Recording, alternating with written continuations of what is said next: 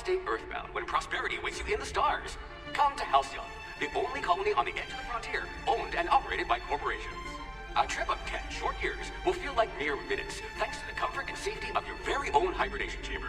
You'll wake up in a perfect society designed to maximize your productivity with guaranteed full employment. With only a minor term of service, you will become the master of your own destiny when you go out of this world to the Halcyon colony.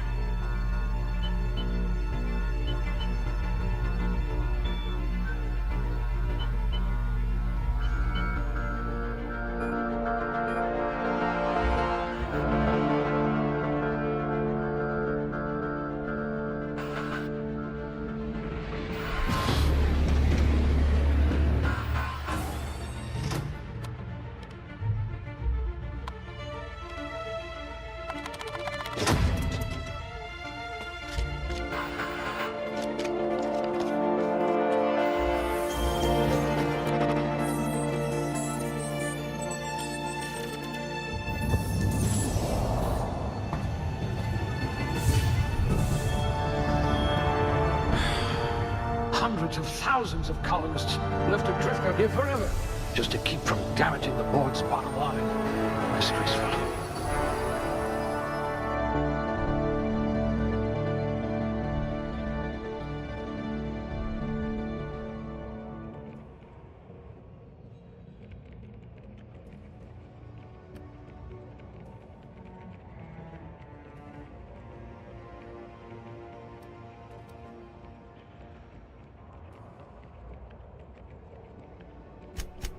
An eye for detail. I bet you wrote some thorough reports.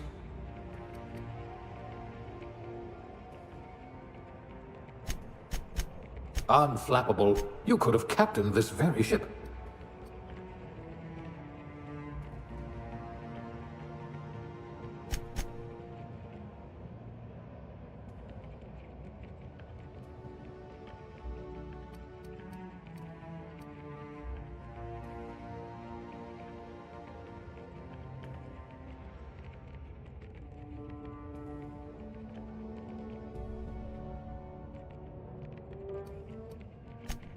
A crack shot. Capital.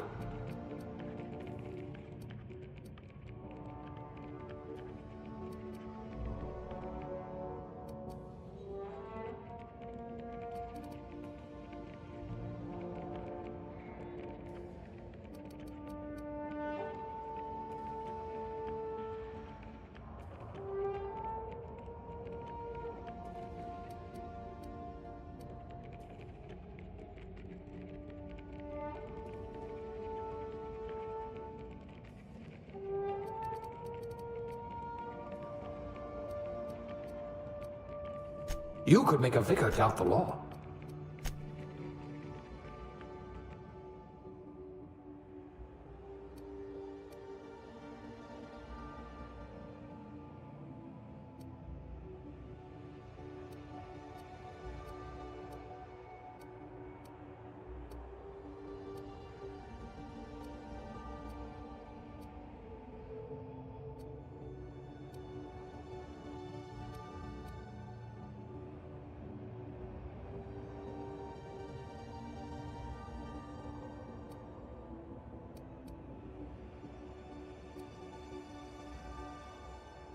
Safety inspector. Oh, they must have meant bribe collector.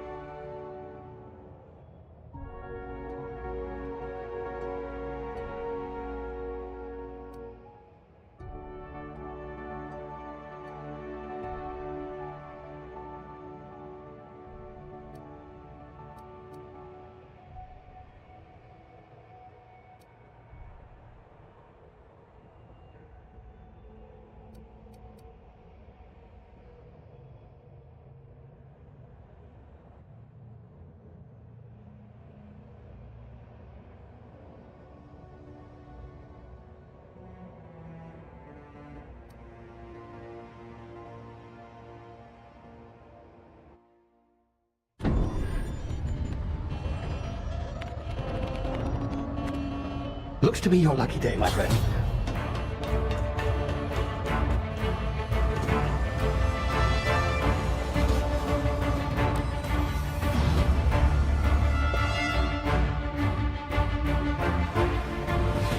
Please power down your engines. Apprehend. Not likely, bootlickers. Initiate skip jump.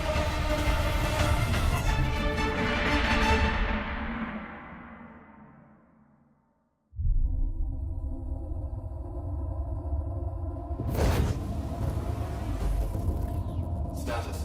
Structural integrity down 25%. Power levels down 9%. Skip drive is Shit. inoperable.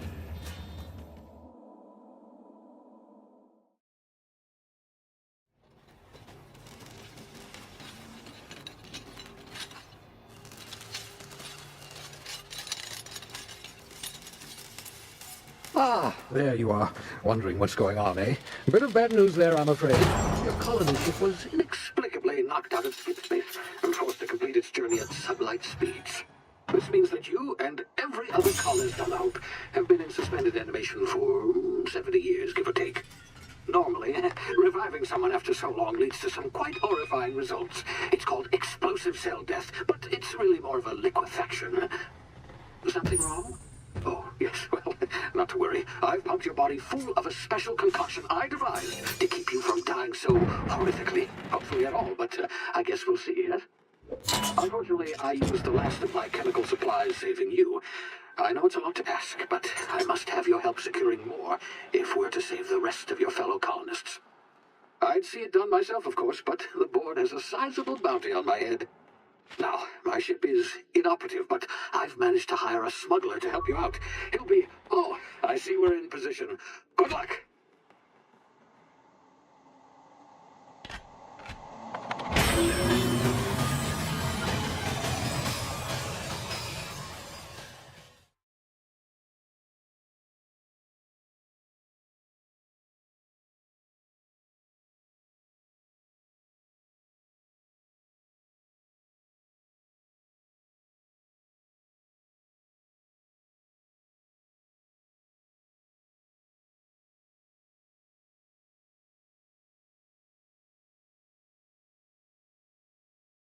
Can you hear me? Is this thing working? Ah, there you are. Now, where were we? Oh, yes, the smuggler. His name is Hawthorne, and he should be waiting for you at the landing site. He's to be your chauffeur, so to speak. And not to worry, I'm told he's a specialist. Dashing gunslinger, one-of-a-kind ship, that sort of thing. You'll like him, I'm sure. I've also outfitted you with a simple wireless monitor, so I can track your progress. I'll check in with you as soon as you land. Good luck. All the colonists are counting on you.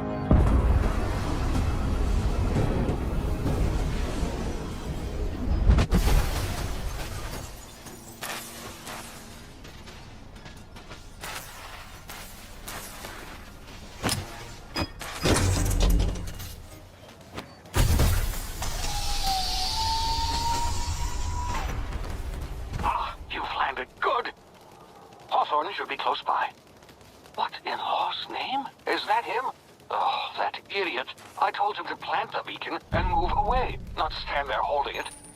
Oh well, no sense in letting his ship go to waste. Hawthorne won't mind you taking his ship. Better you than the board, huh? Not sure I trusted the fellow. Might have gone after the bounty on my head. Shame about the whole squashing thing. Nasty way to go.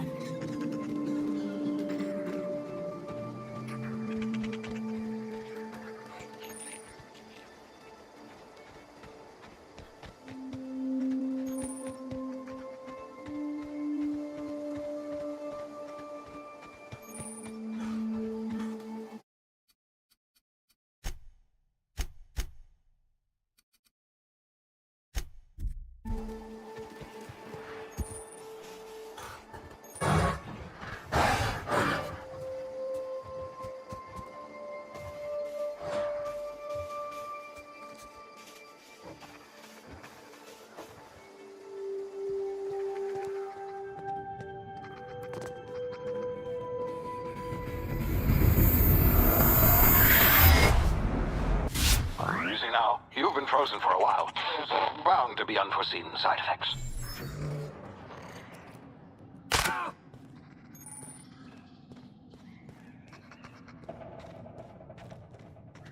Hey, you, come here.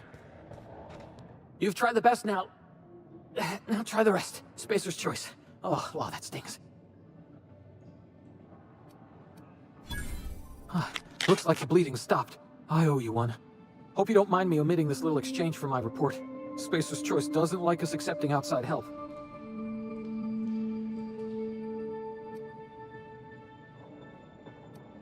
Oh, we're all part of the Spacer's Choice family here.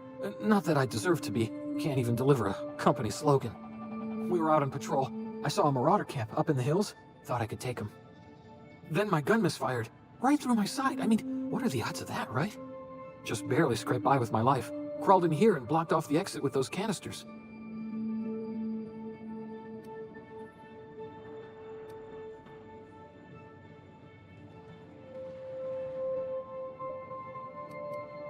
Spacer's Choice policy clearly stipulates that dead and as good as dead are two completely different properties of matter.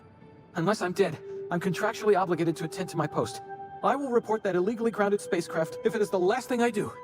See those canisters by the entrance? Marauders come sniffing around in here, and I can take them all out with a single shot.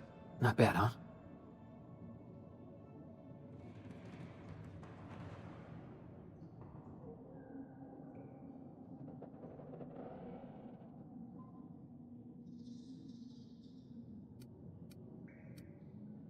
You'd better take my gun then. Careful, it's worth more to the company than I am.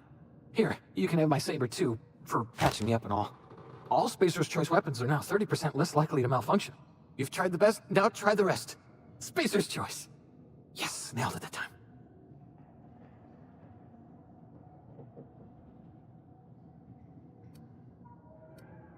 You hit your head or something? You're in Emerald Vale. We're a Spacer's Choice community. Edgewater's a little ways down. Prettiest place in the Vale. Be sure to stop by a provisioner's for a can of our famous salt tuna.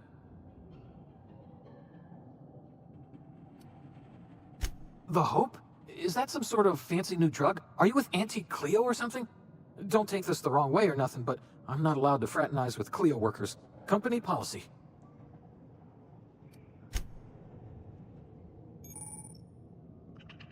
Damn it, my ears! Oh, what just happened? Can you hear me? What in the hell? This...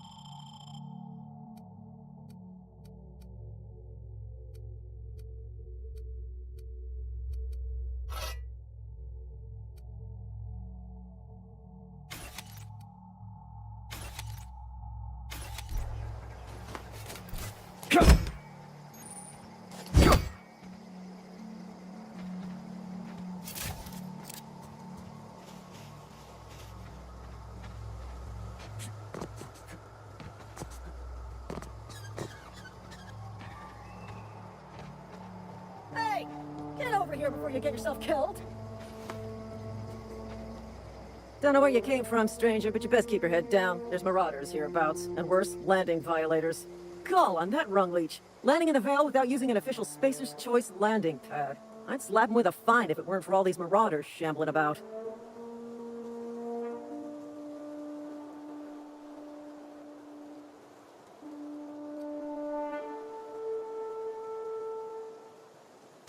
Really?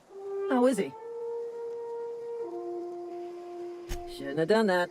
Spacer's Choice family ain't authorized to receive medical aid from off-brand physicians. We'll see him back to Edgewater, just as soon as I cross these marauders off with the swift, cost-efficient fury that's made Spacer's Choice the most trusted brand in personal defense. I just, need a couple of winks to catch my breath. Stretch my legs, son.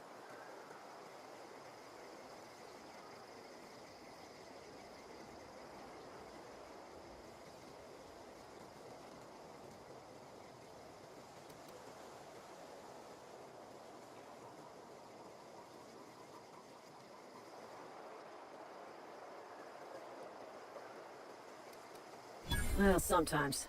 Management's real good at cost-benefit analysis. But, seeing as I'm the acting manager in this situation, you know what? You're right. It's time we cross those marauders off, find whoever owns that ship, and file a full report. Then it's gonna be fucking laminated. Here we go.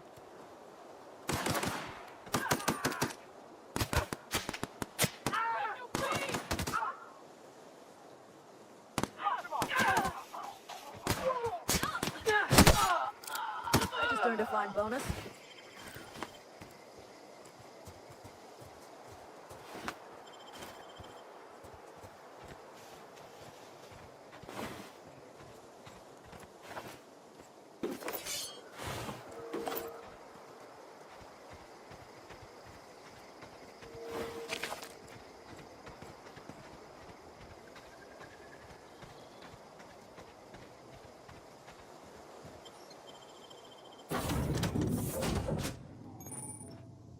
Please be informed that this vessel contains no valuable plunder. Smile for my surveillance device, Marauder. I am tracking your every move. Unauthorized access of spacefaring vessels is a crime. Please submit yourself to the authorities. Hello, Marauder. I am Ada, the autonomous digital astrogator of this vessel. Please be informed that I am authorized to use violent retribution against unwanted solicitors. Please return any misappropriated equipment and exit this vessel in an orderly fashion. Failure to do so will result in your immediate destruction.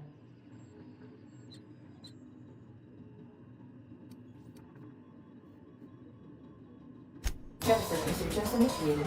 Disengaging airlocks. Preparing to eject all boarding parties in 5, 4, 3, 2,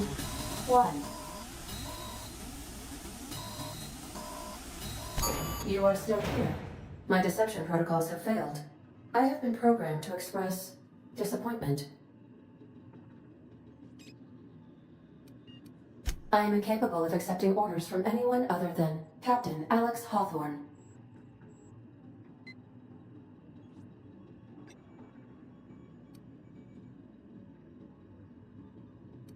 I understand.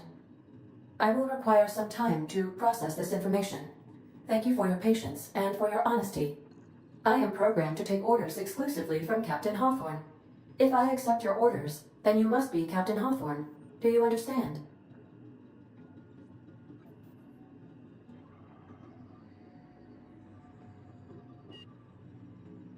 Well done, Captain Hawthorne. I see your powers of deductive reasoning remain intact. Unfortunately, our engine is currently inoperable. Our main drive suffered a critical power failure, and we were forced to make an emergency landing.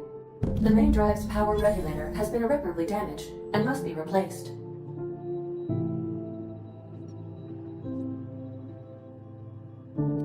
Astutely observed. However, the probability of locating a power regulator within a worker settlement falls within acceptable parameters of certainty. High-capacity power regulators are sometimes employed in the electrical networks of worker settlements. I have taken the liberty of printing you a new Captain's Identity cartridge. Please try not to lose it this time. This cartridge identifies you, Alex Hawthorne, as the registered proprietor and captain of the Unreliable. Do you understand?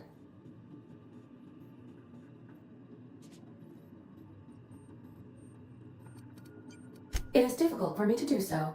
I am programmed to accept commands from Captain Alex Hawthorne, after all. Best of luck in your search for a power regulator. Try to stay alive this time.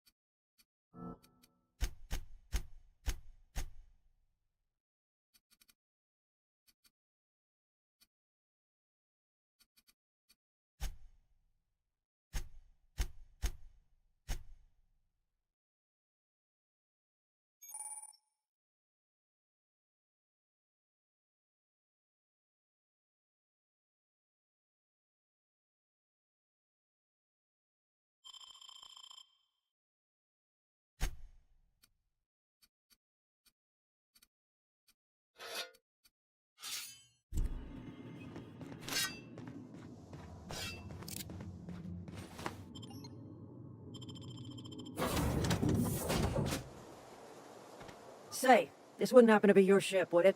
Because you sure walked in it like it was your ship. And if this ship is yours, well, mister, you owe Spacer's Choice a hefty fine. Afraid we gotta dock your pay.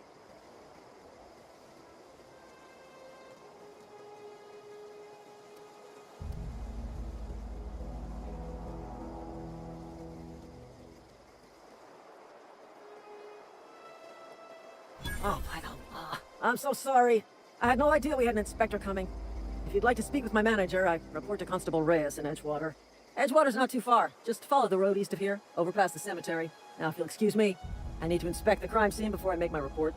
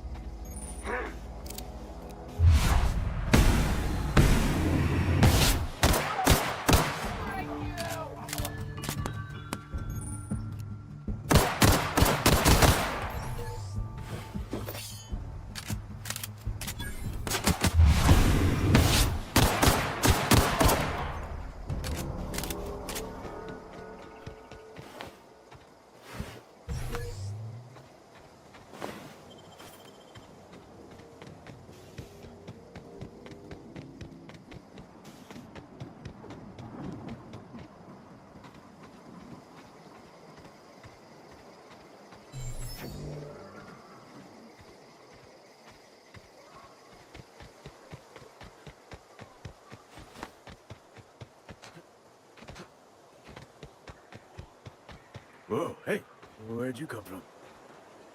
Don't go ambling out in those hills. That's marauder territory, friend. Your pod? What are you on about?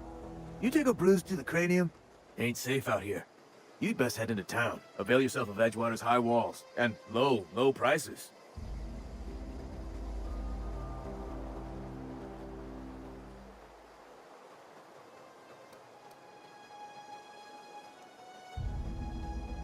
Pleased to make your acquaintanceship. I'd shake your hand, but I've been hauling corpses. You don't want none of that on you. Name's Silas. Junior in humor for the town of Edgewater. We're all part of the Spacer's Choice family.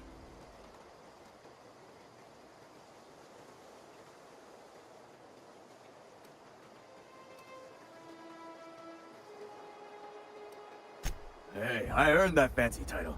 Started off a lowly junior gravesite builder, then junior interment engineer. Oh, and I was a junior burial assistant for a time.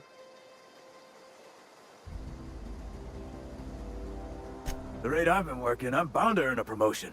Must be about 50, 60 burials away from associate in humor. Definitely not the junior in humor, that's for sure. If you've got business inquiries, you should stop by Reed Thompson's office. He's up in the tower above the cannery. Head into town, follow the road. Look, you obviously ain't a worker. What's your racket? You a smuggler? Freelancer?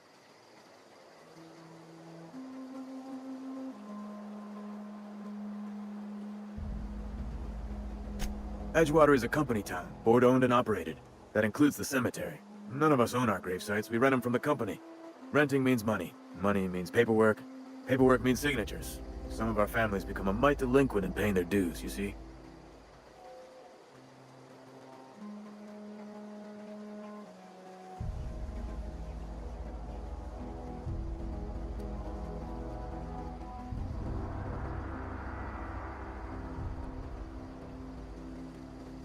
Company policy. If it was up to me, I'd put the whole town 10 feet under, free of charge.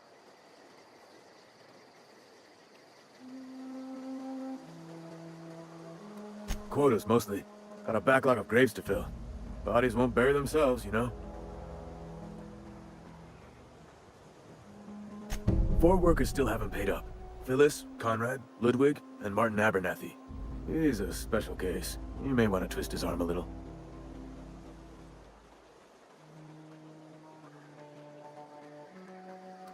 Conrad's got a barbershop in town. Phyllis works at the cannery most hours. Abernathy... I ain't seen him in a few days. His domicile is near the cannery. You'll find him in town. All except Ludwig, that is. He's over by the landing pad. He just is. Look, I don't want to get into it. Just make sure he pays up. Yeah?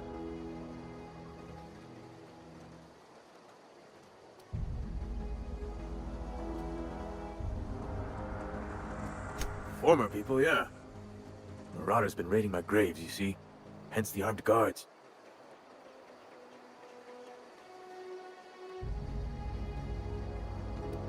Well, if you're gonna go headhunting, talk to Constable Reyes back in town.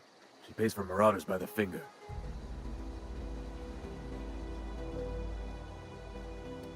Couldn't tell you. No, I mean, I'm contractually prohibited from saying anything that might reflect poorly on Spacer's Choice. Ah, avoid it. Shouldn't have said that either. Look, forget I said anything.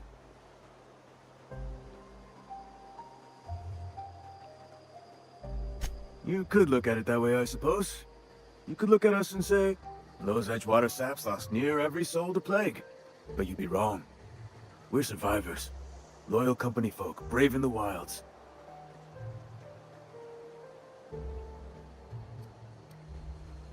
Every now and again, a virulent plague sweeps through our town. That's life on the frontier, I suppose.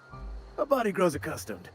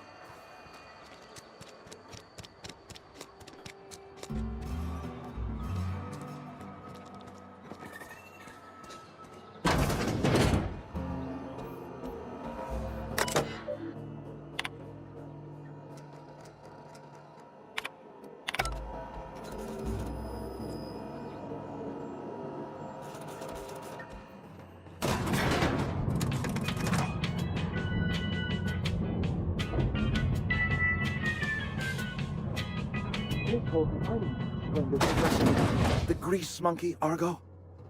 I'm sorry, Mr. Thompson, sir. You asked why it's taking so long to fix. The answer's technical. Don't apologize. Just try using small words for me. The can's bust open in the oven because she's set to cook saltuna, which isn't what we've got. Mr. Thompson? I think there's someone here to see you. Focus, Miss Holcomb. You and I are still talking. Let's start over. Walk me through the process. Show me where it's going awry. Well, sure. It's, mostly on account of what we're feeding into the mechanism. It puts food in cans. We have food, we have cans. Why won't it work like we need? She's expecting Saltuna of a certain size. We're filling the cans with... well, not fish. Seems we've got a guest.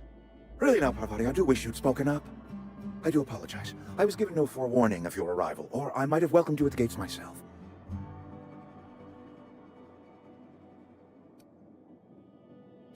I'm Reed Thompson, Outpost Administrator. I cannot help but notice you are not in uniform.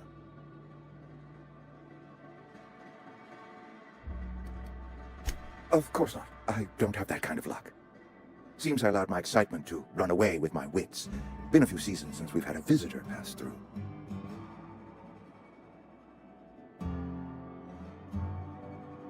Only regulator we got is hooked up to the town transformer. Mr. Thompson ain't liable to be keen on dismantling it. I beg your pardon. I am most emphatically not keen on any such thing. I can't let you have our power regulator. But I happen to know of another one. And I happen to know exactly how you may retrieve it without frying yourself in the process.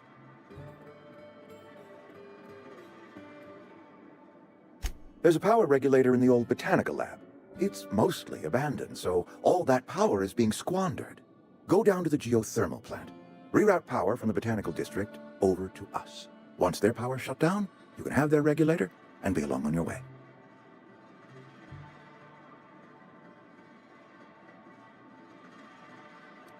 You're the first stranger to wander into town in an age. Scripture tells us that nothing happens without reason.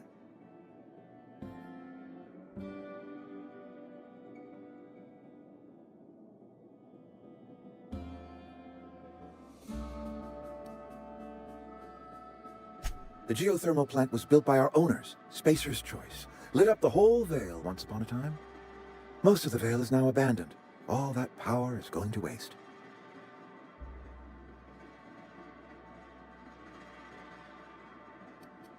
I'm afraid I can't spare the workers. We're strapped for bodies as it is. And there is a small element of personal danger. I appreciate your gallantry. You deserve my honesty, and so I will be plain with you. I was not entirely sure how to tell you this. The botanical labs are not legally inhabited, but there are people who live there.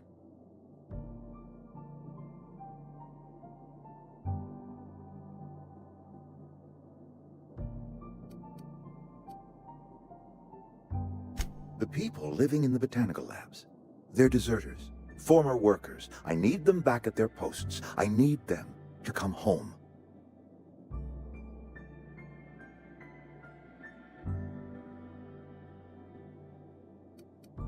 Good Lord, no, I don't want you killing anyone, least of all them. My hope is that by cutting off their power, you will convince those deserters to come back to town. Before you go to the plant, I want you to stop by the botanical lab. Speak to their leader, Adelaide. Tell her the power's about to go, and that it's time her band of deserters came back to town.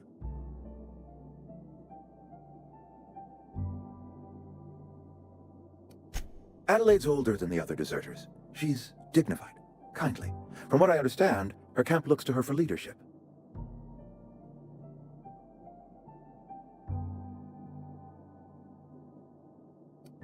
That is not a hypothetical I enjoy entertaining.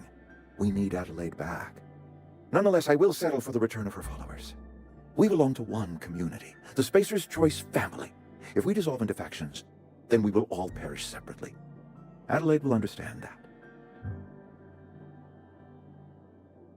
My dad told me all about the plant. Taught me all he knew. I could come in useful. I mean, if that's all right with you, Mr. Thompson. Sir. I hesitate to part ways with Miss Holcomb, but I cannot deny that she is talented and may prove useful to you. You will need an administrative passcode in order to enter the plant. I am trusting you with mine, and trusting Miss Holcomb to guide you if you'd like. Great! I got my wrenches and diagnosticators and hairpins and engine tape, so I'm all set. Well, I am glad to hear that. Best of luck to you, and thank you again for your help. It is a lot to ask of a stranger, I know.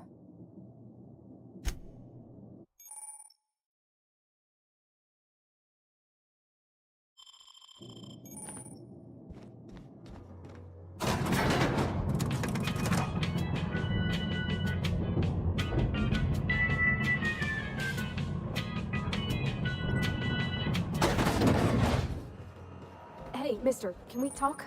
Sorry. Can we talk? Sorry. You just want to get out of here. And you likely don't want to tag along like me.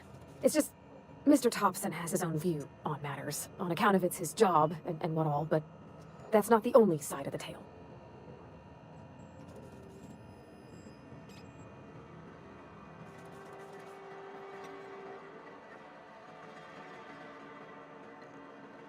To Mr. Thompson, a person's a gear.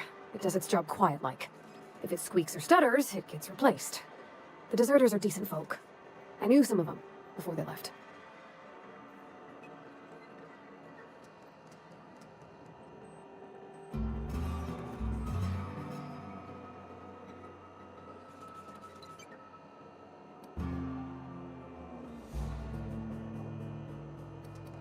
Mr. Thompson's aiming to take away their power. They'll have no lights to see, nor heat to cook. They'll be at the mercy of marauders, or worse. It don't seem right to me, mister. I think you should talk to the town's vicar about it. Max, his name is.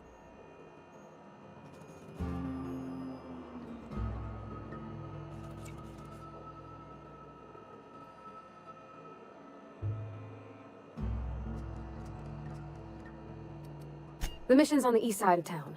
You can't miss it, on account of it being the only clean thing. About if what Mr. Thompson proposes to do is upright, leaving Miss McDevitt's folk to their fate.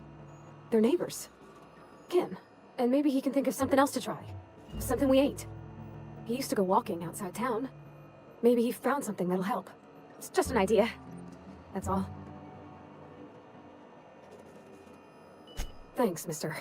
I just think when you gotta make a decision that'll hurt somebody, it's best to think on the right and wrong of it. That's what my dad used to say anyways.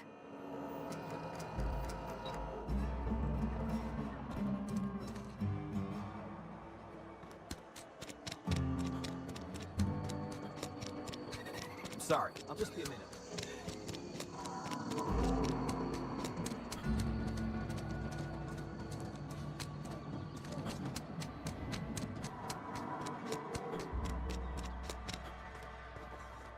I've always felt weird in here. It's too clean.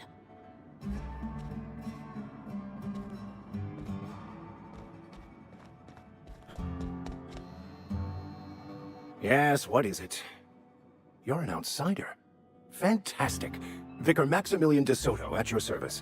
Or Vicar Max if you're the sort who prefers brevity. And Ms. Holcomb as well. How rare to see you out. And with a complete stranger. Curious. Just tagging along, Vicar de Soto.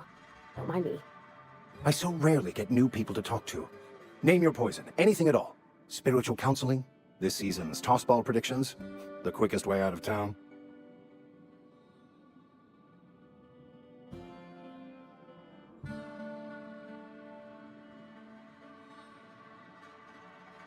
But what? I thought you would talk to him. You wanted to speak to me, Ms. Holcomb? Every time I've tried to engage you in conversation, you look at the floor, answer in single words, and slink away.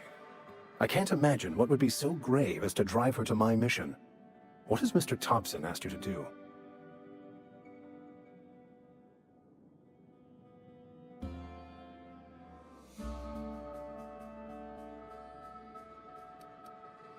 I can see why that troubles you.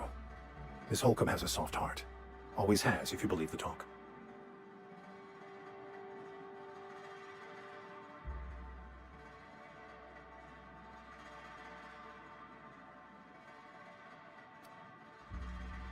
They rejected the order of society and live beyond the walls so thoughtfully provided by our Spacer's Choice patrons. Does that strike you as a responsible life choice?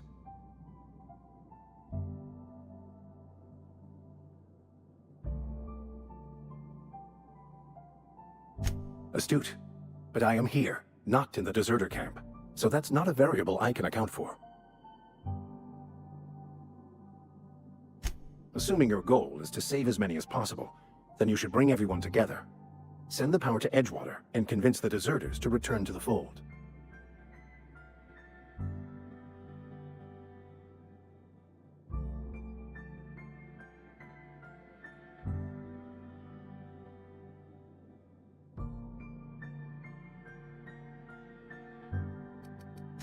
I apologize if my advice was wanting. I find many people can find their path when presented with the right questions.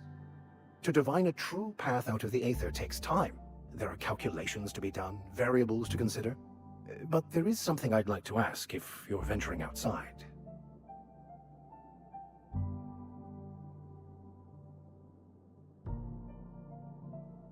One of the reasons I transferred here was to fulfill my duty in hunting down banned heretical texts. I happen to know such a book is, as we speak, tainting a collector's library in Emerald Vale. However, the collector's residence lies outside the town's walls. My retrieval efforts have been thwarted by marauders who have overrun the property. Should you fare better than me, I'd pay a handsome sum for the book.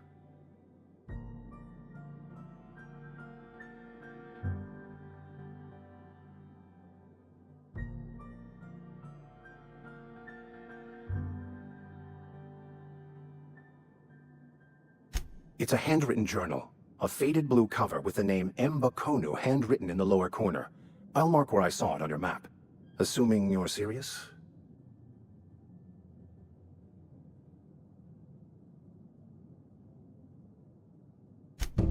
Thank you. If you retrieve it, you can always find me here.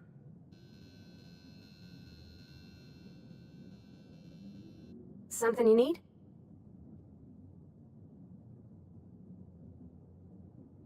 That's on account of how I never met her. I don't rightly know. She was in another division of the Spacer's Choice family. She worked in the Vale a few months, sorting the cannery computers. Her contract said any kids she had, expected or not, belonged to her office from the time of conception. So when I was born, I got sent here.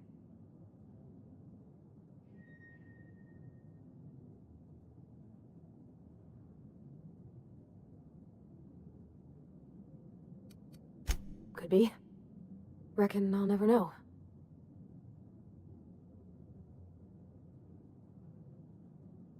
You mean about the mission being too clean?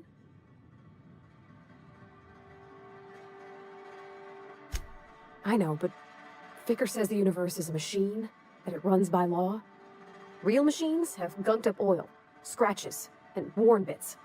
You can tell they've seen handling, been used by folk. The machine Vicker sees is one that ain't never been run. It's not for people to live in. It's something on a museum shelf, under glass.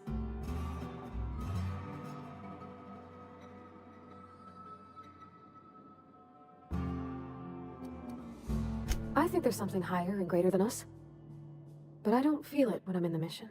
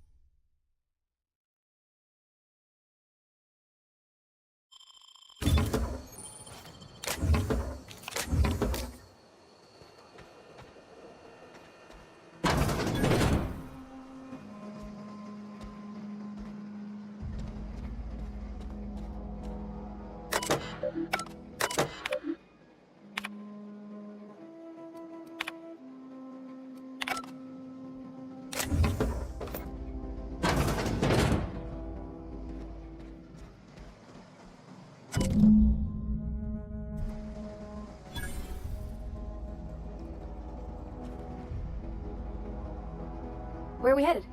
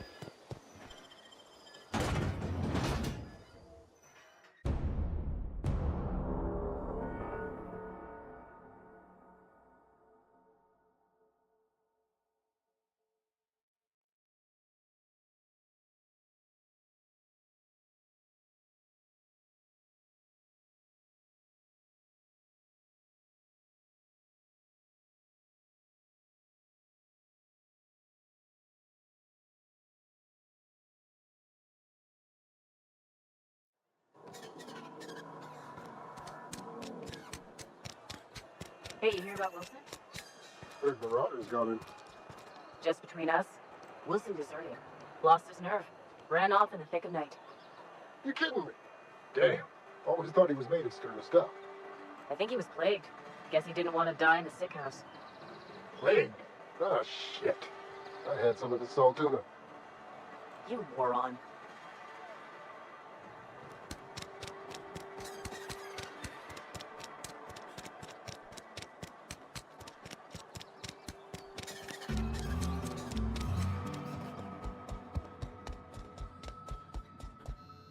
Any progress on that matter we discussed? Wonderful. This is fantastic.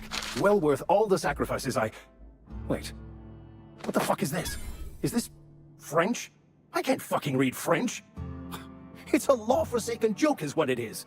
French. Ha! I was so high and mighty, preaching to the yokels about following the plan, while fighting it at every turn.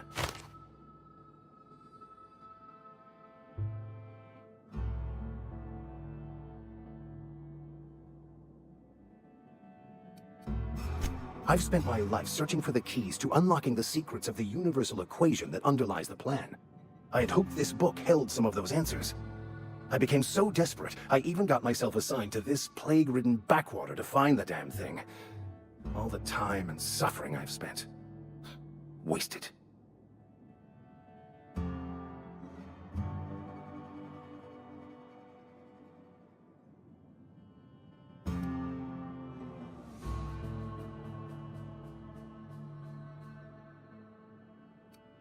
Yes, you're right. Such are the workings of the equation. And I've only my own hubris to blame. I certainly never planned for this contingency. But that's neither here nor there. What I need to do now is to find a translator, obviously. But to do that, I'll first need to secure transport. You have a ship. Perhaps I can make myself of use to your crew.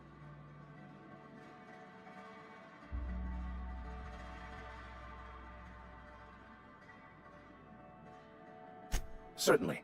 I already gave you most of my money, but I can offer you free spiritual counseling, and I'd be happy to watch your back. I'm pretty handy with a tossball stick, or any blunt instrument really. I'm also a passable gun hand if it comes to that. I can usually talk my way out of conflict, though. Oh, I'm fairly competent at hacking computers as well.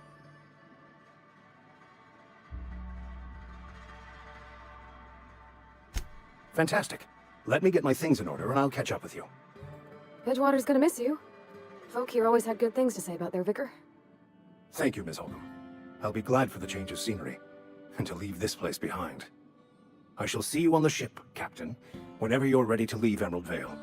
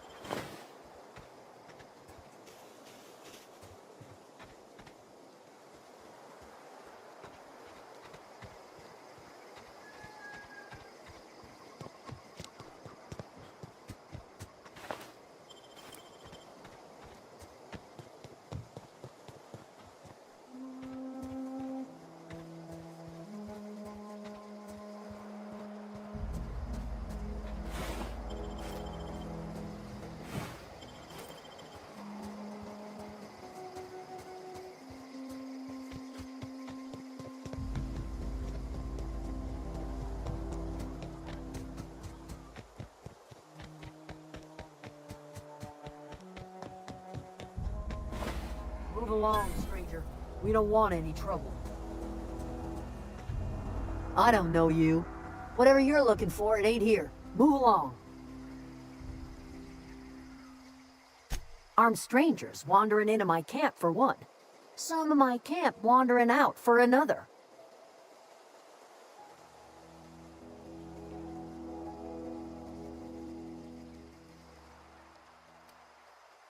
Got anything in you besides questions?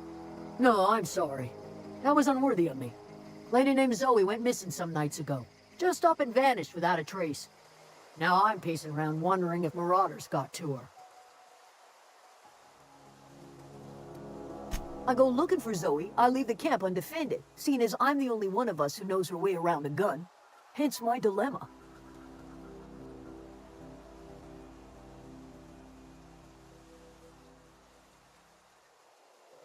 It's not like Zoe to go wandering. Figured she might be out scavenging, but that ain't exactly her talent. Can't imagine where she's gone. Hale's a wide place. She could be anywhere.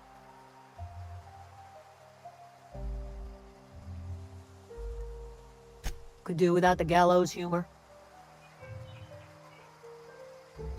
Over in the hothouse, tending crop.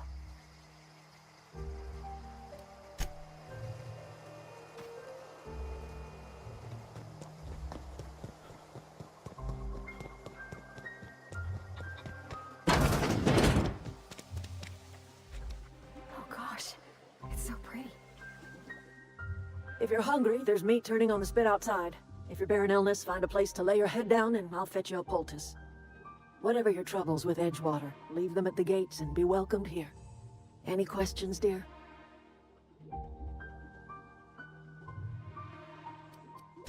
Really? Now that you mention it, you don't have the look of an indentured laborer about you. Not nearly enough despair in your eyes.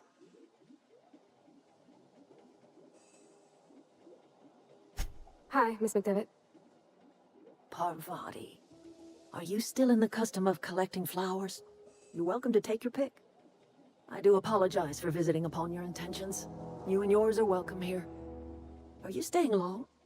You should try some of my tobaccorn tea. I brew it in an old spittoon, but it's been cleaned.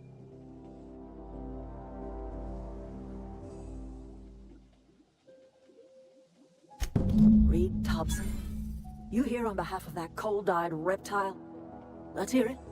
What's Reed's idea of peace, then?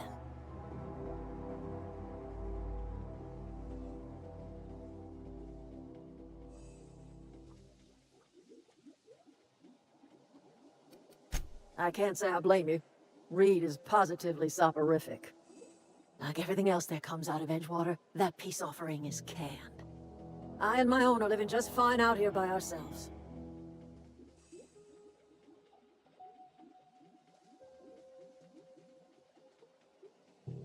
He would do such a thing. The question is, why would you agree to his plans?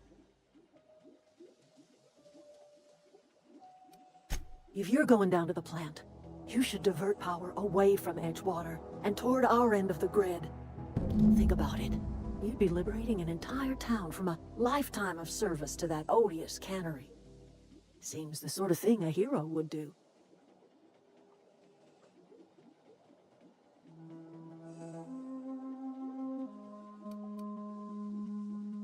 Cannery's got a regulator.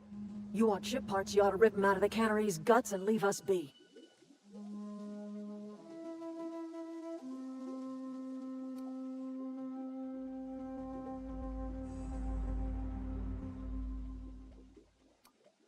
Life in Edgewater grinds to a halt. The cannery shuts down, workers desert in droves, and our own little camp grows and thrives.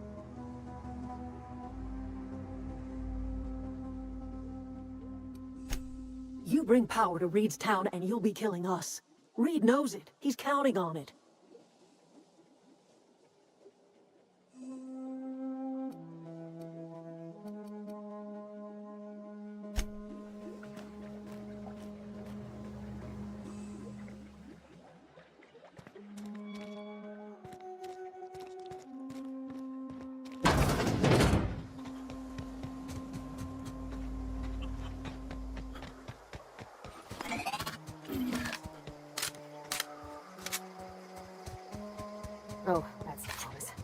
He used to follow me around before he left the cannery.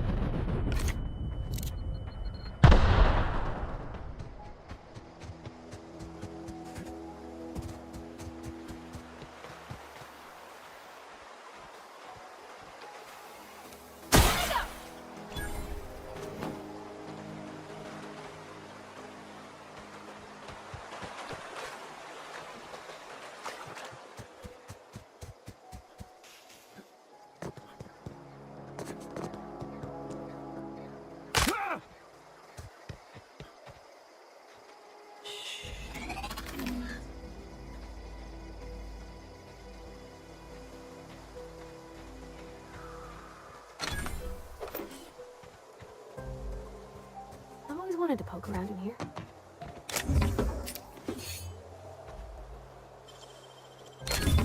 Nice!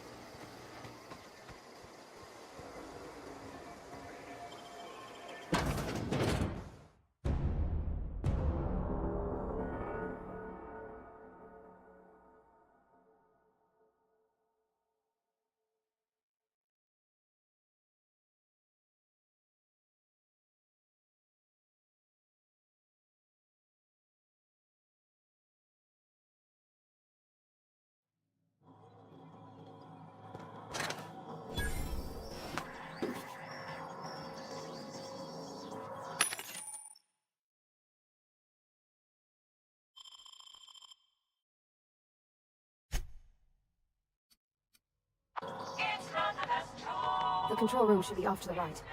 I hope we're doing the right thing.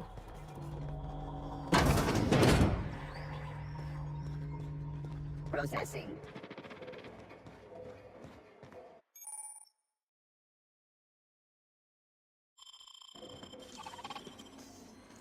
Wow, you got that?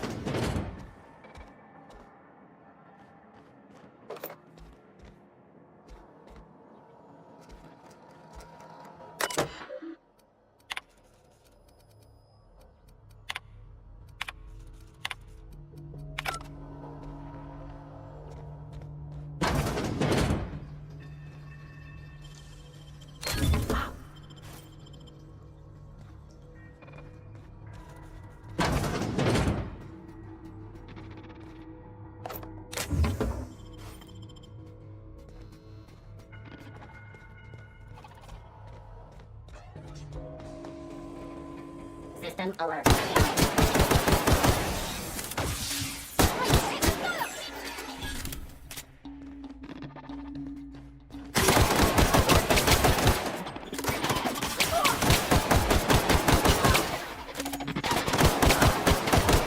Everyone all right?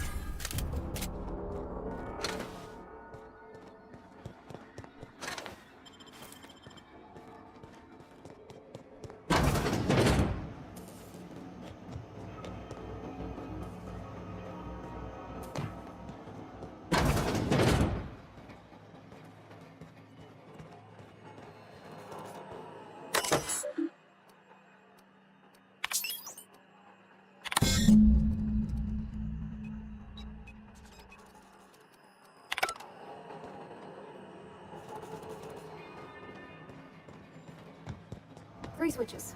That'll be easy enough.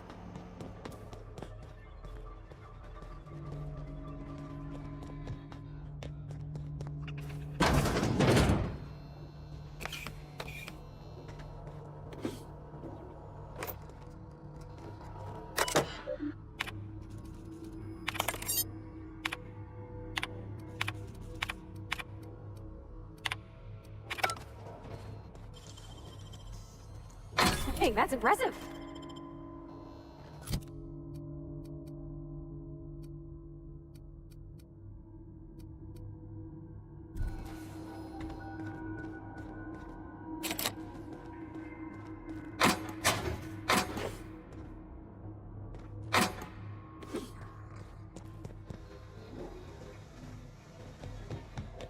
Halt. Begin.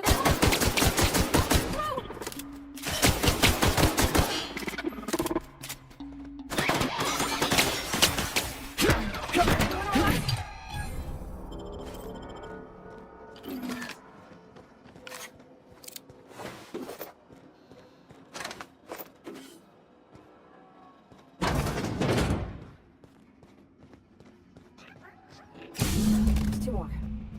What'll happen? Get past that armor!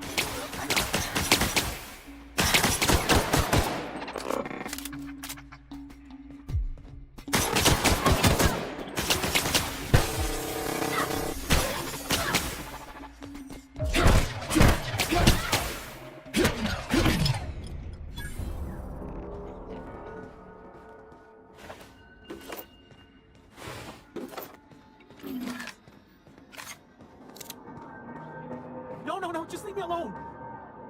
Get away!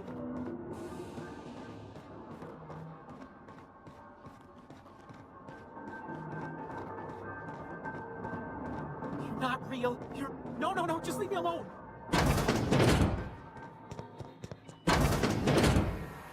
Mind the steam. You're liable to get scalded. It's done.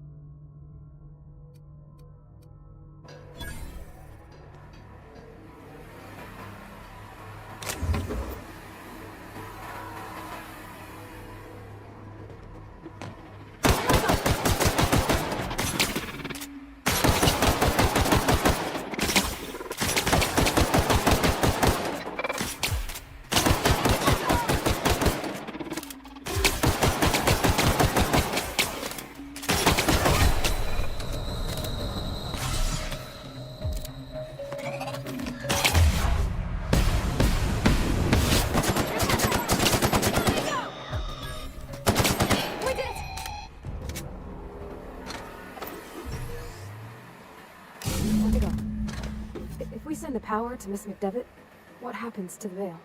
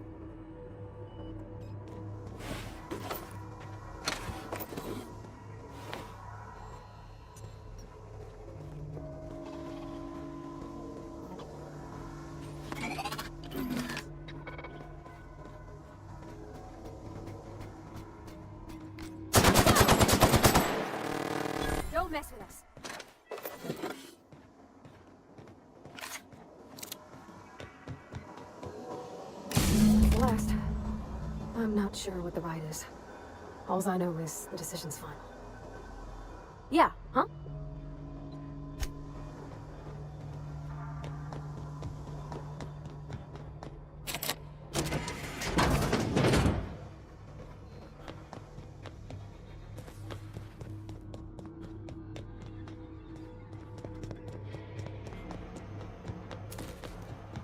Once we do this, there's no going back.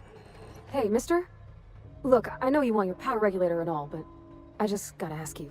Do you understand what you're about to do?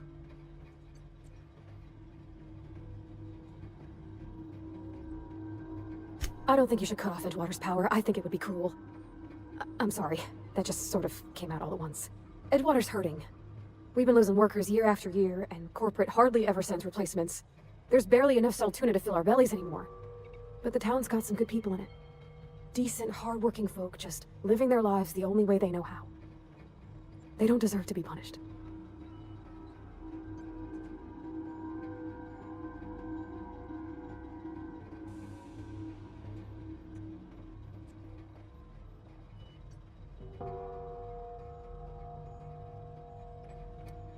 Sure sounds like Mr. Thompson. If he was standing here, I imagine he'd remind us of how we're all one big, happy Spacer's Choice family. In Mr. Thompson's eyes, those deserters are still part of the Spacer's Choice family. The family must work together in order to survive. I hate to say it, but I think Mr. Thompson's got a point. Unless those deserters come back, Edgewater's as good as dead. Cutting off their power might be the only way.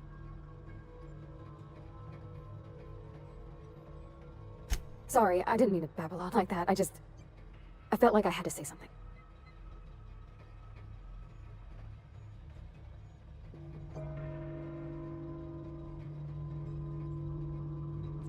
Really? I mean, wow. Thanks. No one's ever told me those words in that order.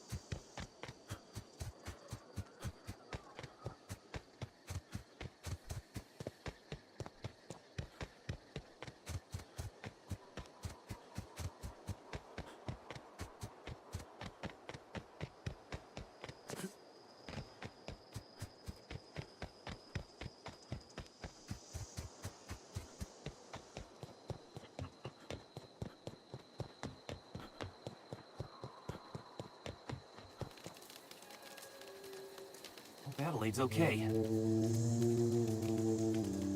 Food's bound to spoil at this rate. What happened? Sprat fell into a transformer again? One of us want to go see what happened? I know, I'm trying to think.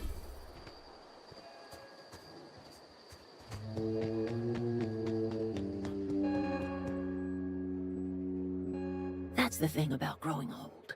Your eyes start to fail. Elsewise, I would have seen you for the snake that you are, chopped you into pieces and roasted you on a spit. This is all you're doing. Cutting off my power, killing off my garden. Without refrigeration, my food will spoil, and my flock will starve. I want to ask you this in private, away from the eyes of my flock, so they do not see me lose my temper. Tell me, why did you do it?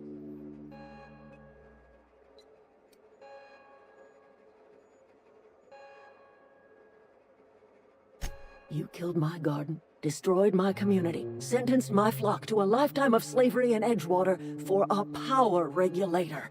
Well, shit, I wish it was personal. Go talk to Grace and Thomas.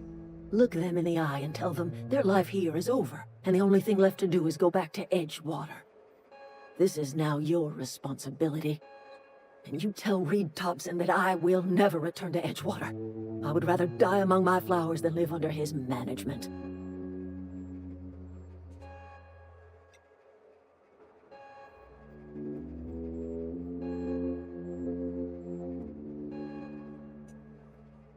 You offering to cross Reed off, huh?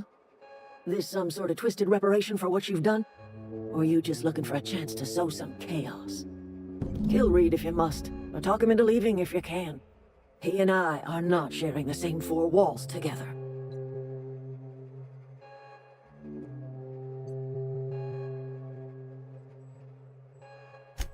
Tell Reed that I can make his people healthy again. I can end their plague. Start a new garden right in the cannery. 3 square meals for every man and woman in Edgewater. Tell him how I've made the Vale bloom again. The soil has whispered its secrets to me, and I alone know how to breathe life back into the earth. The secret is human corpses. I've been grinding them up in my fertilizer for years. Marauder, worker, don't matter much to me. The human body is rich with nutrients.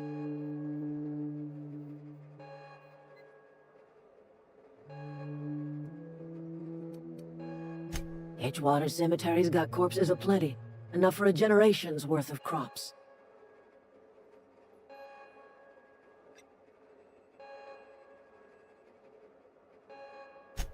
My son worked in that cannery. When the plague started coming, he was one of the first to fall sick. We had a store of medicine locked away, but Reed refused to treat him. Said my boy didn't deserve treatment. Said the medicine would have been wasted on him. So I buried my boy in the cemetery, gathered my belongings, and left. That's as much of the story as you need to hear.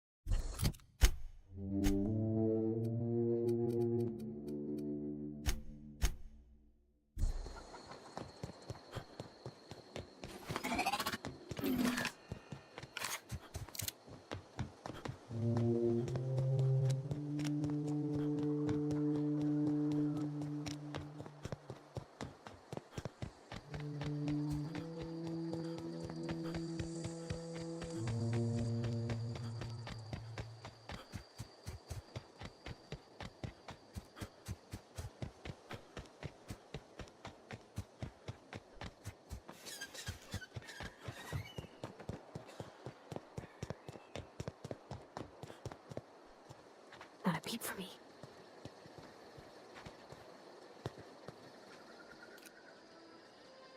Here we go! Strong! Hit it with something else!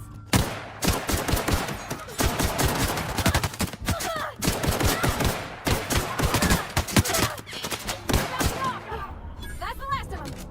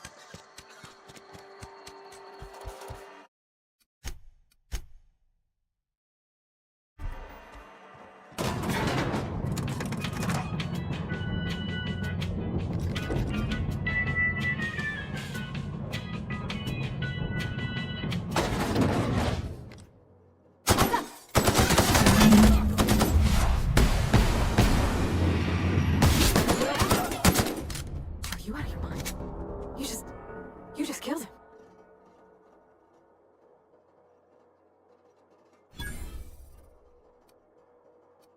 Mr. Thompson. Reed Thompson, you know, my boss? I can't. I need to leave. I need to get away from here. I need to get away from you.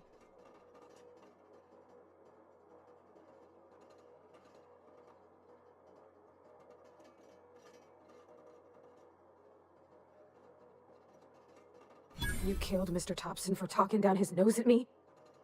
You got a real twisted sense of chivalry, you know that? Let's just move on. I couldn't forgive myself if I let you loose upon the Vale unsupervised.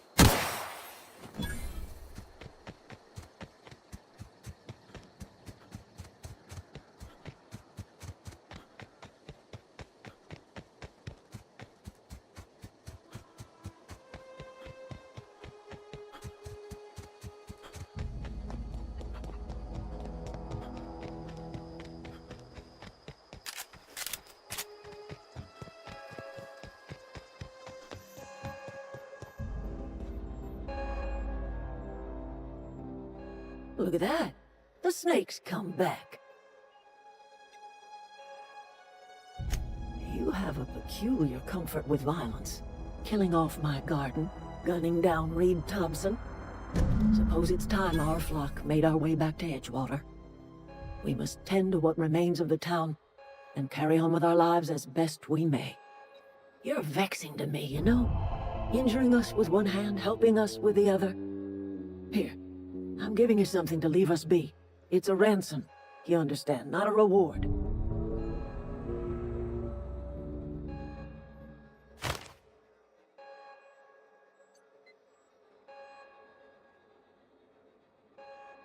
You telling me you did all this just to put me in charge of Edgewater? Stranger, you are some kind of twisted. I might turn that old cannery into a garden. Got ourselves a whole cemetery bursting with bodies. I need some time to gather my personals. Long walk back to Edgewater. Got a considerable burden to carry.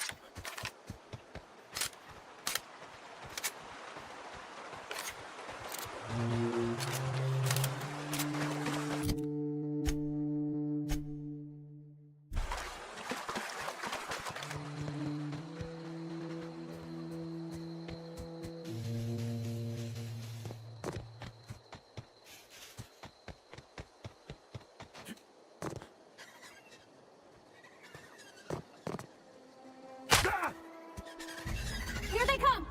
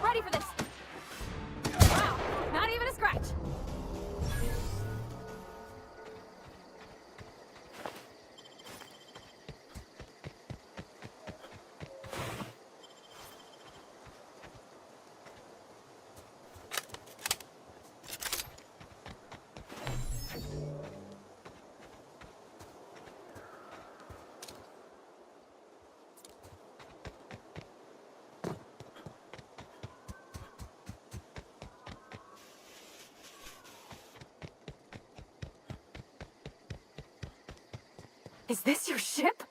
Oh my stars, she is just so handsome. Does she have a name yet? What's her drive model? Oh, gosh. Listen to me babbling. When I was in Edgewater, I dreamed of flying on a real ship, working on a real engine, belonging to a proper crew. I'm the only decent mechanic Edgewater's got, but every time I think of going back, I get this sinking feeling.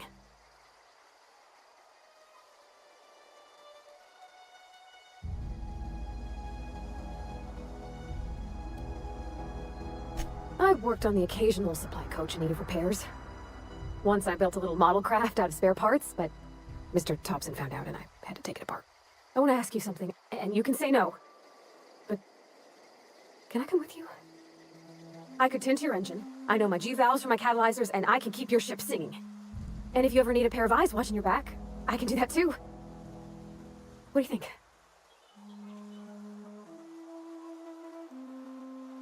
Yes! I mean, thanks. You won't regret this, mister. Captain. I can call you Captain now. Ha! I got a captain.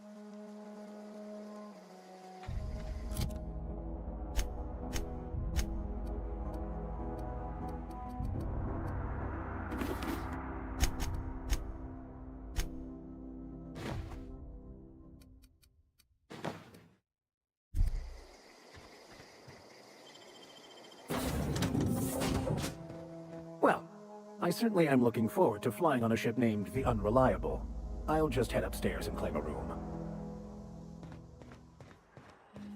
Captain, I have detected that Edgewater's power supply is now optimal. I applaud your willingness to invest your time in the local community. What can I do for you, Captain? Do you know how to install a power regulator? Outstanding, Captain. Your aptitude for engineering will prove invaluable in the event of another catastrophic engine failure. Our engine room is located behind you, across the cargo bay, out the ladders.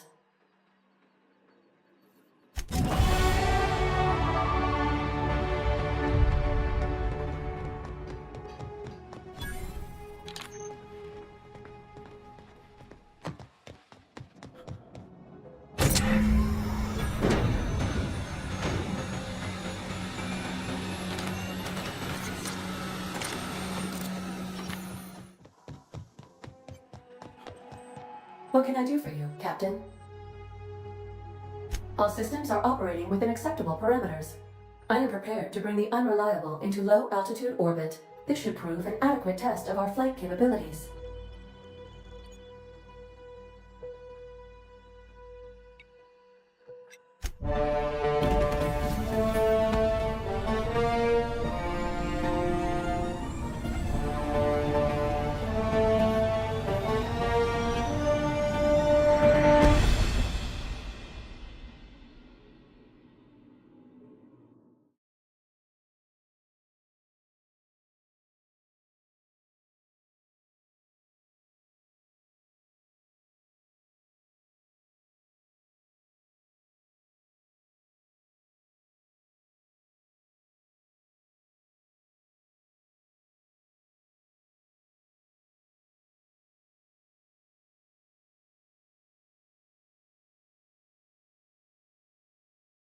We have received a communication request from Dr. Phineas Wells.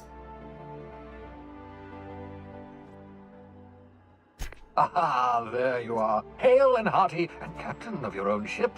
I see you're putting the Unreliable to good use. Shame about her former captain, horrible way to die. How are you feeling, by the way? I lost track of you in that cave back there. Experiencing any unnatural drippage? Perfectly normal side effect of thawing, I assure you.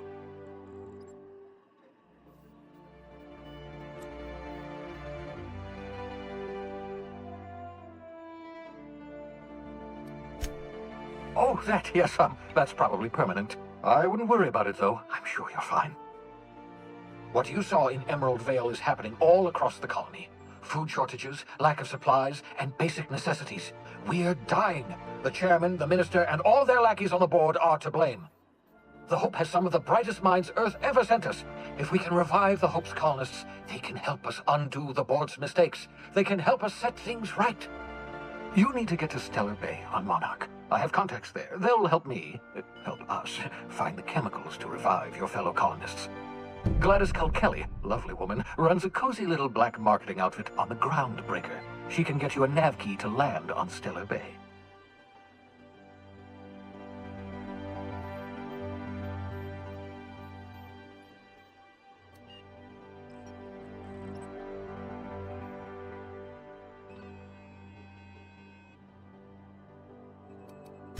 Without a skip drive, good luck. You'll be dead before you make it to the nearest star. Look, I admire your optimism, but the sad truth is you're stuck here. You, me, and the rest of this colony. We're all skating precariously around the edge of oblivion together. None of us are leaving Halcyon alive, so we may as well make it a better place, and we can start by reviving the hope.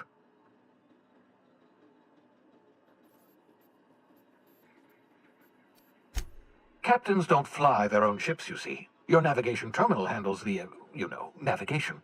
Think of a nav key as a set of flight instructions. The board's been confiscating nav keys for Stellar Bay, so we must rely on unconventional means of acquisition. Hence, Miss Gladys Kilkelly.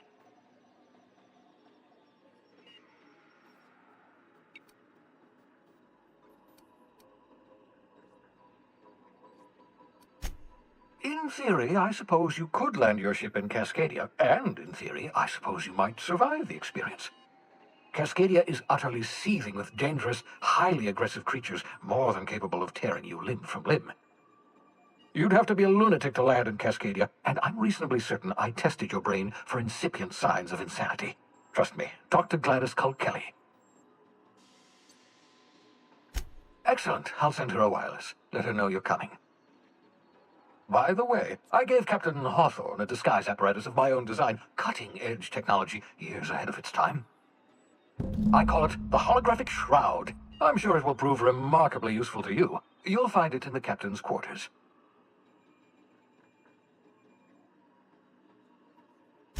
Excellent. I'll contact you once you've found a way to get to Stellar Bay. If you have any questions, come see me in my lab.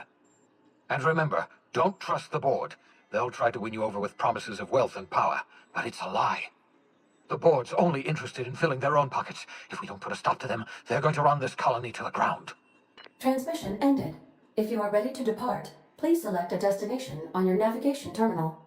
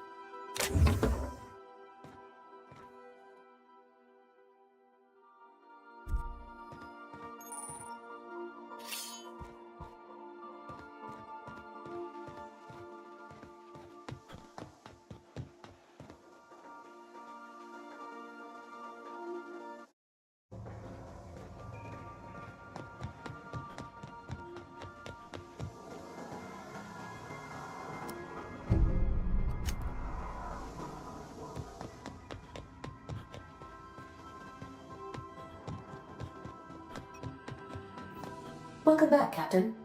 How can I be of assistance? The unit is a cleaning SAM. Hawthorne brought it on board some cycles ago, I'm sure with the intent to modify it, but I've never seen it up and running. Alex likely recorded progress notes detailing his efforts to modify SAM. If you check the terminal in your captain's quarters, we may be able to determine what work remains in order for SAM to properly operate. Goodbye.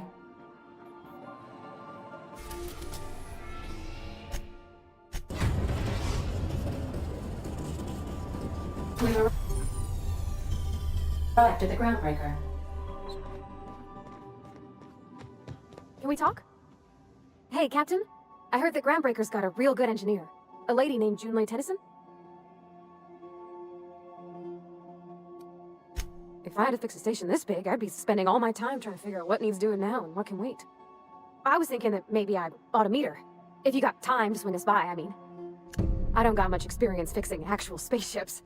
I bet you a can of Borston beans she could teach me all manner of stuff.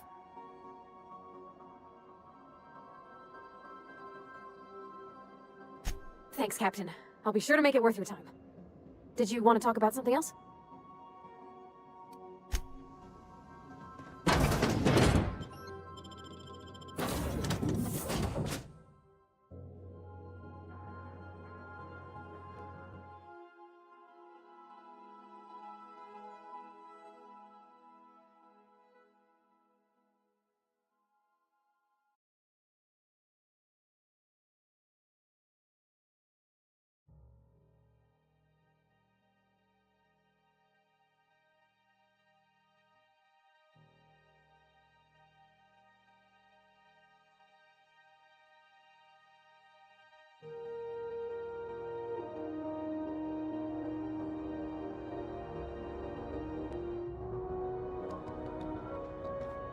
Captain.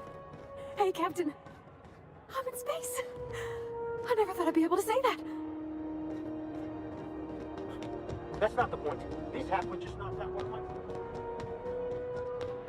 Customs and inspection, right this way.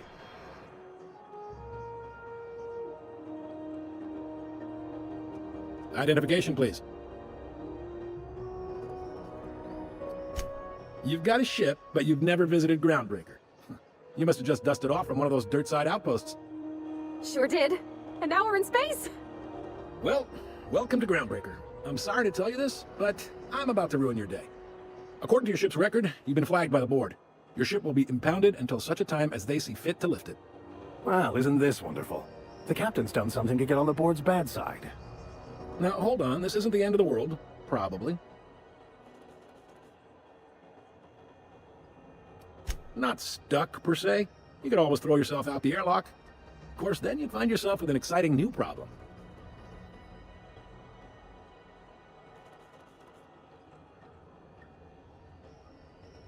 Access to that information is above my pay grade, and I've turned down 3 promotions, so it stays that way. I shouldn't be mentioning it, but what the hell? This here, impounding your ship, it doesn't happen much. The board knows we don't take kindly to their interfering in our operations. If I had to take a guess as to why, you probably riled up the wrong petty board bureaucrat, a man named Udom Bedford.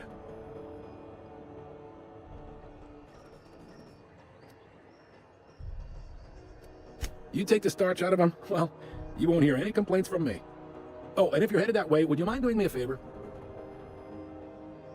Wanda Dorset over in sickbay, tell her the shipment's not in yet. It's not coming in anytime soon, and if she'd be so obliged to get off my ass about it. A handful of sand cleaning units retrofitted for surgery. I don't know much else. I stopped listening when she started yelling. Much appreciated. Is there anything else I can help you with? The fence.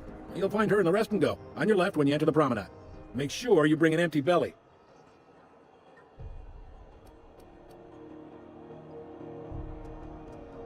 You noticed, huh?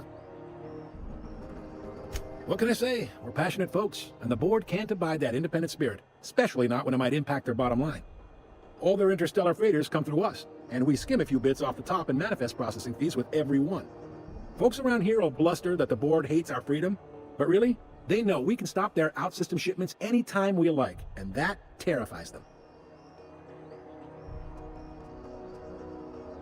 This really must be your first time here. There's no working with the board. They don't share, not bits, people, or resources. You work for them, or you don't work at all. Groundbreaker cooperating now would be tantamount to joining their ranks, and we sure as shit ain't about to do that.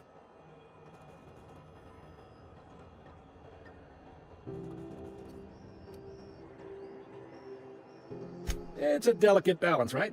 We could cancel their freighters' docking privileges in retaliation, but where'd that lead us? They got assault cruisers, gunships, and a handful of mining operations at their fingertips. We push them too hard, maybe they decide we'd be better in 10 trillion little pieces. Or they cobble together a new Groundbreaker and put us out of business. The board wouldn't do that. Would they? The board is necessary to provide order to the colony. They believe it's their prerogative to overrun you. But whether you allow that is up to you. It's a tough line to walk, no doubt about that. But we make do all right. So far, anyway.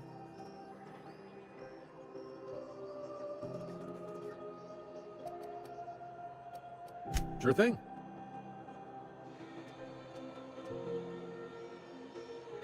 Maybe. Most of the shipping traffic in the system passes through Groundbreaker. Every couple of months, we even get a big interstellar freighter. Two biggest operations are the board, that is, Halcyon Holdings and Sublight Salvage. But there are independent operators around the promenade deck. Most of those jobs are going to take you off station, though.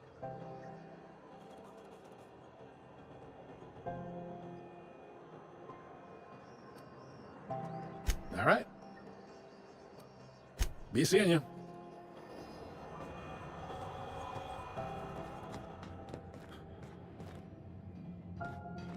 I picked up this weird signal the other day. It was coming from Monarch. Can we talk? This is Halcyon News. We interrupt. Huh? Try not to be distracted by the glare of the adverts. Lots of unsavory types about. Now with 12% more crunch.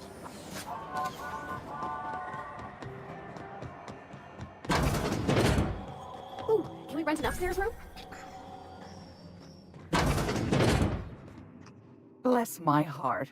A stranger come knocking on a poor old woman's door. You here for a particular reason? Or did the neighbors tell you how good my sugar cookies are? Made without a single natural ingredient, or an oven. Just like store-bought.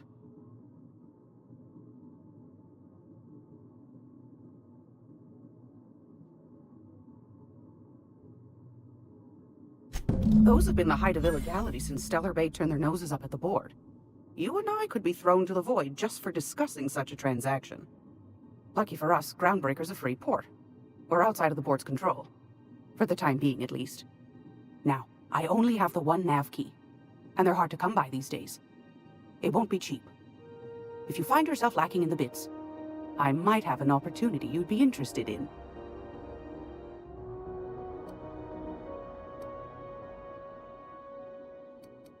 Phineas, that old kook.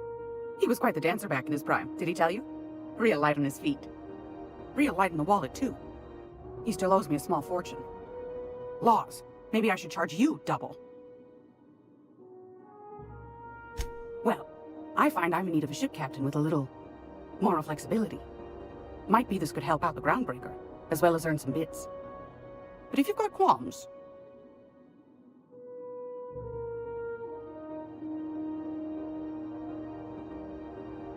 Do you know Edna, over in engineering? Sweet as a pea, that one. On occasion, she'll pass along transmissions I might find interesting. She sent me a recording of a distress signal she'd scraped from the Groundbreaker's comm array. Curious thing is, it came from an outpost called Roseway, and Auntie Cleo abandoned that place years ago. You've got an ear for intrigue and a nose for bits. I like that. Here's a copy of the SOS recording, complete with the coordinates. If you should find a secret worth selling, might be I could find a buyer. Corporate bigwigs will pay top bit for inside information on their competitors. The more we got the corps fighting each other, the less time they got to meddle in our affairs. Don't forget to come find old Gladys when you're done. Anytime, sweetheart. You know where to find me. Here, take a candy with you.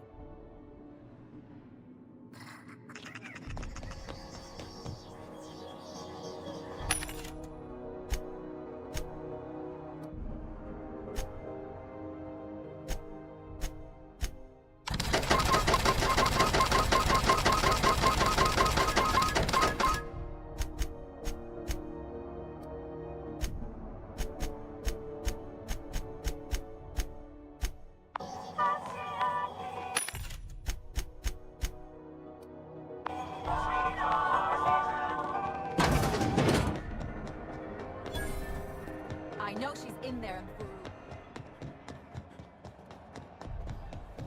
Go back to Byzantium, you gold-plated bastards. Yeah, no one wants to run Groundbreaker. I'm just gonna hang in the back. This is Ah, yes. Wheeler messaged me you were coming. You must be the captain of the Unreliable, a vessel that used to be helmed by one Alex Hawthorne. And you are not he. Has something happened to my favorite scruffy freelancer?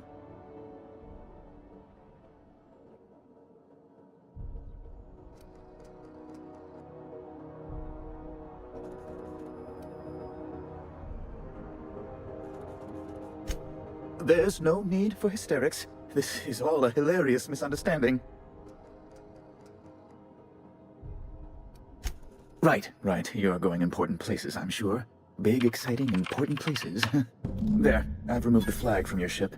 I'm terribly sorry for the inconvenience. However, before you go, Alex promised to tell me the location of Phineas Wells. I'm sure you've seen his wanted posters all over the colony. Did Alex tell you where Wells might be? Anything at all?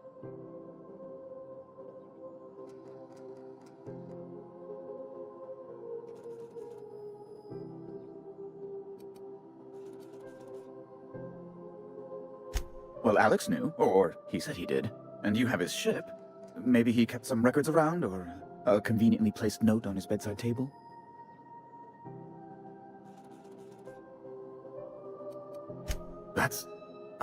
Well, that's just terrible news. Law, what am I going to do now? The board will have my head. Oh, I'm sorry.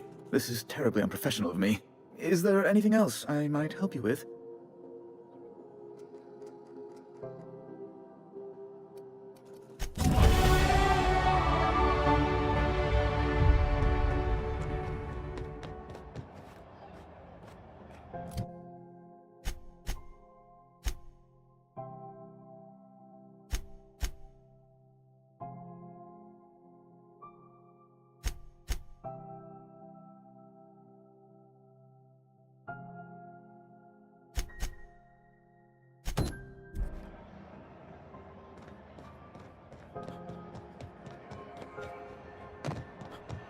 I know she's in. You can't keep me out of there. What seems to be the problem?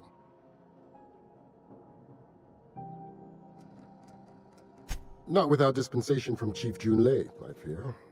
Supplies are hard to come by out here. Take care.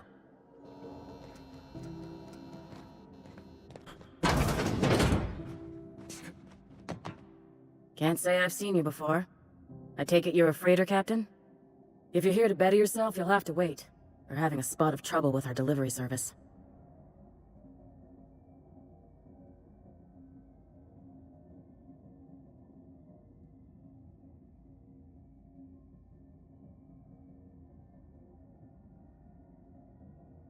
Did he now? The mouth on that man. I swear his late mother'd be ashamed. He must be referring to Irion. I'm sure the fool's gotten himself into another scrape. I'm beginning to wonder if I'm ever gonna get my service mechanicals at this rate.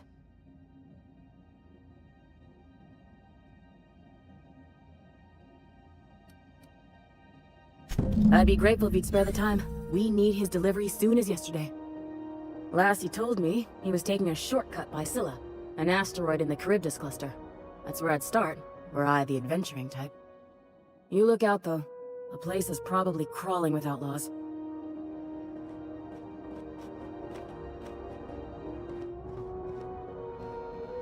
I'm sorry. Am I causing a scene? See, Umfuru? We could have avoided all this unpleasantness if you just let me talk to Jessie in the first place. Let me get one thing straight. Jessie and I are not friends. I just owe her, okay? As for the rest, I'm trying to figure that out. All I know is that she's been here too long, and she's apparently not receiving visitors. Be my guest. If you know something I don't about dealing with hospital bureaucracy, I'll be impressed.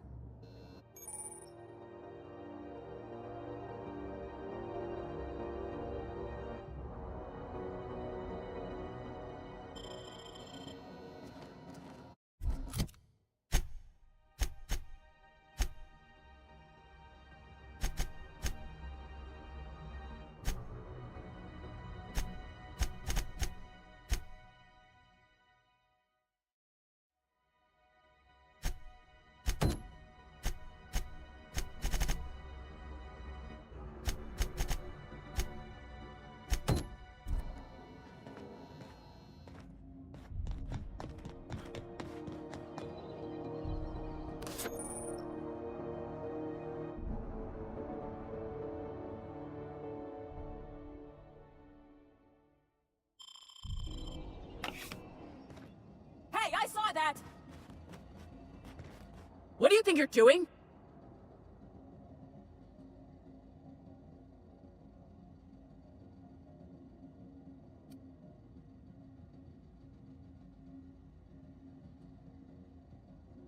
Carry on.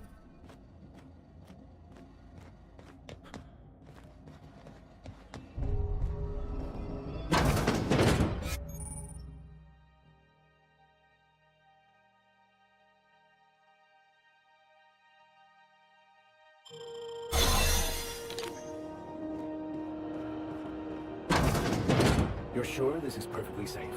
I'd rather not die early of an... To the last ratchet on Grunt in time! Leave me in peace! You hull-headed quacks do know that restful recuperation requires not being disturbed, don't you? What? Why? Everything's fine. We're all fine here. No need for her to be worrying her pretty little head about me. I'm just terrible, dreadful sick is all. Got a cough that won't quit and sores all over my body. Highly, lethally contagious. But I'll be fine, so long as I'm left alone. Should've known she'd send a bruiser after me. Damned if I don't rue the day I saved her scrawny little hide. Inadvertently, I befriended a bloodhound in the process. Alright, okay, we can discuss this like the level-headed folk that we are. Seems I've got to do something before Ellie goes jabbering my business to anyone with one ear and an intent to listen. The truth is, I'm not sick. But if you repeat what I'm about to tell you to anyone, I will deny it with my dying breath. You, ain't with the board, are you? See, I owe them a lot. I might have missed a payment or two, and the other night I swear someone was following me back to my room. So I hold up here to lay low.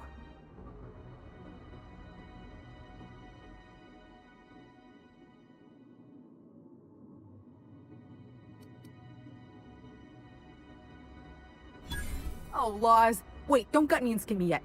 Please, talk to Bedford. Tell him I can pay, a part of it, and I'm a useful person to know. Just ask Ellie. Surely you wouldn't drag me before him. I'm dreadful contagious. I just know if I face him, I'm dead.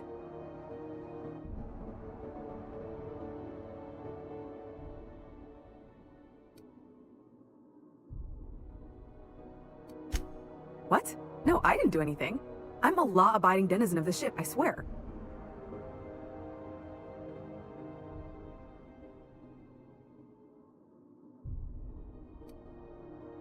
You let a poor, ill woman get disappeared by the board? Awfully cold-blooded of you. Though I admire your backbone. Alright, I'll fess this part up too, if it means you'll help me. I'm a thief. I specialize in particularly high-end and historically valuable items. 3 weeks back, I caught rumor that the blood-tier diamond, last worn by an heiress on the Lost Hope, had surfaced for the first time in 70 years. If I had, you think I'd be hiding out in the med bay? I was gonna steal it, lined up Udom as my buyer. He paid half up front to finance the operation. Let's just say things went sideways about the time I got my hands on the diamond, and it crumbled to stardust in my palm. Anywho, I barely made it out with my life, and nary a plan to make back Udom's deposit I'd spent.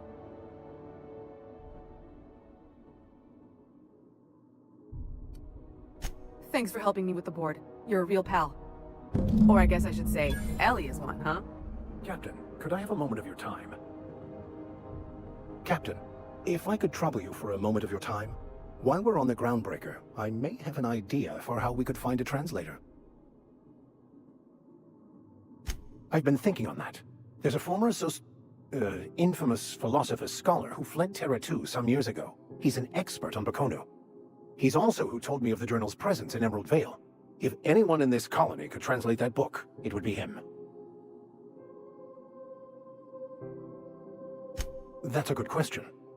Fortunately, we're in the perfect place to start. This is where I'd go if I wanted to get off Terra 2. Great place to pick up a ride to Hephaestus, Scylla, even Monarch. All I need is access to a data cartridge from the security terminal. Their easily hackable system keeps a registry of all crew manifests for both arrivals and departures.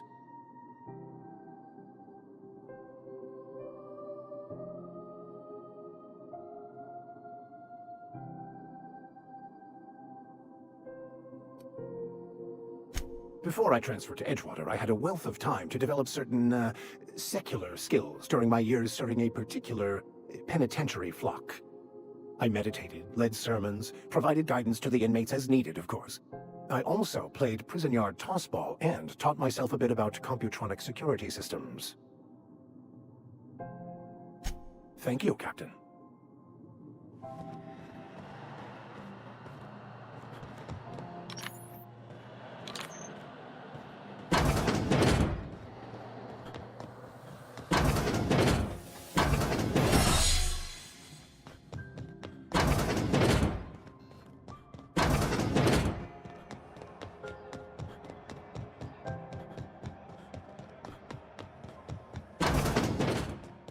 This is how... How do you do? Ah, how might I assist you?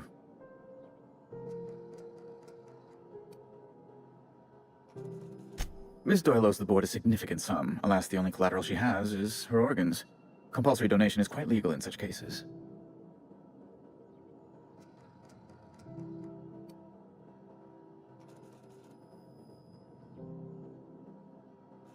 That's not unreasonable. I guess it's better than losing your organs, but I don't know, Captain. Just doesn't seem right. Miss Doyle is deeply in debt, and the board has every right to do whatever they like to recoup that debt. What guarantee do I have that she'll agree to the terms you negotiate?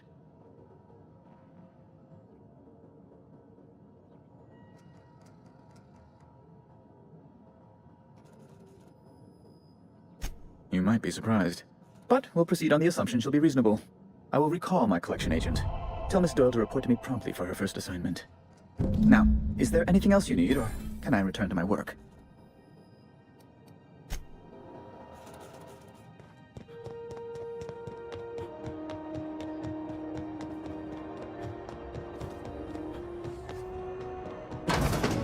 Wish I could say it was good to see you, Ellie. At least you finally got your chance to square our debt. That ought to make you smile for once, huh?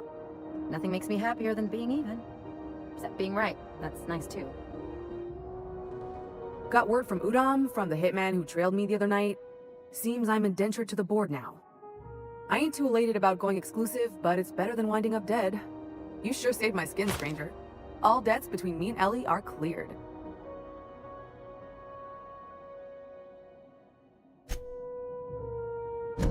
The good news came through the wireless. Looks like you paid my debt to Jesse. I guess that means I owe you now, right? Tell you what, I'm a little short on bits at the moment, but I'm a decent scrapper and a better-than-average sawbones. If you're looking for a medic, I can work my debt off. If I'm being honest, and I prefer not to, I was about ready to pick up another contract anyway, and you settled this in a pretty tidy fashion, which tells me you're competent. But we can say I'm repaying the favor if you prefer that version. You won't be sorry. Though it looks like you've got a full roster already. Time to play favorites, Captain.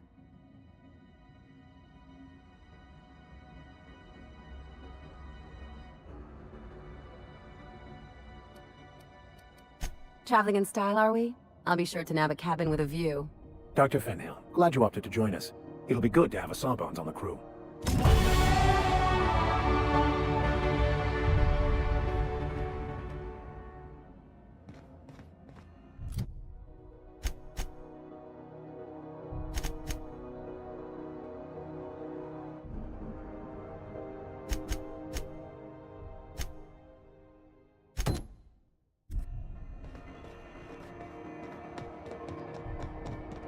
Office used to be in the docking base?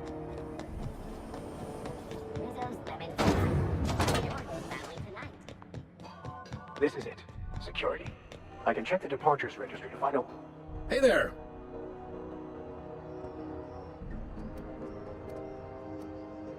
Be seeing you.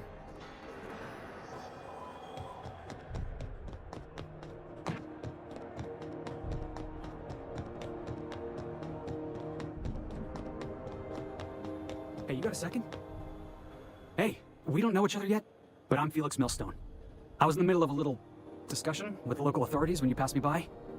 I noticed your ship in port. Got to thinking you might be looking for some crew, so I wandered by, just to take a closer look. Gotta hand it to you, boss. That's a fine-looking ship. Only thing it's missing is me.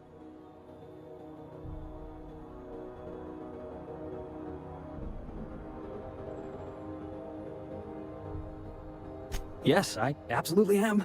Just give me a shot. That's all I'm asking. I could be the best damn crew you ever hired.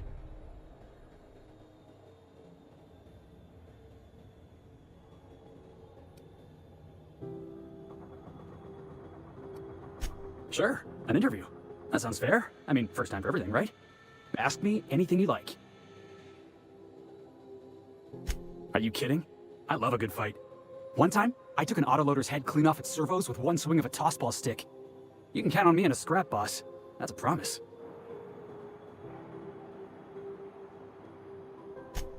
Wow. You don't know how long I've been waiting to hear that. Thanks, boss. You're not gonna regret this. I'll just gather my personals and meet you on board. This is gonna be great. You got a crew now, Felix.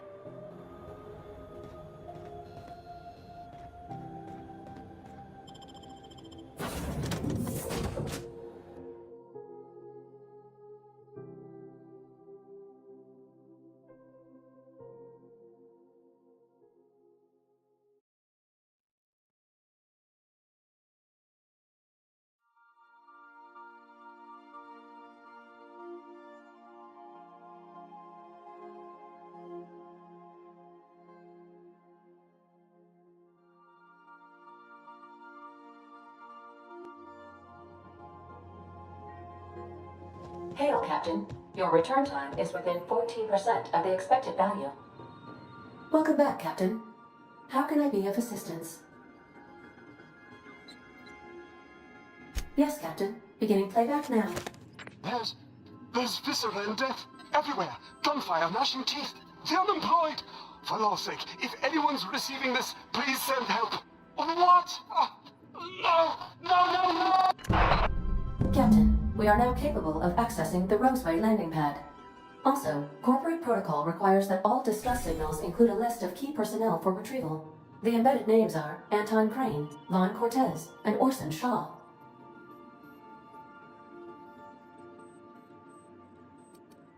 I request you do not wake me if I am sleeping upon your return.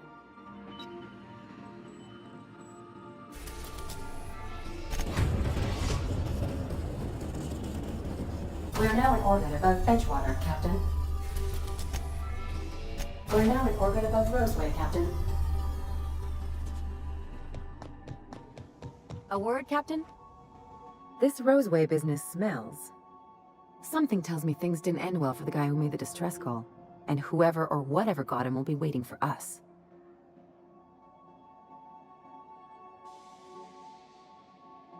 What's there to know, Captain? Shady corporate town caught up in shady corporate shit.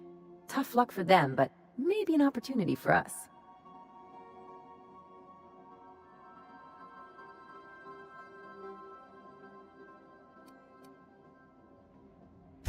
I'm counting on it.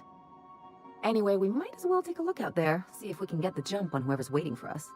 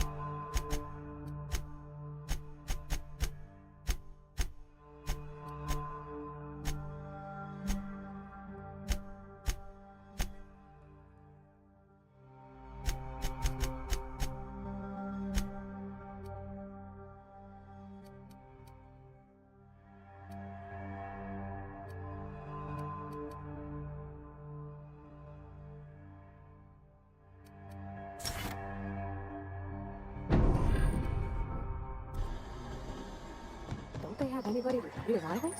Paperwork or ticketing or whatever?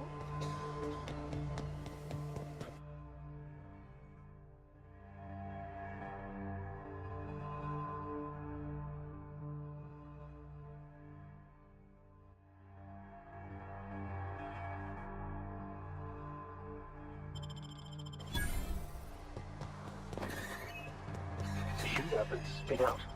What sort of creature, other than humans, would be so wasteful?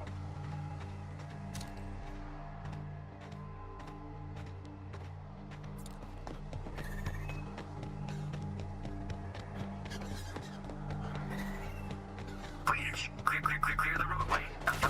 Obstruction of commerce is punishable by a fine of nothing no less than 10,000 bits.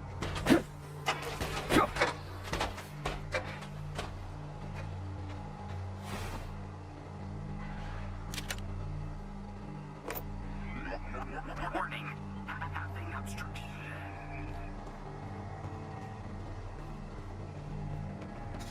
Should have put up a sign. Don't open Raptidons inside.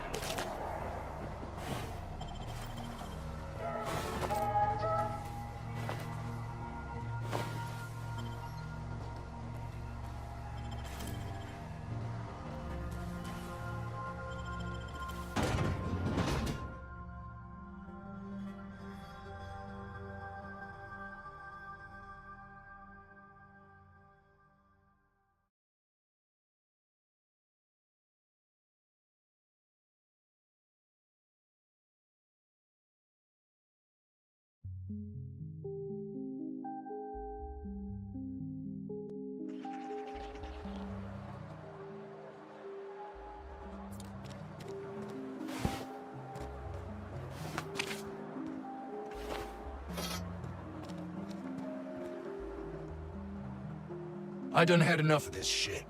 I'm just the fucking tarmac guard. No one said nothing about fighting no raps.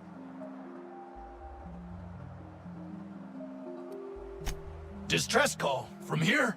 Shit. They told me that weren't allowed. Got me. I just do what I'm told, and I was told not to do such.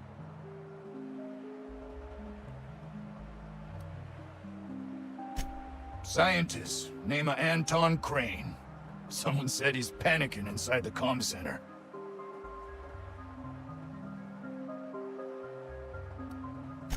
What do you think? I'm the landing pad guard. I was standing out on the fucking tarmac. Hell of a job until all this. Anything else you'd like to know?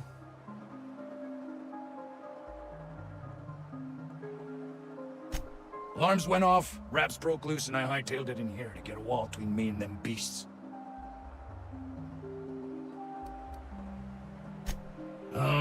Forget I said anything about that. Wish they tasted like Sissy Pig. Them's good eating. Some say chicken. I say the north end of a southbound woolly cow. Oh, before I forget. Auntie Cleo's makes the best pharmaceuticals in Halcyon. Better than nature. Not like that crap Spacer's Choice peddles.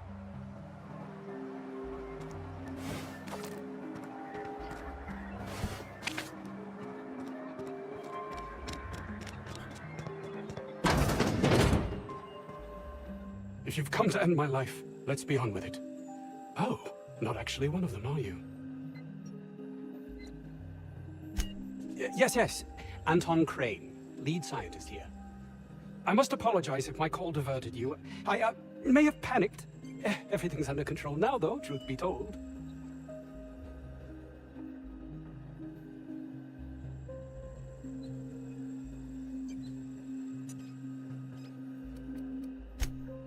Yes, of course. Hours ago, a group of vicious malcontents fell upon us, shot up our labs, and loosed our research subjects, the Raptidons. If those cretins get their hands on my research, well, they'll need not kill me.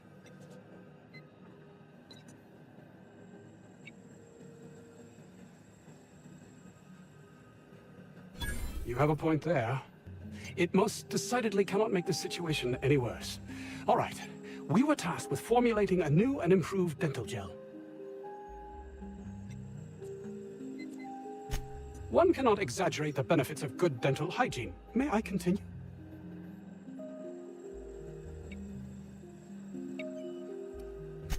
Very well.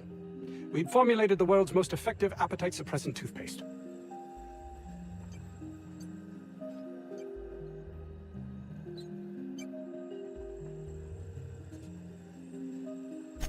Not just any diet toothpaste, the ultimate diet toothpaste.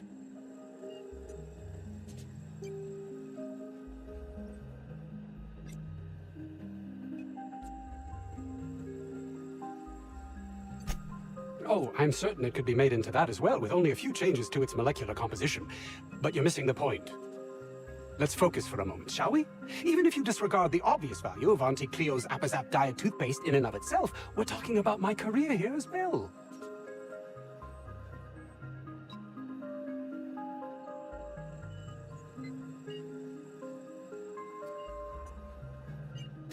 Yes, but don't kill her mother if it's avoidable. We've need of her to replenish our stocks. I think there's gas in the lab somewhere that can be used to put them out. The research is in the safe in my office. You'll have need of my code and keycard. The lab's entrance is in the side of a hill. You can't miss it if you just follow the road. You'll pass by the town's original by the Grand Architect. Jameson, he's in the old lab. My protege. I sent him to retrieve some metabolic precursors, and I forgot him.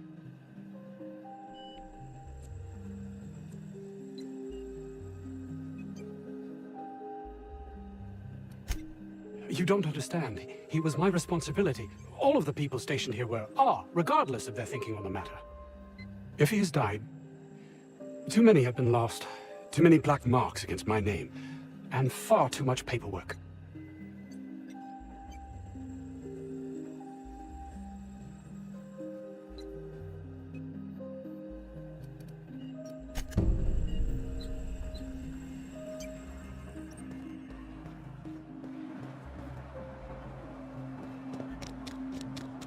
If this Jameson is fated to die, it'll be pointless to intervene. Then again, maybe we're fated to save him.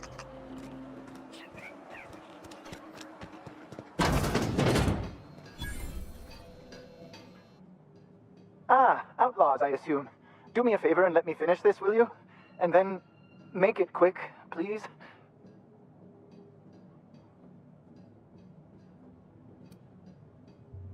Oh, you aren't with the outlaws? Who are you then?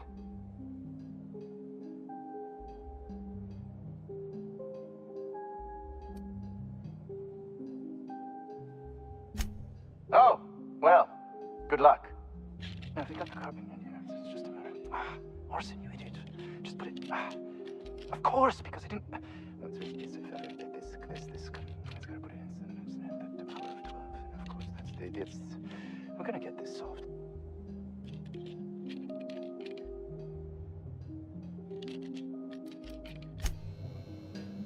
Another outlaw? I'm quite sure I've... Oh, quite right. My apologies. I did speak to you earlier, didn't I? What would you like? I am Orson Shaw, Chief Behavioral Scientist.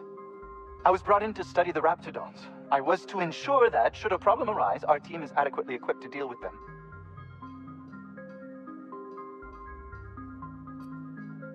As a matter of fact, I agree.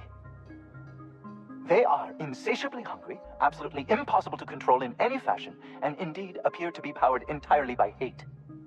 No amount of studying will enable us to control them, or even slightly sate their aggression.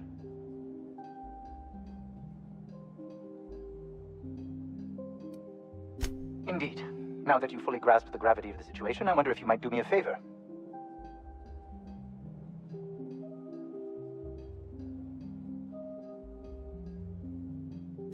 I left schematics in our storage facility. As far as I know, the security commander hasn't found them yet. I admit I'd feel better were they returned to me.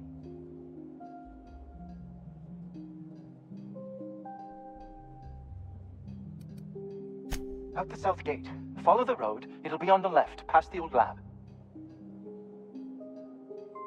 Say, you wouldn't happen to have a tube of thermal paste on you, would you?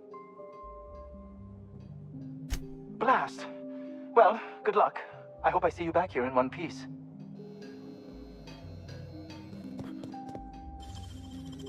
You'll have to show me how to do that.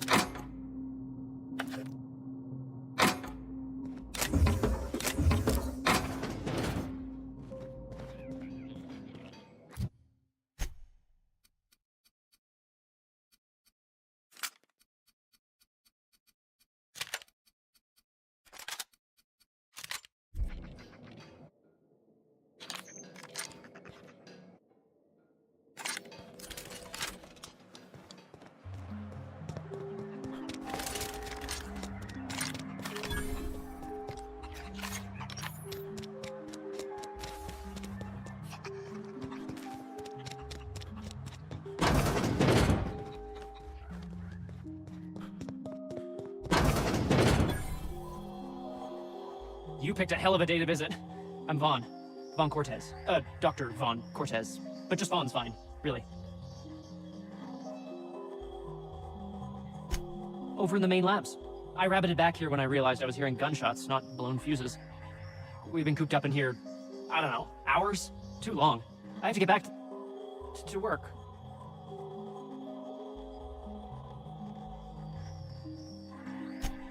Dr. Crane might say otherwise. Me? When those guys started shooting the place up, I was first out the door. I had to leave an experiment running at the lab. Something I've been working on a long while. Something that could really get me ahead. Know what I mean?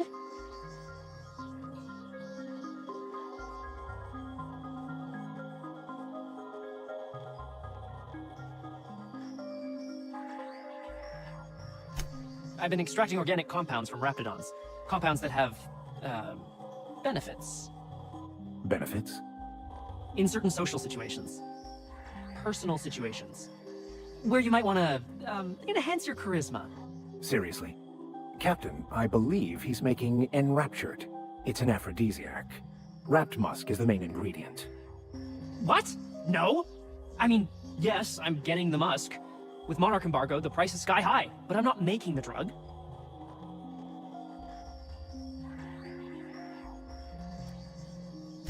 The results are outside the margin of error. Technically.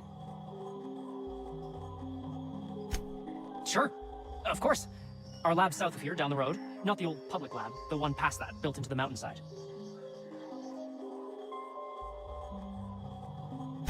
My equipment's in the lower levels, way in the back. I have a big room all to myself, dissection tables and whatnot. It should have been running this whole time. Just grab the results and bring them here.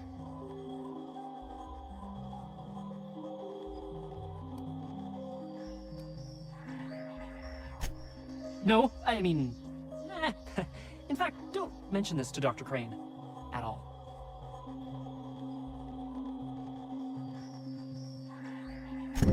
Great!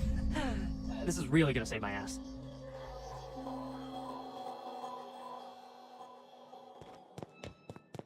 How do you suppose that stuff's used? Do you drink it, or is it like perfume? I'm not interested, just curious. Living there would rank only slightly better than prison.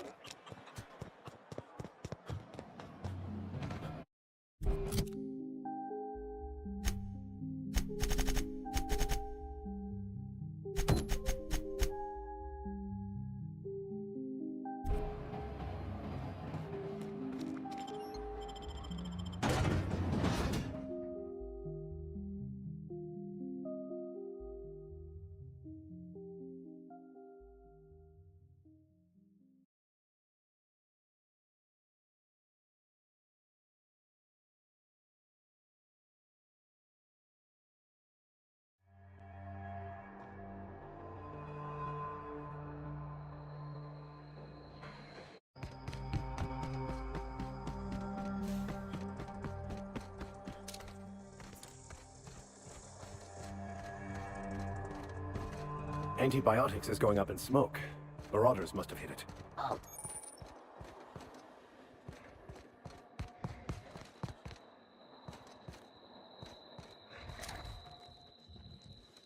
Here we go!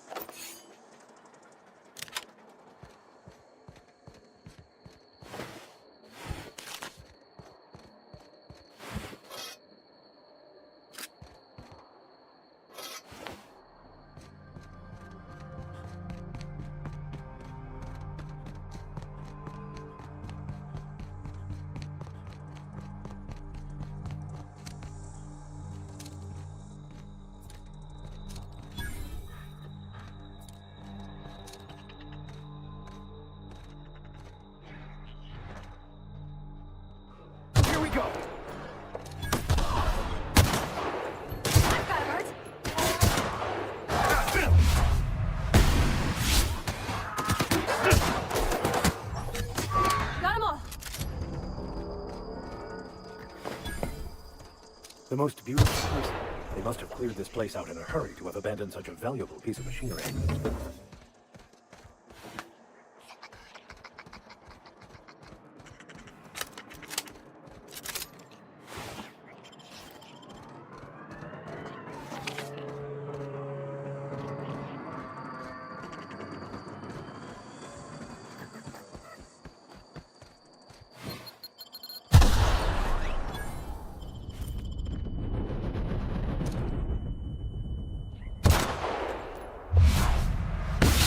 Together.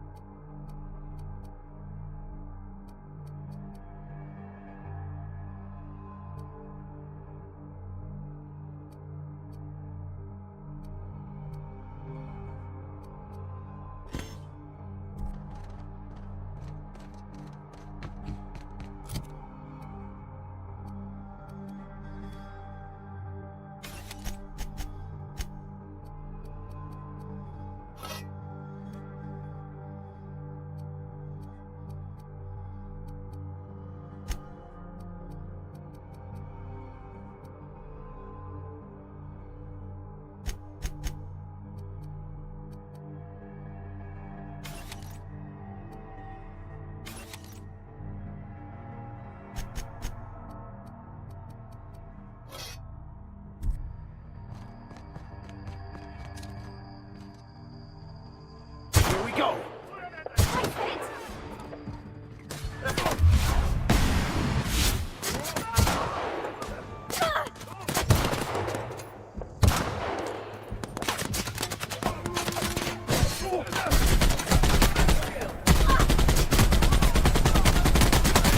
That's the last of them.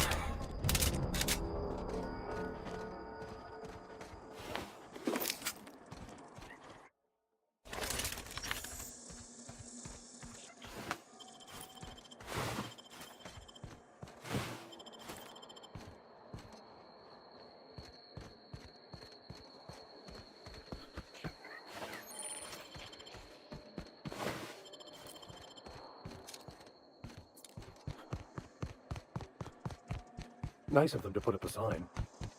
We're just gonna walk in? I mean, it's a secret right on it. Could be security beyond the main doors. I'll watch your back if you're planning to waltz right in.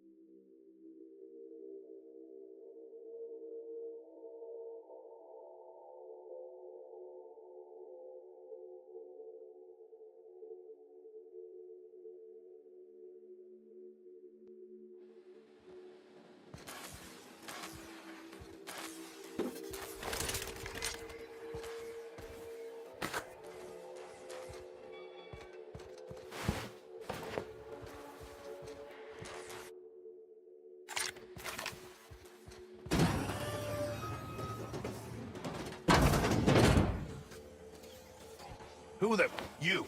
Yeah, you. Get over here. You care to explain what you're doing here?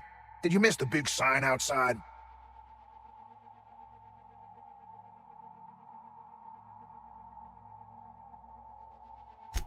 That I am. Name's Porter. If Doc Crane did send you, I'd be glad for the help. Bad news is, we haven't been able to clean these outlaws out of the lab. Good news is, they haven't been able to escape, neither.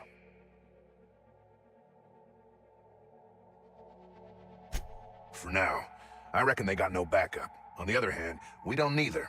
And our mechanicals all went haywire for some damn reason. Damn mechanicals have always been more trouble than they're worth.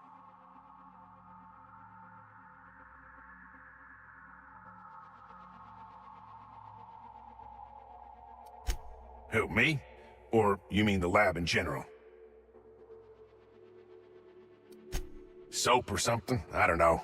Years back they made antibiotics. You could maybe ask Doc Crane what he does all day.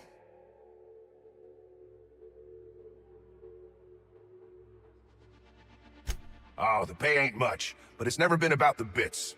I like Rose Way.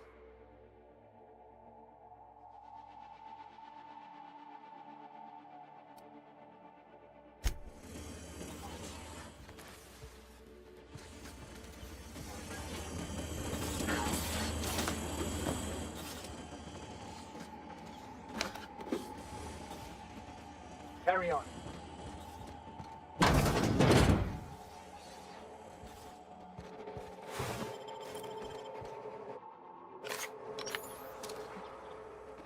Riley?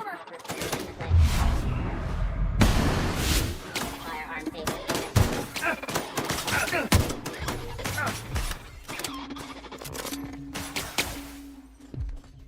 Bouncing off!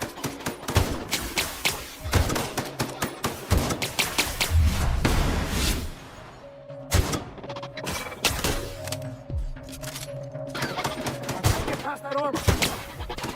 Okay, Captain.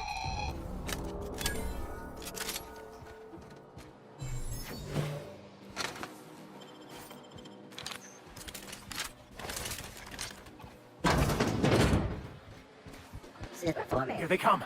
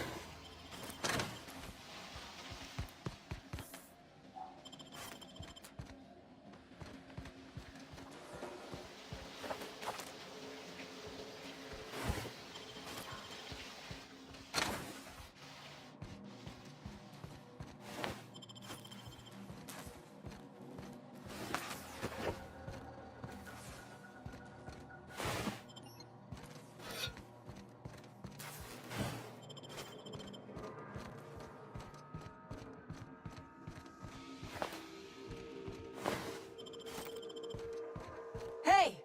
You! Over here! Oh, good. You're not shooting at me. That's a start. It's been a bit of a day, so I'll get to the point. Yes, I have Crane's research. No, I'm not giving it back. Sorry to disappoint you.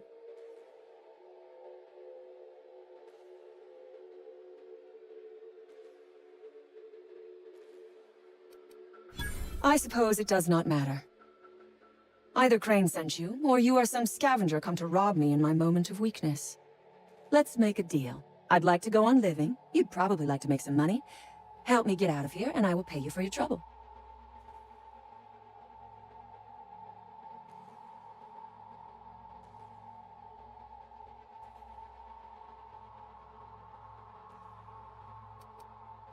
You mean other than the satisfaction of doing me a good turn? Trust me, I'll make it worth your while.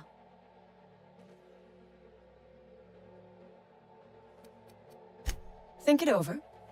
I'm not going anywhere. Which is, I suppose, rather the point.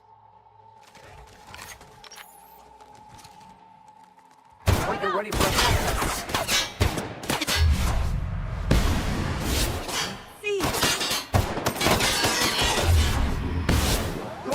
Working! Oh.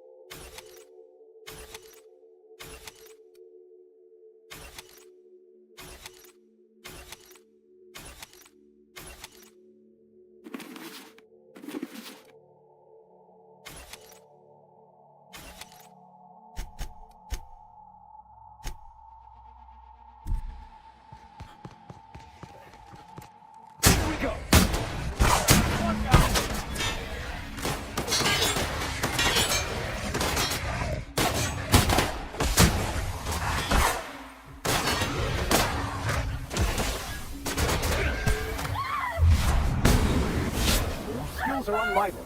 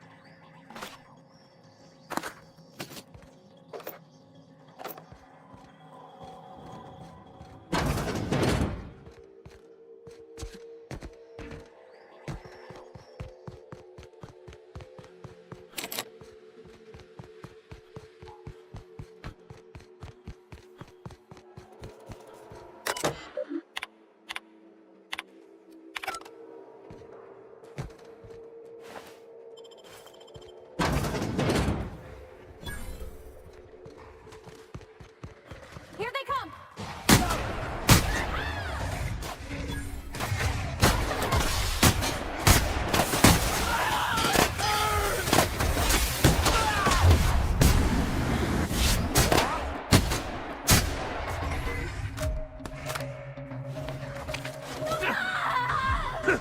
Everyone all right?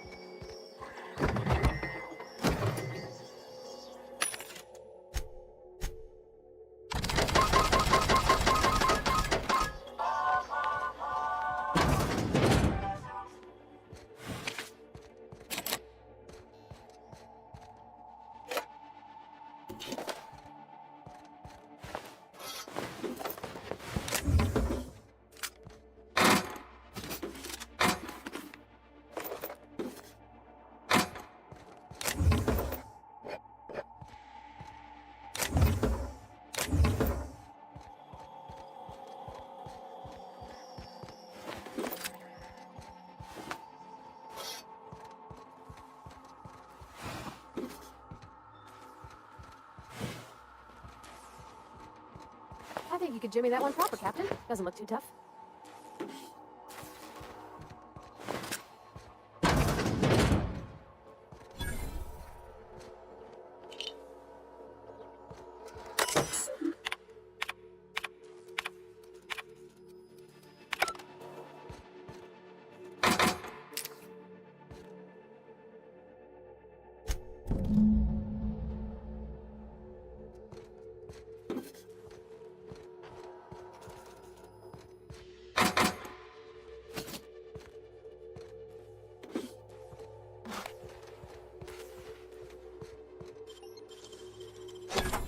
Nice.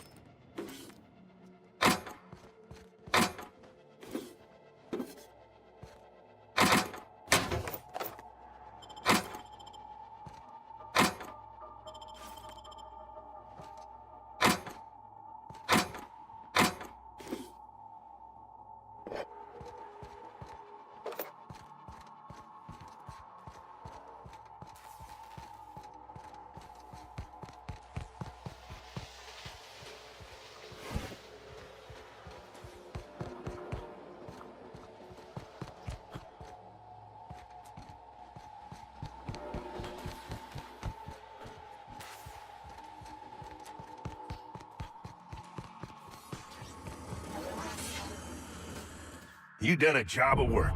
After you cacked their employer, the gun hands started surrendering, or trying to slip out.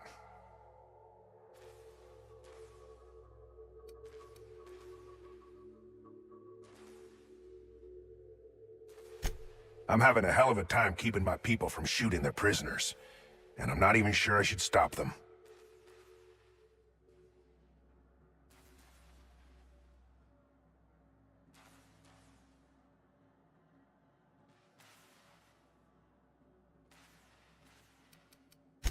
Get down to Roseway and talk to Doc Crane. He'll make sure you get what's yours.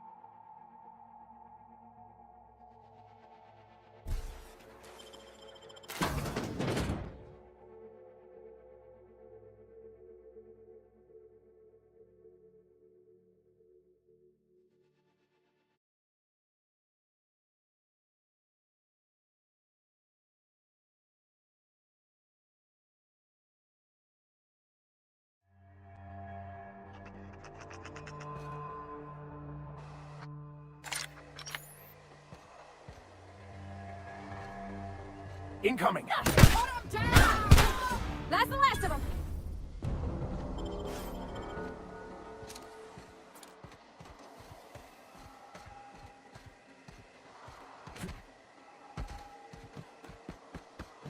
What was that? Here they come!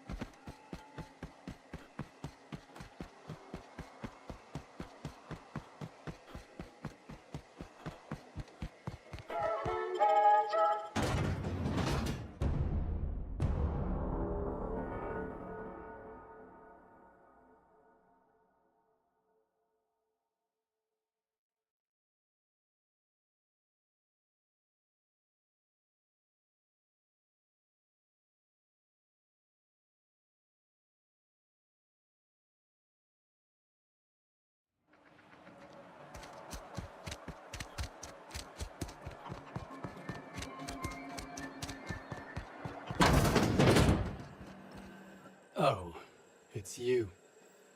As if my thoughts weren't dark enough already. What is it?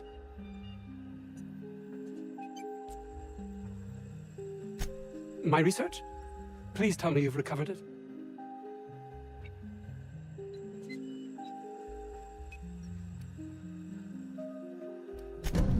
You can't possibly understand the magnitude of this decision. Auntie Cleo will have my head! Leave me be. There's nothing left to be done here. I'm sure he's already dead. Now please, leave me alone.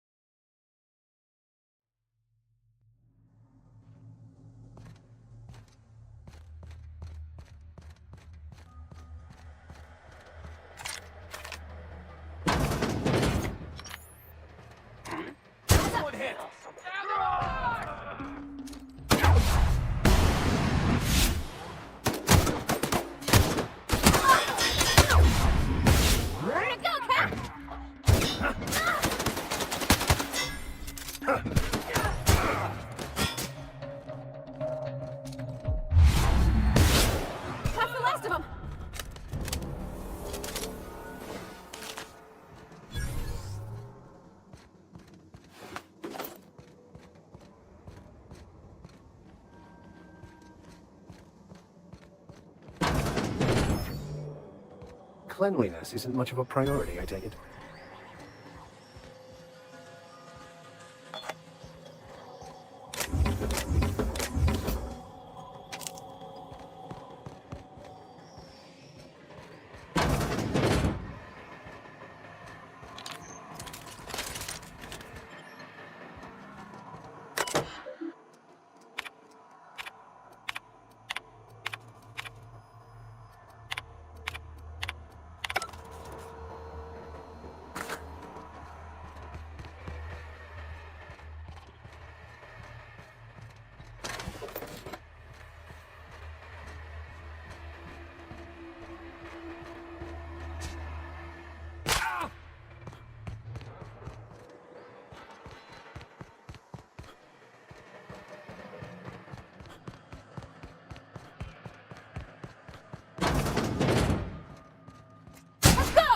Don't mess with us.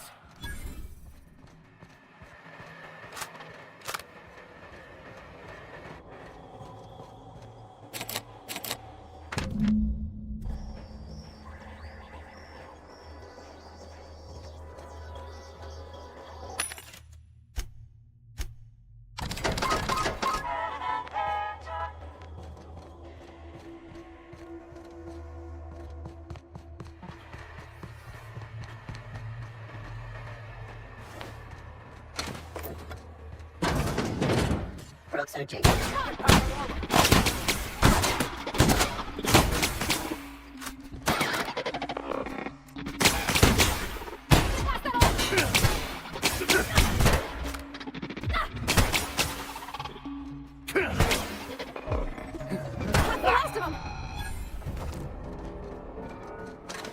Watch out, Captain.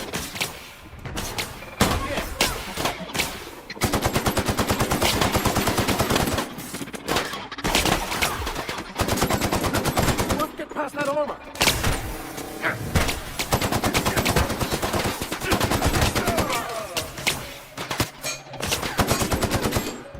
Nice one!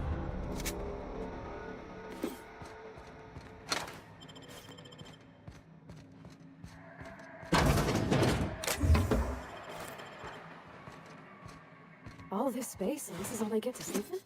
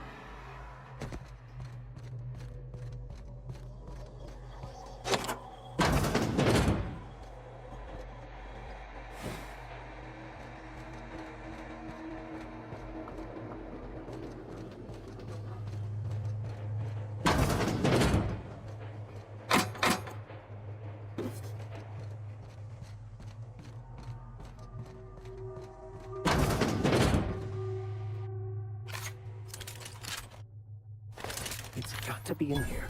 Somewhere in all this disorder and chaos, waiting to cause trouble.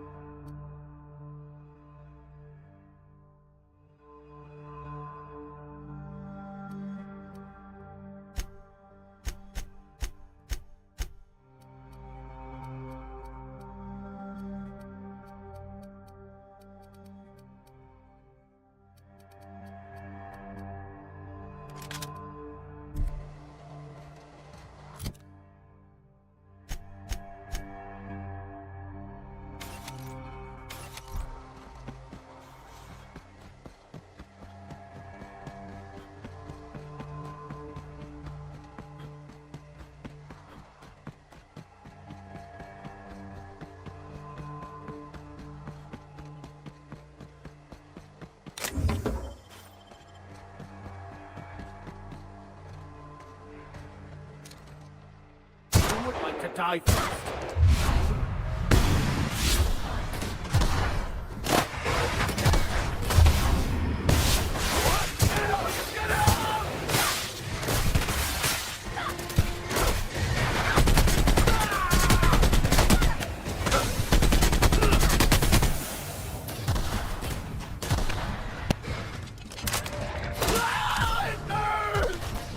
Everyone all right?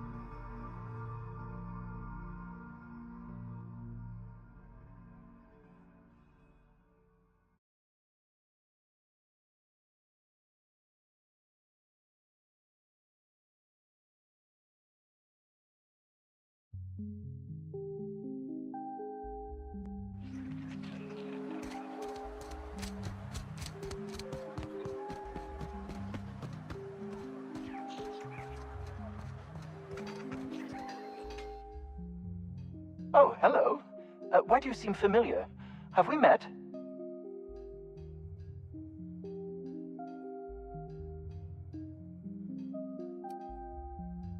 I'm just quite selective about what information I choose to retain. That said, yes, I recognize you. Have you retrieved my schematics yet? What a relief! You hold months of work in your hands.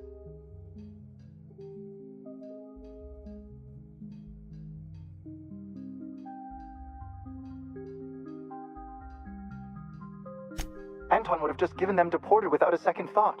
What a waste of potential that would have been.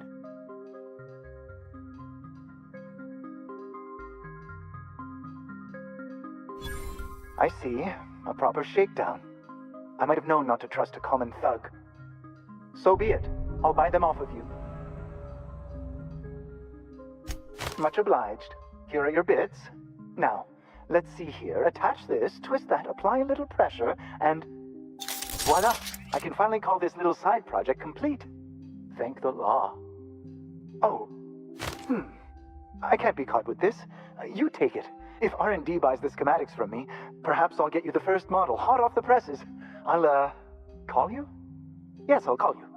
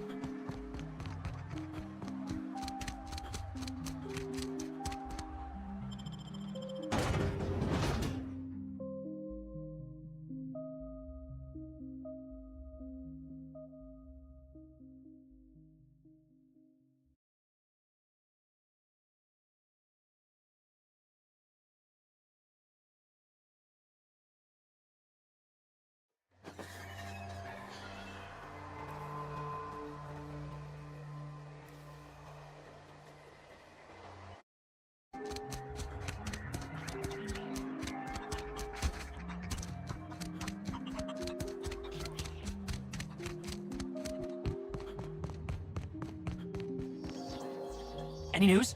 On the thing we spoke about? You know, that thing?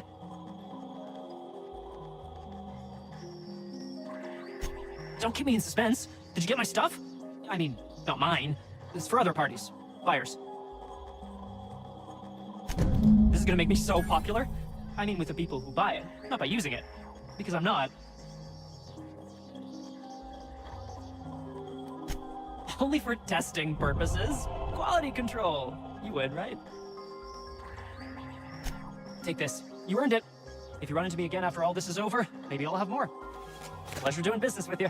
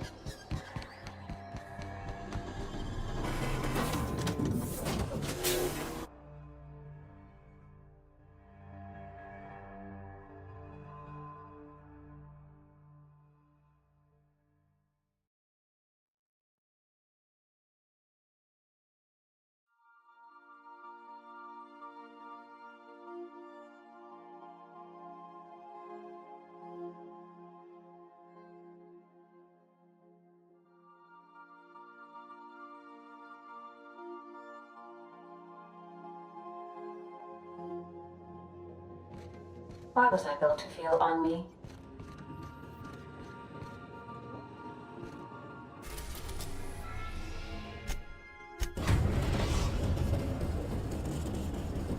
We've arrived at the groundbreaker.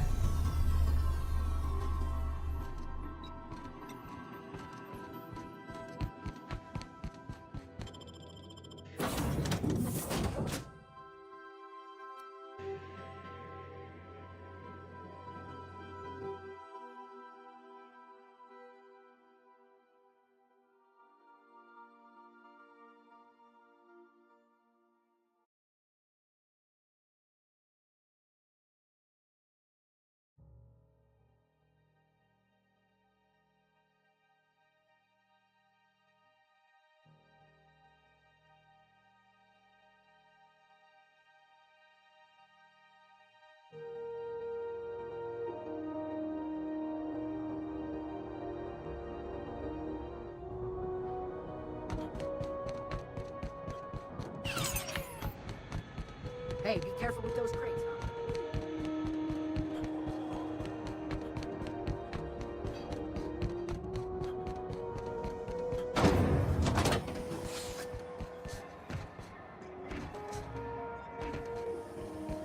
Rizzo's mock apple cider. A hard cider.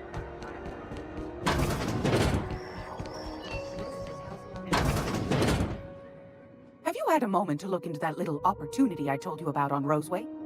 You don't hurry up. Someone will get to snooping around there before you do.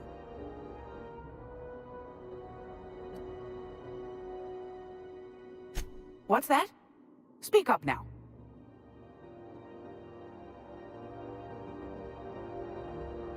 What'd you turn up?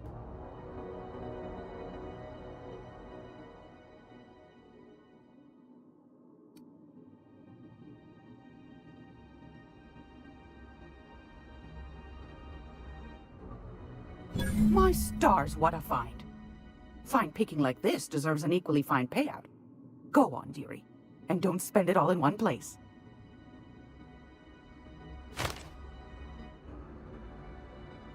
A shame you didn't visit old Gladys first.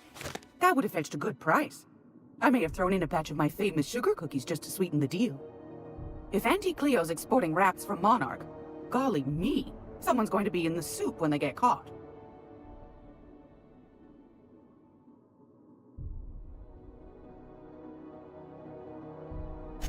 Bless your slippery little fingers. Isn't that just a shame? Prototype schematics go for a fair handful of bits around here.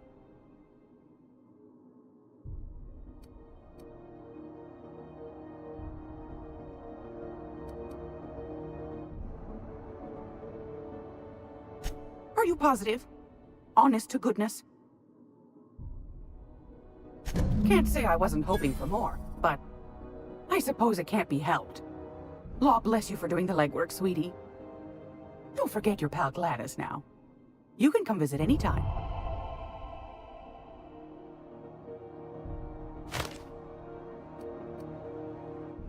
Fantastic.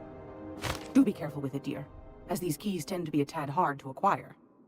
You should have a chat with Lilia Hagen in the sublight offices. She's a dear. You'll love her. Now, was there anything else? Anytime, sweetheart. You know where to find me.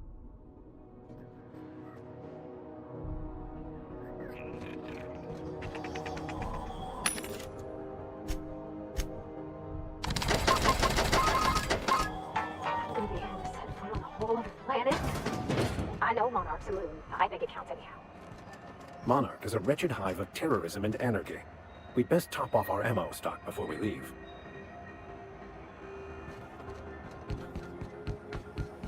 Rizzo's purple berry purple berry flavored power nuggets. Now with 12% more crunch. You see we had a conveyor pull in?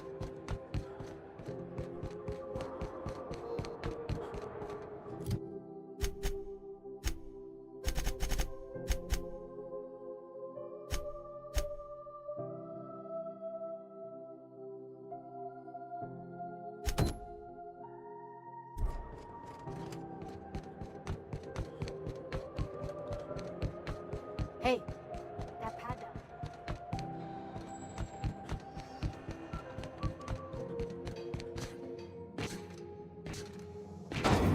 Rizzo's purple berry punch. You want a punch? You got your punch right here.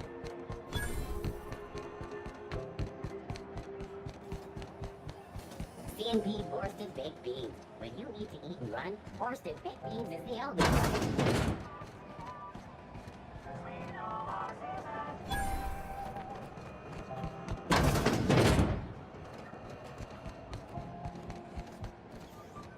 Sublight salvage.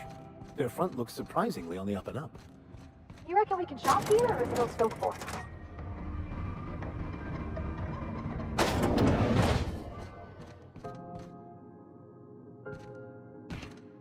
Welcome to Sublight Salvage and Shipping, a legitimate business for legitimate consumers.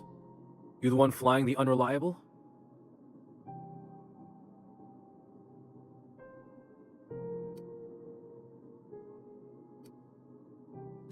Miss Lily has been expecting you.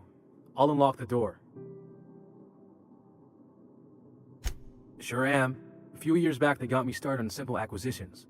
You know those latches they put on cargo bays ain't worth a damn? These days, I stick to HQ and look after Miss Lilia.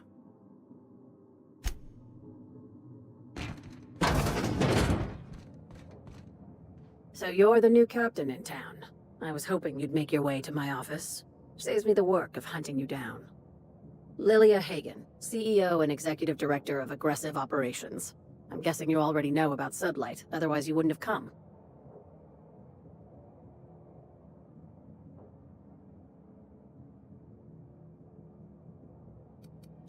Not a word.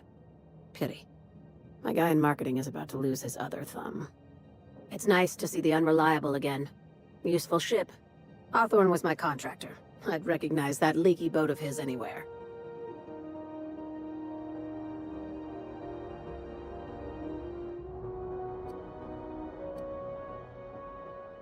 You're 2 for 2 on playing dumb so far, Captain. Not a good start. I have a salvage job for someone light on corporate ties with a reliable set of wings. But there's a catch. There is always a catch. If you have a nav key to Stellar Bay, the job's yours. Interested?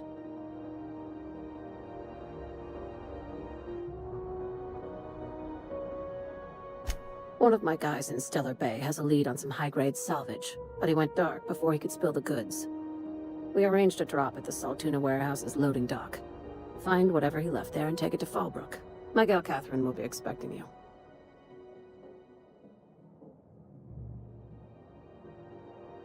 Now, get going. Catherine will brief you on the details when you check in with her at Fallbrook. One last thing. When you're on the job, keep a pair of eyes in the back of your head. Understood?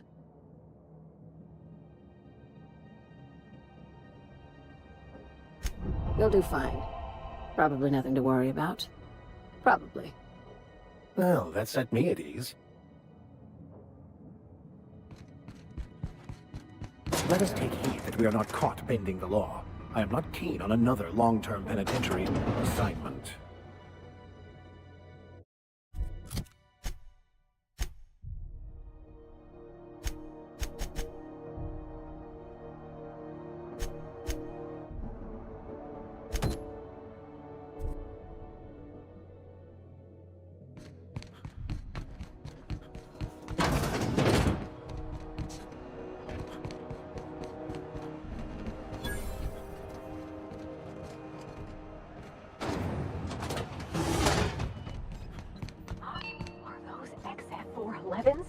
And an old Yakita 37? I thought there'd be more machinery. Must be housed on a sub-level. I could spend all day in here and not have looked at half the best stuff. It's all pretty worn, though.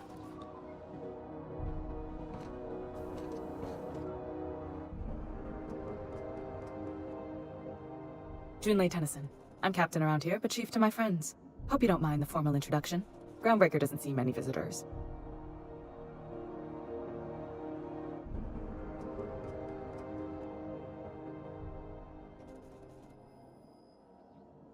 No, it isn't. It's a mess. But it's my mess, so I'll take the compliment. Just so we understand each other, I'm the final word on the ship. The Mardits, the crew, the engineers, their family. I hope there won't be any problems while you're visiting.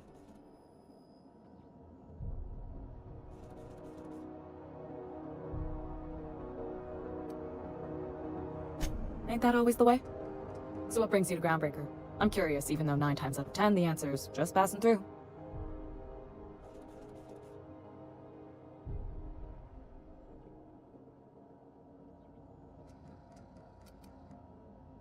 Statistics don't lie.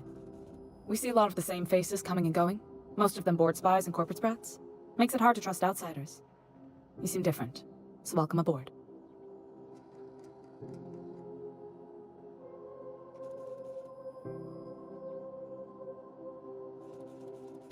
What?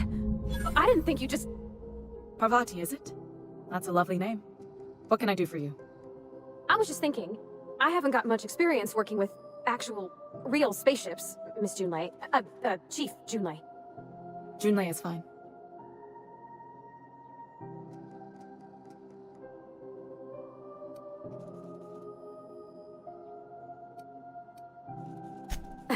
Okay. Since you run a whole space station, I was wondering if, well, maybe you could teach me some things. I could message you later, maybe? I'd be happy to make the time, Parvati. You can ask me anything.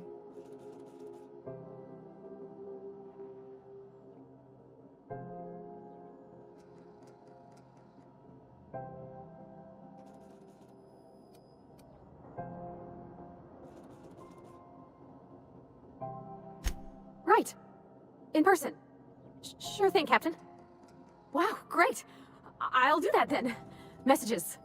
Later. Oh, your name's pretty too. I should have said... Sorry. I like it. Honest.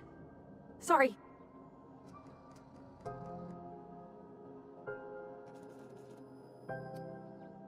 Couldn't have done it without your moral support, Captain. Now, if there's nothing else, there are other parts of the ship begging for my attention.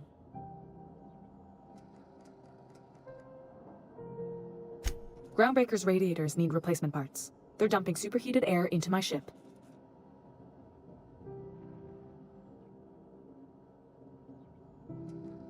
Only the board has access to new parts, and I won't let them swindle me into a corner. None. Every time I give in to the board, Groundbreaker loses its freedom. Soon there won't be anything left. I can't allow that. The board isn't helping, and my resources are spread thin. If I don't get those radiators back online, Groundbreaker, everyone on board, will be cooked alive.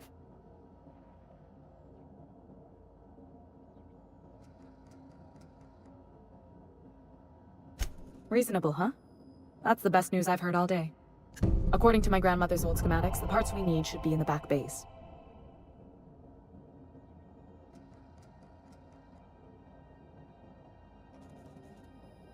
Hold on. There's something you should know before you go charging off. The back bays are on a lower deck, long abandoned and a haven for miscreants now.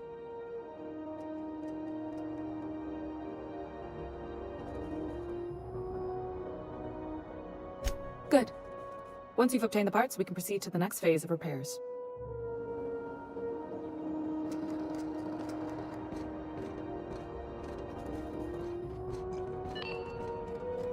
This is Halcyon News. We interrupt your regularly scheduled...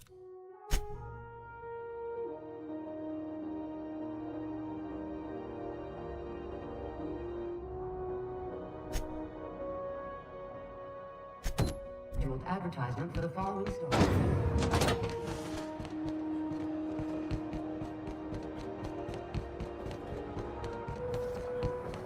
C&D chicken and potatoes at C&D.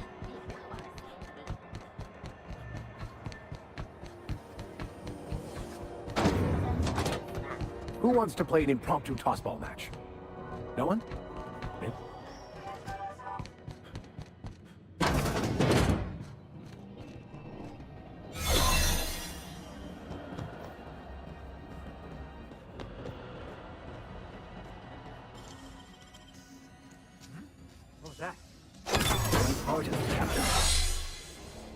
What do you think you're doing?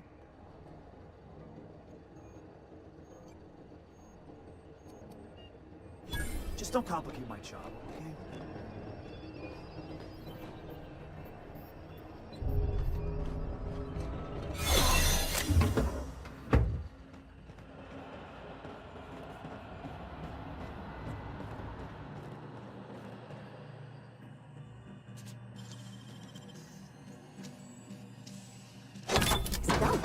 There it is.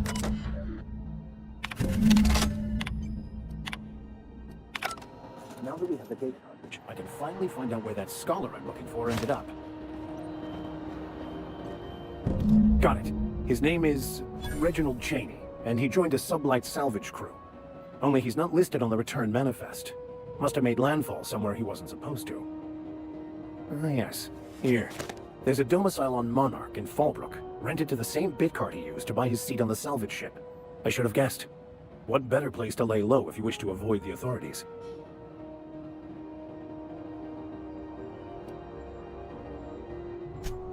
Oh, it's nothing. I suppose I really didn't have much faith in actually finding him. Was a bit of a long shot, wasn't it?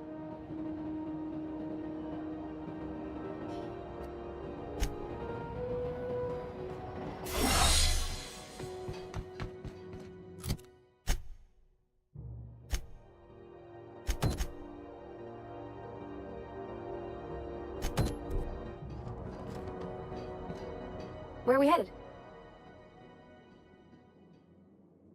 Well, I didn't expect her to be so tall. And did you see the size of her arms?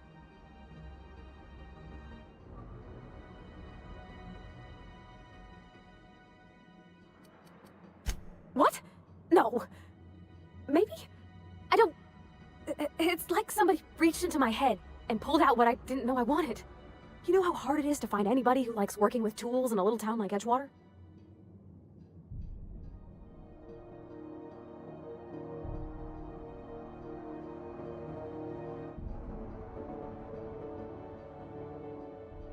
I just met her. How could I be? All I know is, I want to talk with her more. Did you see how everybody on Groundbreaker listens to Junlei? She's just, here's how to fix it. And they trust her. It's just, she's calm and knows what to do. I wish I was half so confident.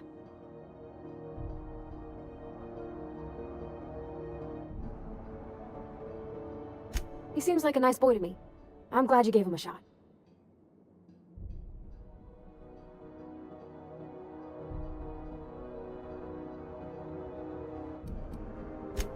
Yeah, but I got a good feeling about him, is all. I mean, sure, he's a bit rough around the edges.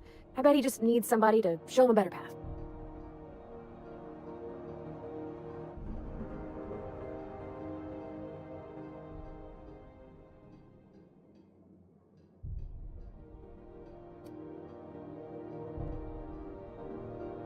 That's not exactly what I'm saying.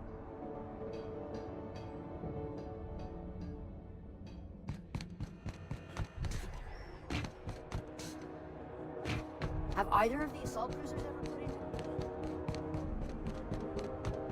Hey, Mr. Vicker. Do you ever get a little bit homesick for Edgewater? For that ocean stink?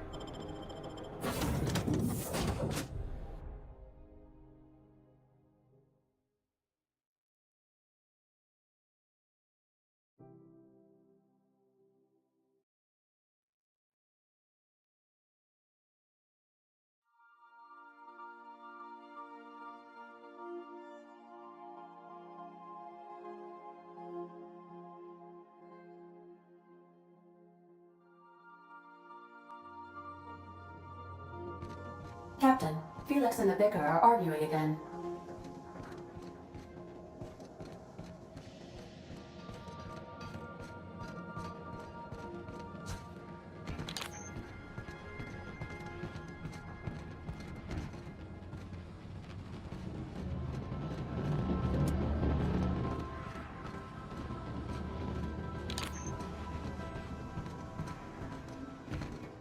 You don't think that's a problem? Whole ship's running on a computer's fancy. That'll make you nervous, Preacher? No, Felix. The concept of a ship computer does not make me nervous. Are you scared of Ada? I ain't scared of Ada. Good. I'm glad we cleared that up. It's just, she's a computer, Max. What happens when her equations tell her to cut off her oxygen? Or blast us all into space? Felix, Ada is not sentient. She can't act out of a sense of malice. Where do you get these ideas? I was watching true stories of mechanical murderers last night. One of these days, I'm going to make you read an actual book. Good to see you, boss.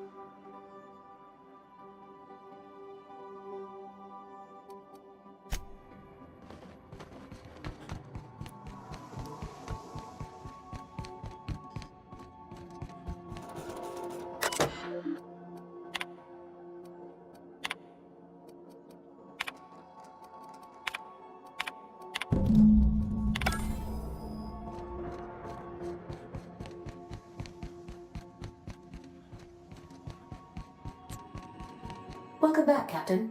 Now that you have acquired a nav key to Stellar Bay, would you like me to contact Dr. Wells?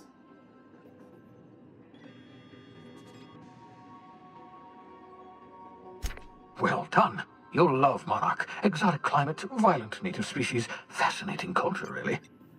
You'll need to speak with Hiram Blythe. He's known as the information broker, and for good reason. If anyone knows where I can find those chemicals, it's Hiram. I need those chemicals to revive the Hope's colonists. They can help us fight back against the Board. They can help us set things right. If we don't put a stop to the Board, they're going to drive this colony toward a complete societal collapse. You'll see what I mean when you arrive on Monarch.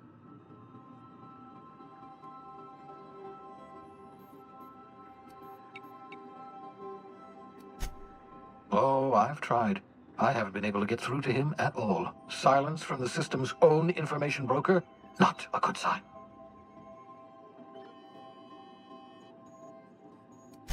Oh, could be any number of reasons. Incarceration, a period of copious drinking, a severe case of the sleeping sickness. Better to be sure than to resort to conjecture.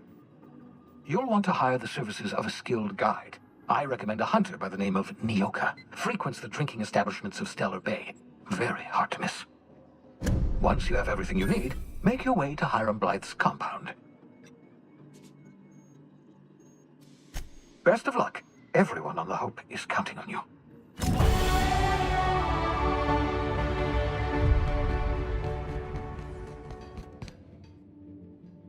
Hey, Captain. Can I get your temperature on something real quick?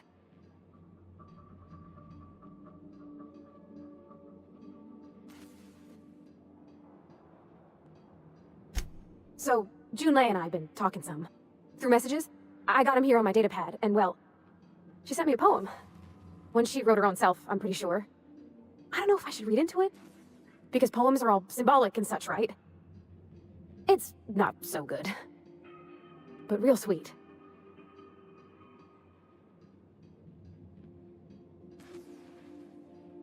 Oh, law. That's what's got me spooked. I don't rightly know. It's about this engine that's been shaking itself apart. Then this lady mechanic comes by and lays one hand on it. And the trouble goes away. It sings. I don't want to get too hopeful, but I'm wondering if maybe she's the engine and I'm the lady? It's a real romantic poem. It made my chest hurt, kinda.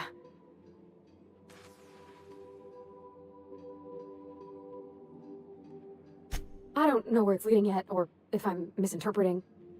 I'm not much interested in physical stuff. Never have been. Leastways, not like other folks seem to be.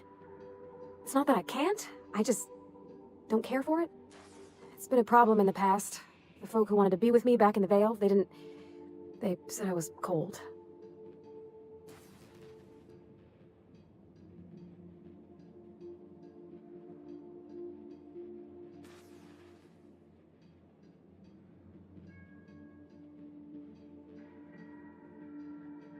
Thanks, Captain.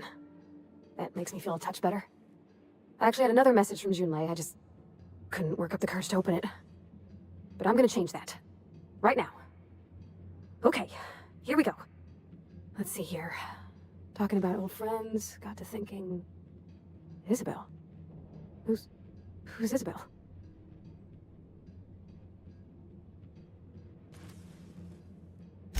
They were close, Captain. Like, more than friends close.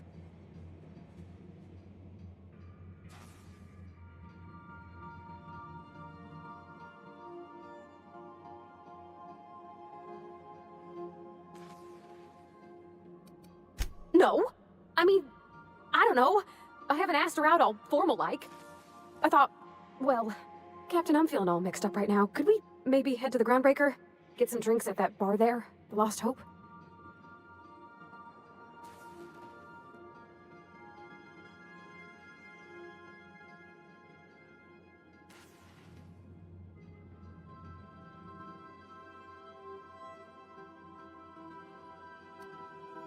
Thanks, Captain. I'll be ready.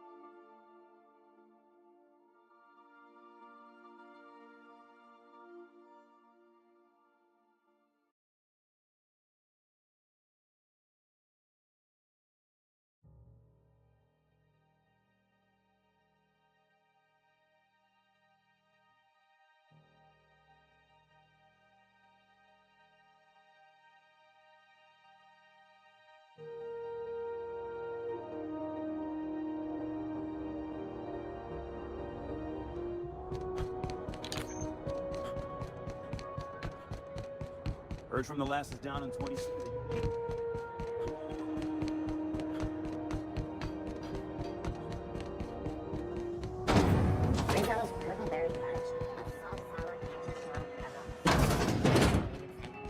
So, how's this work?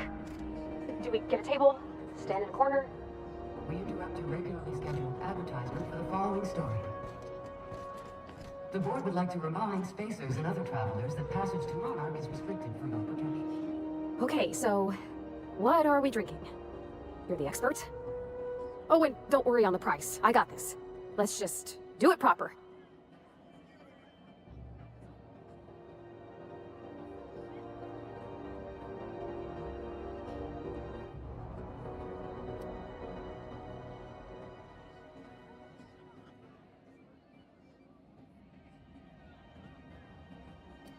Well, drunk's what I'm aiming for, so I'll take your word on it. Bottoms up. Whiskey's a fine choice. Think I may have a glass myself. Oh, no, it's good. I'm fine. I just didn't expect it to taste like... Oh, propellant. Oh, stars, I can feel it settling. Oh, Captain, I'm pining for June like something fierce. What am I doing?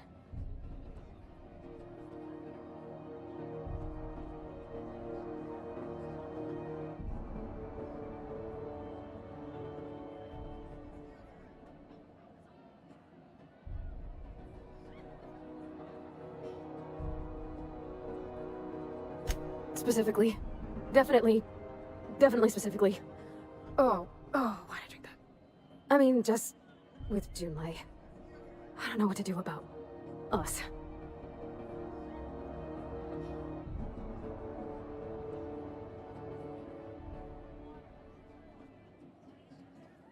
Well, she talked about another girl, right? Isabel. Mentioned her by name and everything, like she wanted me to know. Maybe I've been making a right fool of myself this whole time. Maybe she's not interested after all.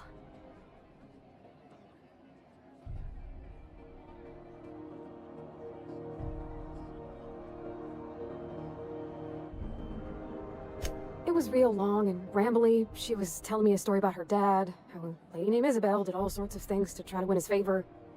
This Isabel lady never quite managed to get her dad's approval, but they carried on anyways. Made something good out of a bad situation. Then it all went down the tubes. Do you think Junlei still has feelings for her?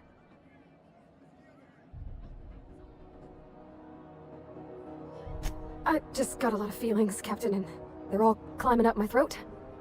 I need another drink. Right now. Before I lose my nerve.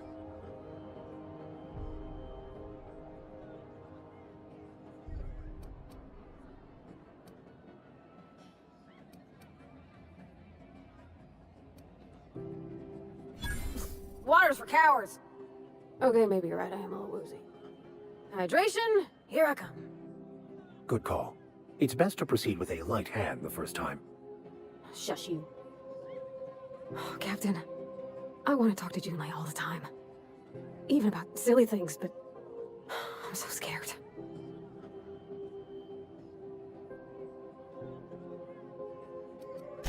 You're swell, Captain, don't get me wrong. I like spending time with you, going on adventures and all, but that ain't the same as romance. Does she think I'm as pretty as I think she's handsome? What if she doesn't like me? What if she does? What if she's still got feelings for that lady, Isabel? What if we get together and she gets bored of me?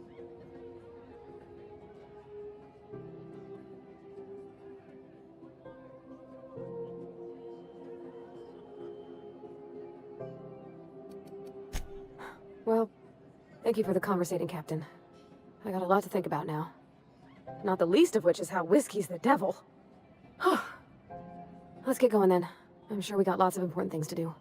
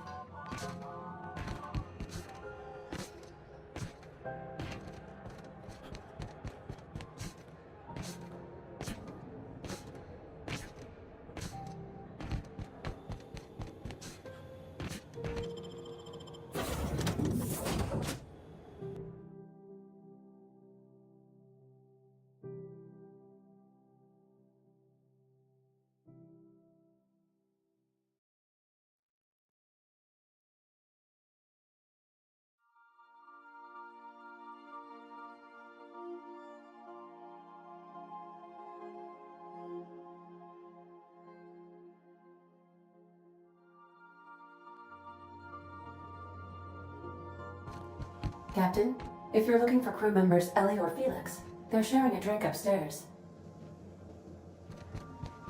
So then I says, fine, I'll pay you back for all of it. With interest. Nice one. You must have had them quaking on their heels. I mean, I wasn't really gonna do it. I just wanted to make him feel bad. Pay you back with interest. I gotta remember that one. Would have felt better if it had worked.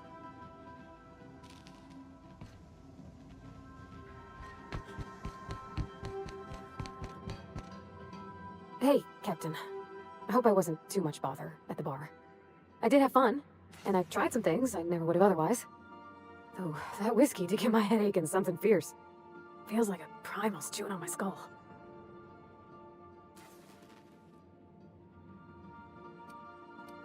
I wouldn't mind having a drink again. Someday. In the distant future. Anyway. I messaged Junlei when we got back, and she replied super quick. Okay. I was awake half the night, thinking about what I sent, anxious to see what you said. I reread my message in the morning, and it was unclear. I was drinking when I sent it. Otherwise, I wouldn't have had the courage.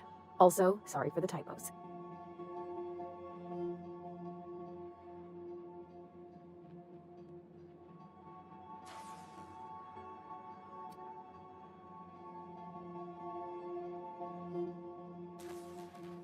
With the headache I got after that whiskey? 1,000,000 times no. I've ruined things in the past because I didn't say things I should have, like, I've met someone who's become special to me. I want to be honest with her, so if she feels the same about me, there won't be any surprises.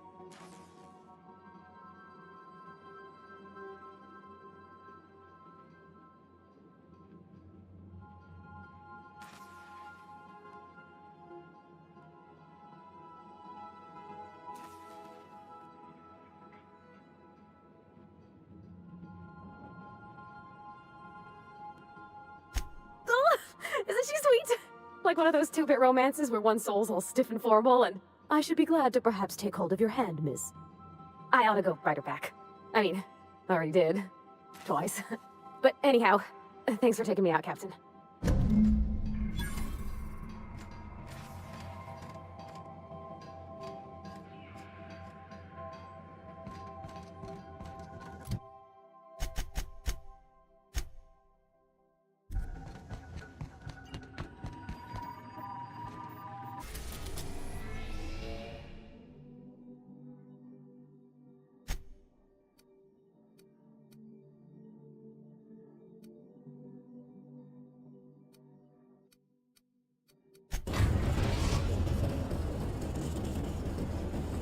We are in orbit over Cascadia, Captain.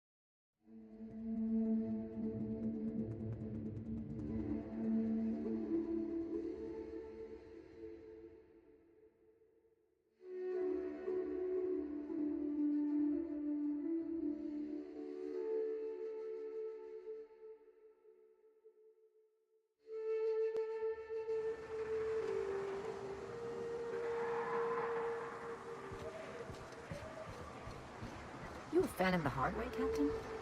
There's an awful lot of rustling and growling out there, Captain.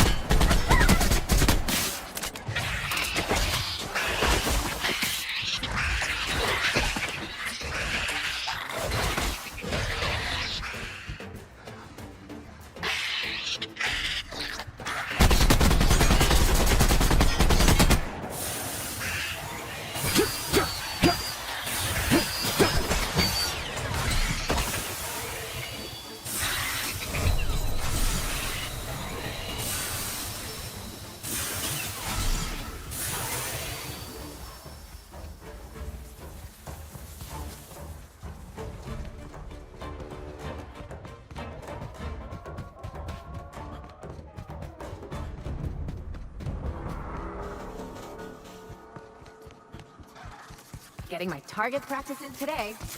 Bring them to me!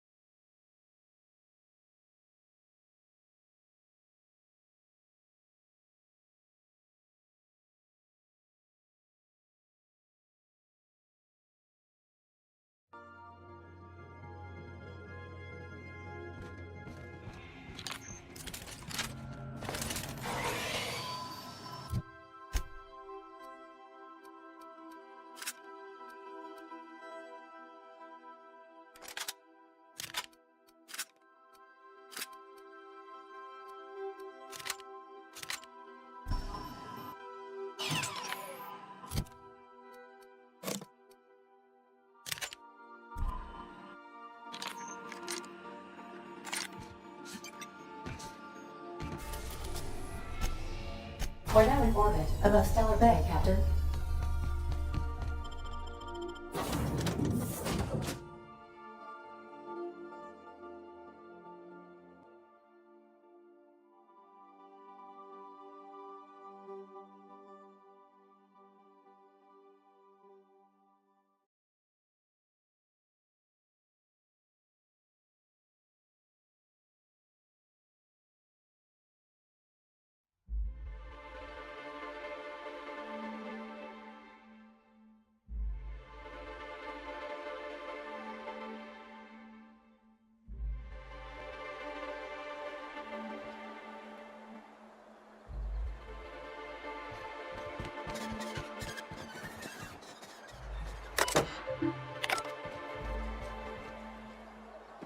Hey, hold on there. I gotta sign you in. Don't think I've seen you around. That means you must be new to Stellar Bay. You are new here, right?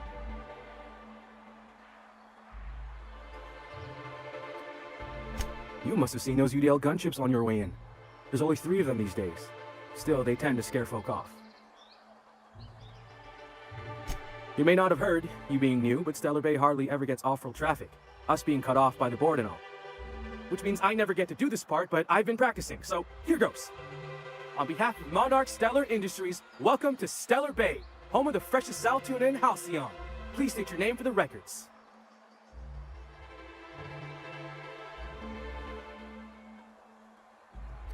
Aw, don't be like that. I never get to do this part. Please.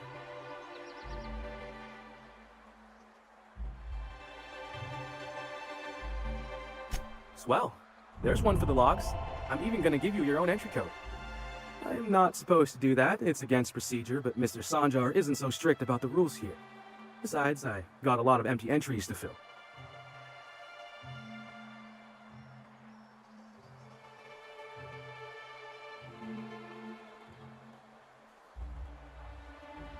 We don't get ship traffic in town. Only off-roaders who do make it out here are sublet. They got a base in Fallbrook. And thank the stars for them, or we would have run out of Rizzo's Purple Berry Crunch years ago. Mr. Sandra will be mighty pleased to meet you. If you see him over at headquarters, maybe you could tell him I did a bang-up job of welcoming you? Oh, and if you're headed that way, maybe you could do me a favor? I got this Rizzo's Rangers Tossball poster coming in on the next sublight shipment, signed by the Black Hole himself. Only I haven't heard anything in a while. You think you could check with Celia to see if it's come in?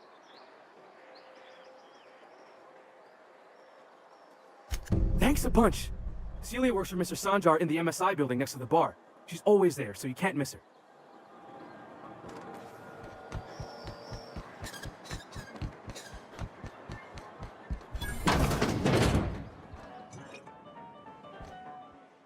And the little bastard's slippery, right? On account of its blood, so it's sliding all over the place, trying to crawl away. Getting so I can't tell the blood from the mud. But I gotta get in there, get right in that baby rap's stomach and dig it out. If so much as a drop of stomach acid got on that medallion, I don't know what I'd do. Might be I'd hunt every damn rapt out there. Right. What are you staring? Wait, you ain't from around here. Who are you?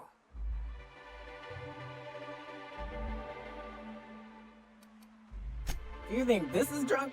I gotta, you need to get out more. Sit, partake, buy me a drink and let's chat.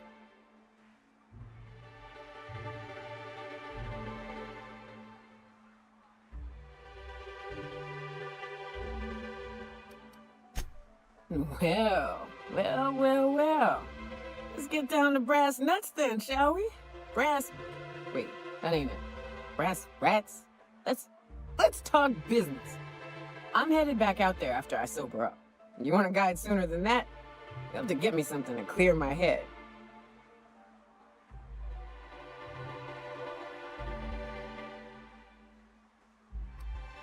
More than you have, I suspect. I plan to sit here and drink until I find myself awoken sober.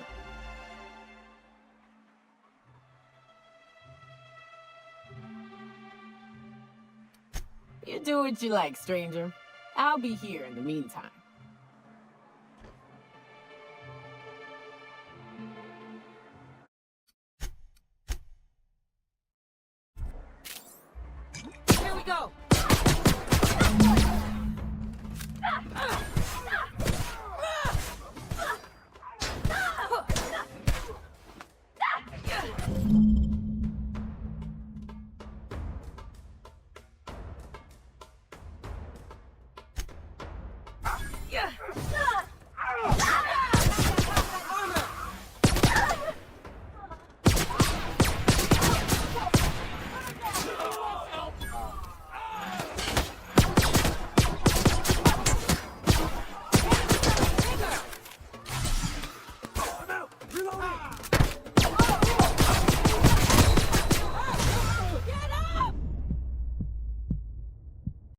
Bad news? All of the above?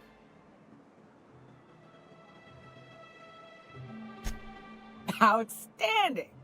Our dispensary here maintains a stock of, well, I don't rightly know what they are. Steroid or caffeine somethings? Pills. They're very good. I'm cut off for the month, on account of needing one just about every damn day. But I'm sure you've got your wily ways. Fetch me one and we'll be all set.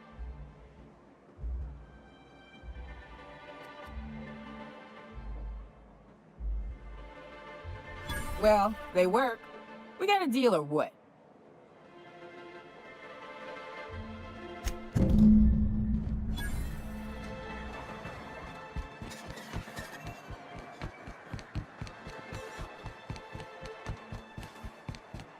Velma seem out of sorts to you? She's always breaking. If Velma's capable of running the warehouse, she can certainly pick up her own caffeinoid. Don't be so hard on her. With Brack's missing, she's working doubles and needs a little edge. Very well, dearie. But you stop by anytime you like, hmm?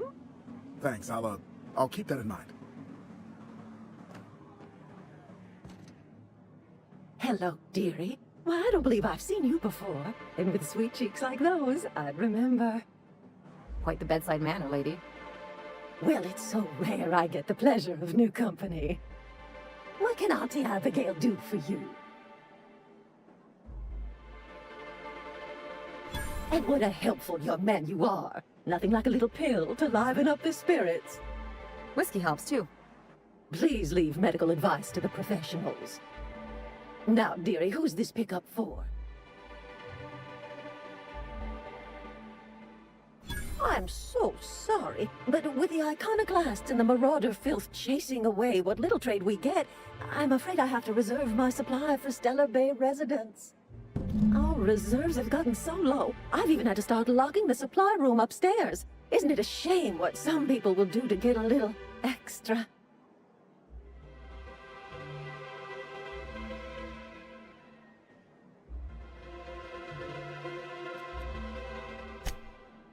Aren't you a naughty boy? There are no discounts here, but Auntie knows what to do with mischievous men like you.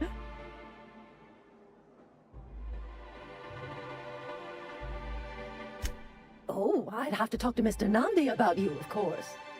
Anyway, is there anyone else needing a pickup from Auntie Abigail?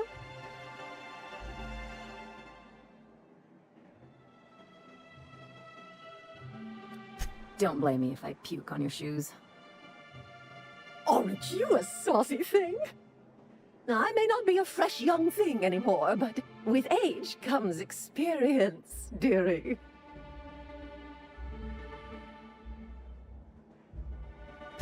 Much as I'd love to, my rheumatism is especially fierce at the moment, and I'm all out of my medicine. But I'd hate to send you away empty-handed. You were here for caffeinoid, weren't you? Who's it for?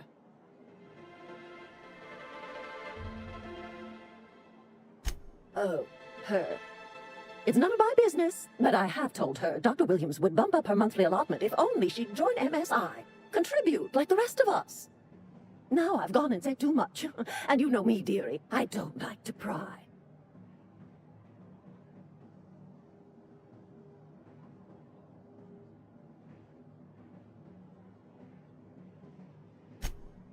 I'm afraid not.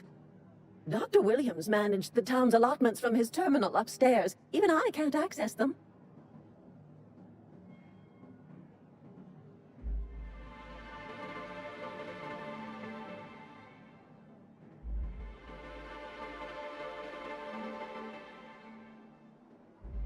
Oh, you flatter an old woman. Me, I'm just here to be a pretty face for the customers. And to keep an extra key to the supply room, for all the times Dr. Williams misplaced his.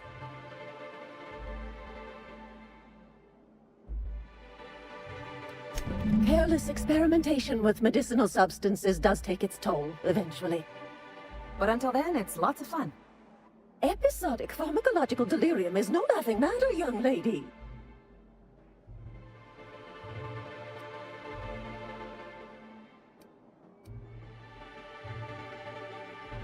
In the town graveyard, I'm afraid.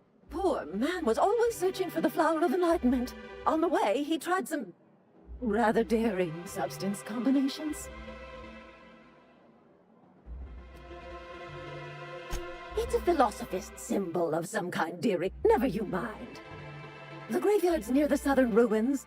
You're certainly welcome to pay our respects, but the bodies tend to attract beasties. Do be careful. I'd hate for anything to happen to you, dearie. Chin up, dearie.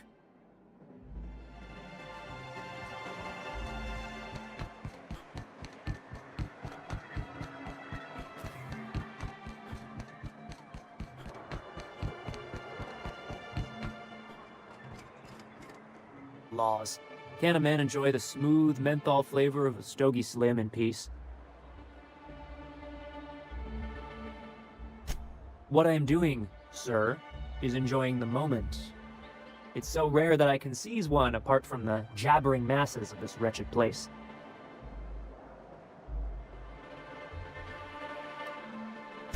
And how should they know what they're missing?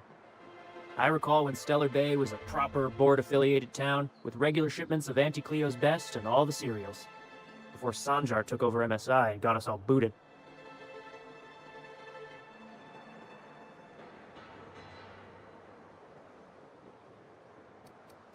Yes, free to wallow and squalor together. Free to squabble with the iconoclasts over a raptidon-infested hellhole.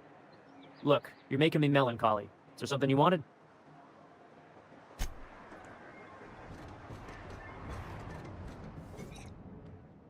You're back. Good news? Bad news? All of the above?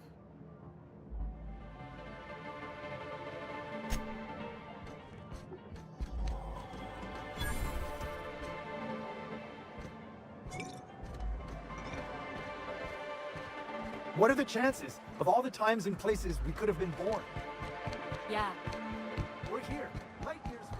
Wrap mask and painted eyes, right here. Sir, please, I need your help. I can pay. Oh, thank you for stopping. Everyone acts like nothing's wrong, like my little boy isn't at risk of being eaten by some vile creature. Please, you have to help me get my little Tucker back. He ran away and is going to get himself killed. Oh, I just know a raptidon is melting him with acid as we speak. It's more dissolving than melting. That is not helpful.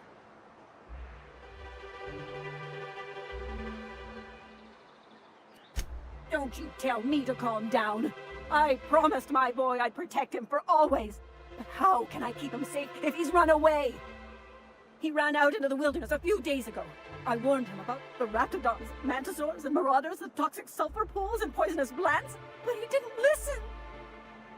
Oh, law, Captain. A youngster won't last long in a place like this.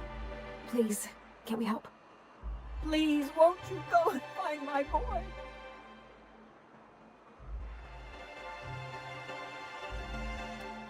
Well, I guess I can't ask you to leave the town walls for free. It is deathly dangerous out there. I got some bits saved up for a rainy day. I'll give you every last one if you just bring my Tucker back to me. I won't even be mad at him running off. You tell him I won't be mad. Thank you. Oh, I know he'll be safe now that someone's able to fetch him home. You look for him in Amber Heights, you hear? It's down the road southwest of town. I'm sure he made it that far. I just know it. And if you find any of them iconoclasts indoctrinating my boy, you punch them in the mouths. Tell them what I think of them luring little boys away from their mamas. It's immoral.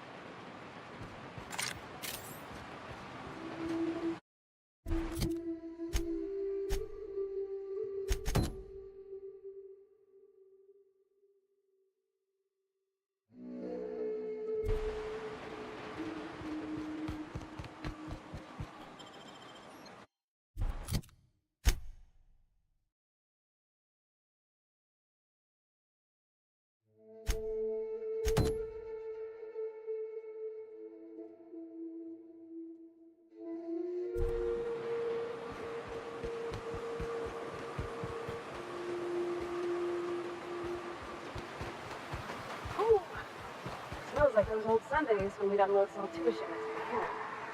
Am I the only one getting hungry?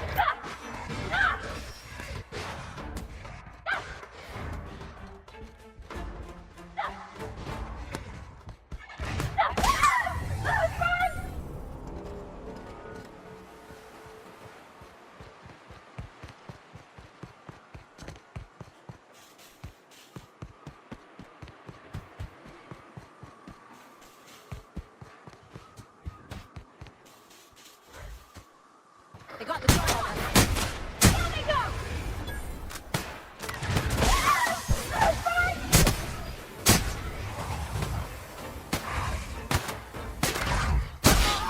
Everyone all right?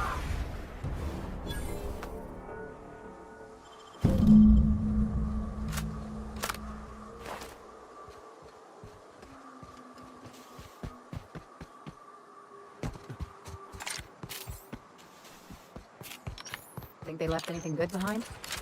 I wonder who used to live here. Do you suppose anyone remembers anymore?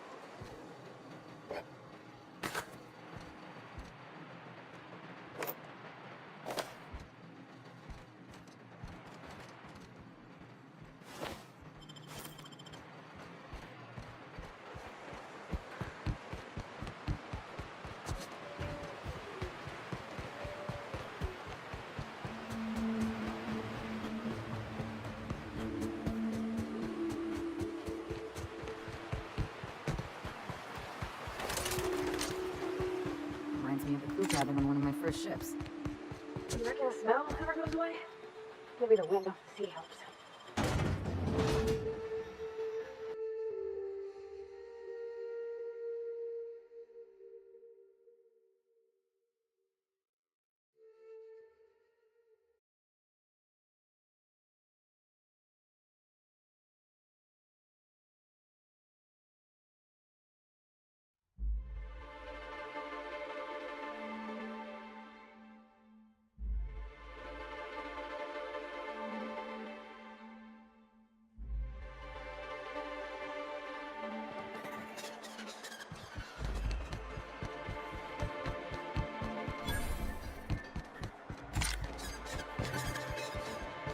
Help!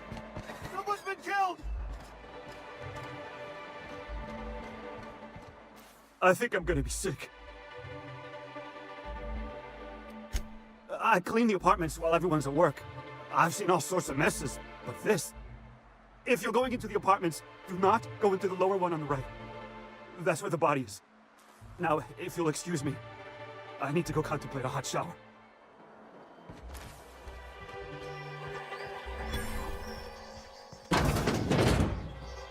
Oh!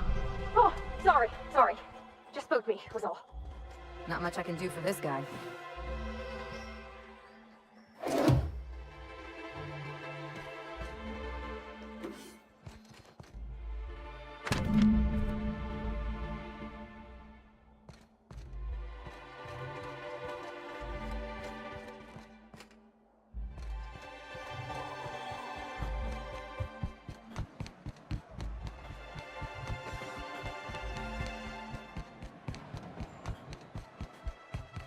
Hello again, dearie. What can I get you? Such a pity, isn't it? But I suppose it's an important reminder that one can have too much of a good thing. Even cost tolerine.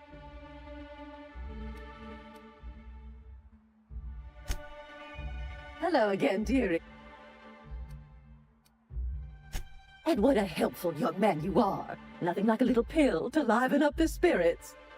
Who's your lucky friend, dearie? Now, there's no keeping secrets from Auntie Abigail. I'll tease it out of you one way or another. Also, I really do have to enter someone's name for the allotment. After all, I have to keep track of where our little pills wander off to.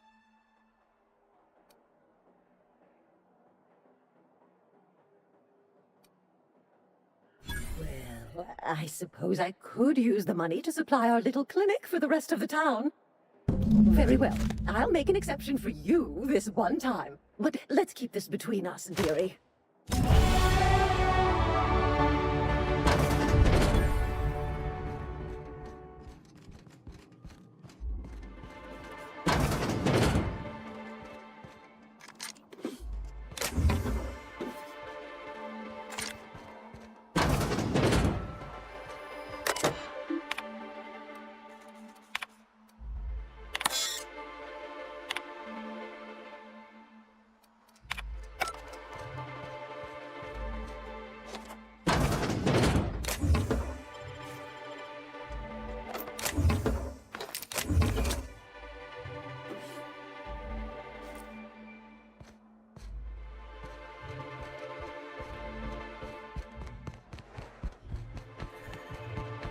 Smells like rat.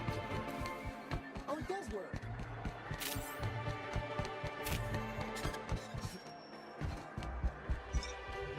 You're back. All of the above? Says someone who's never had any fun. Exactly.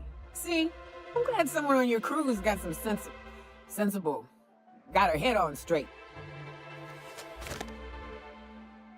Whew, that hits the spot. Right in the, oh, no, there it is. There it is. Yes. We're in business. Let's go. That was fast.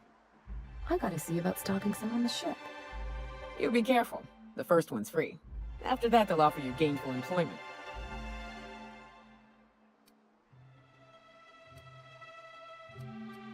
Great. Where to? Oh, Hiram? I ain't checked in on that man in an age. He's running the giant radio tower we lovingly call Devil's Peak. We'll be going south and west, mostly along the road till we're past Fallbrook. Out there's a western slope that'll lead us through some fun. You like hunting, right? That's fun.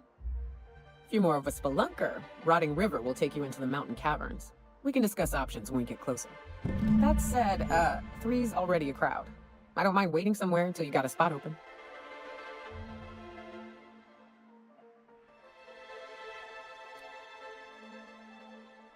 Mighty big gun you got there. I'm looking forward to seeing you use it.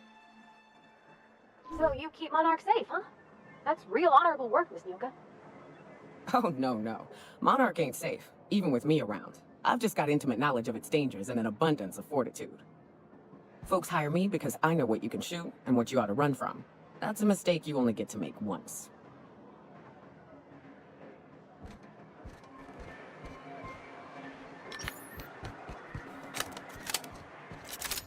What was it like in Edgewater? I hear you workers were on the clock every available moment. We always got 8 hours a day for sleeping. Just not always consecutive. My condolences. I appreciate consistent wages like any other sane person, but that still sounds awful. At least Sanjar gives his folks weekends. Weekends? Hand to the void. I used to drop by the bar in Stellar Bay to knock a few back with the folks who had Saturdays off.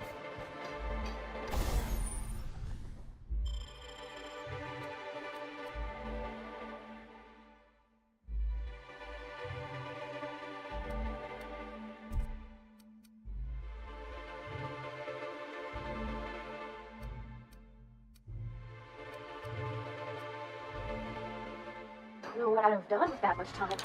I was always behind schedule anyhow. Knowing you, you'd sit and be alone with your thoughts.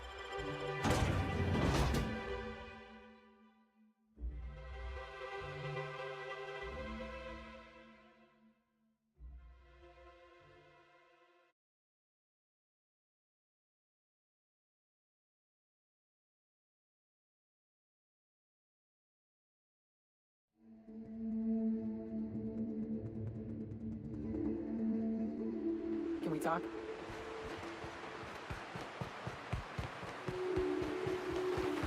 Good old Stellar Bay. Only place on the planet that don't stink of sulfur. On account of it stinking like fish instead.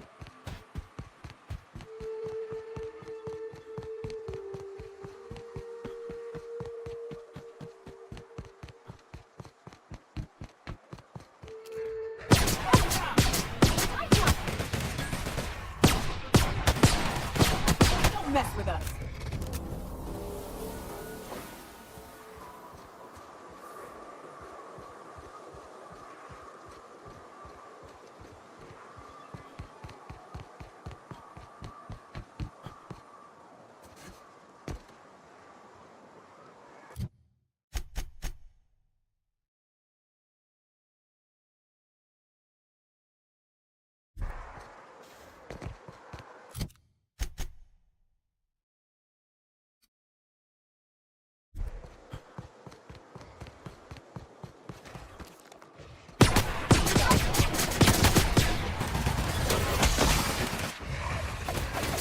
Watch your feet.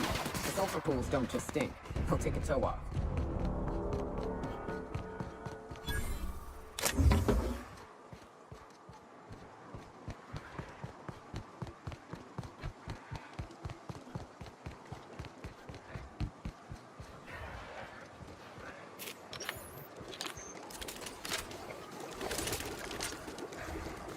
Here they come. Here they go.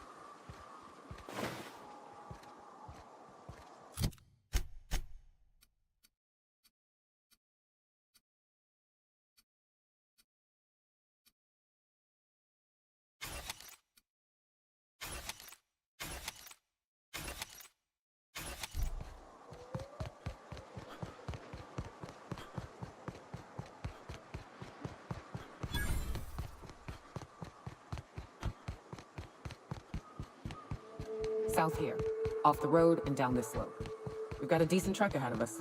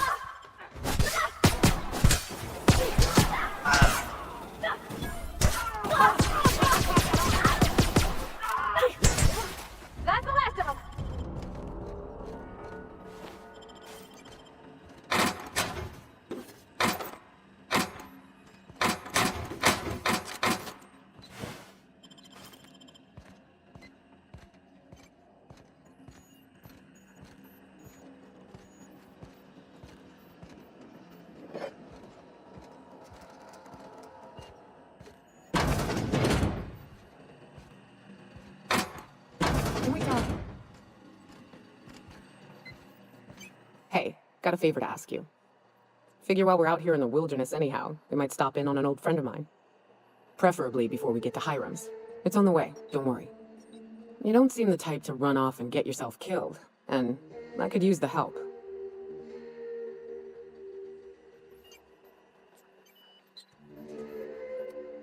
Well, we'll see about that. I'll be upfront with you. I hate asking for help. I hate it. Every time I give someone the opportunity to disappoint me, they seem to make it their most immediate goal. But this, what I'm thinking, it's dangerous.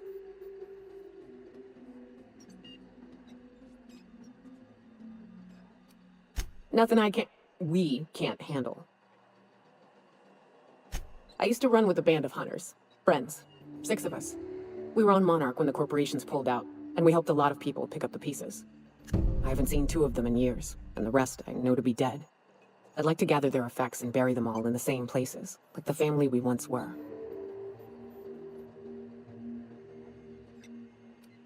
I saw it happen.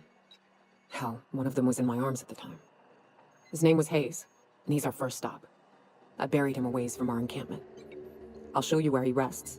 He had a medallion in his effects. That's what I'll bring home to bury. Then we find my 2 lost trackers and bring them home. A long time ago, we built an encampment in one of Monarch's cave systems. Trouble is, a Mantiqueen showed up and kicked us all out.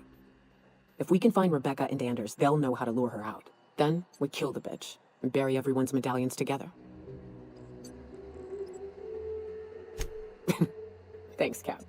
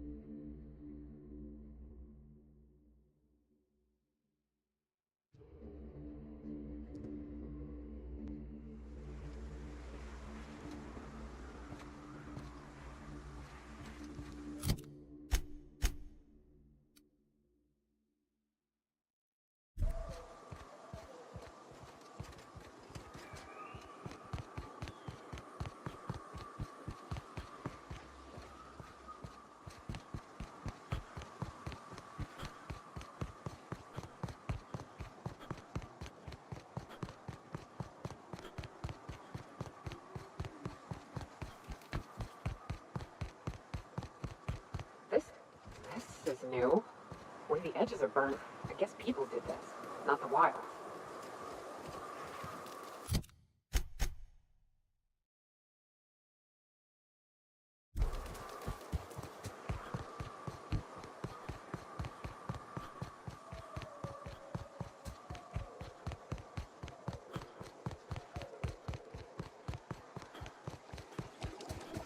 Miss McDevitt used to say that plants need sulfur to grow, and here there's just tubs of it.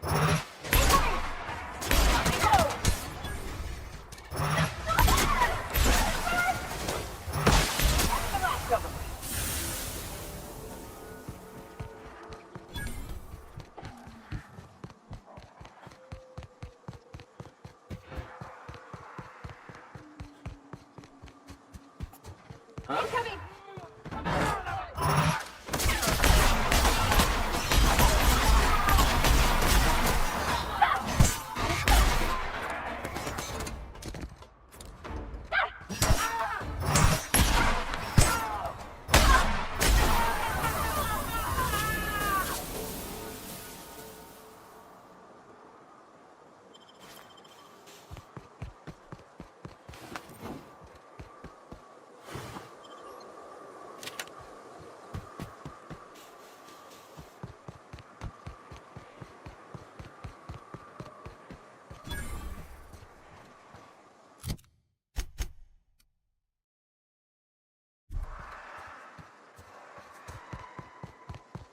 Fallbrook's on the other side of the bridge there if you need a drink. We're only halfway to the mountain, so might consider stopping in.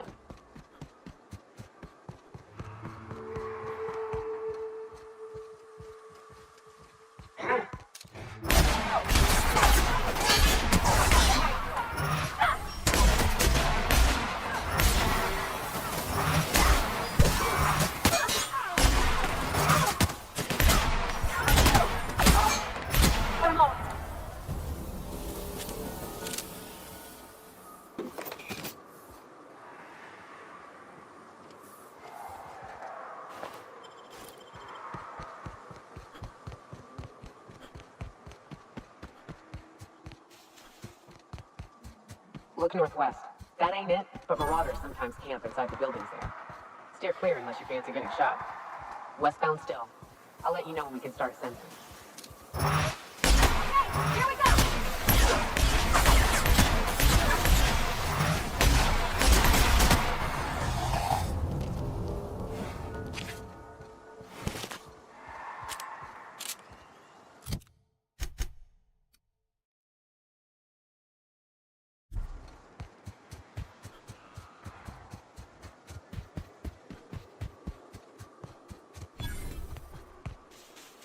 Huh? You hiding? Incoming!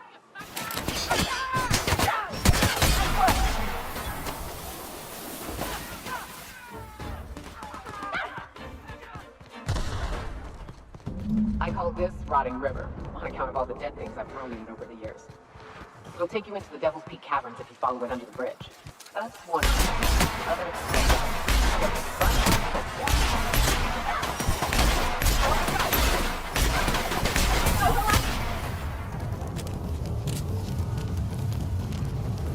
the cave's back here, Stacy.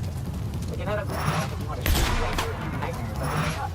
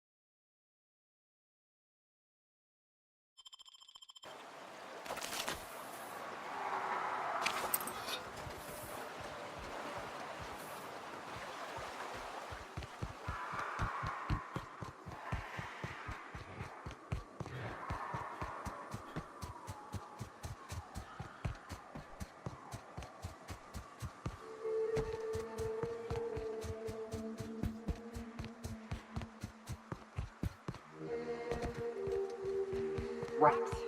Let's clear this sulfur sun and fucks out so Hayes can rest in peace.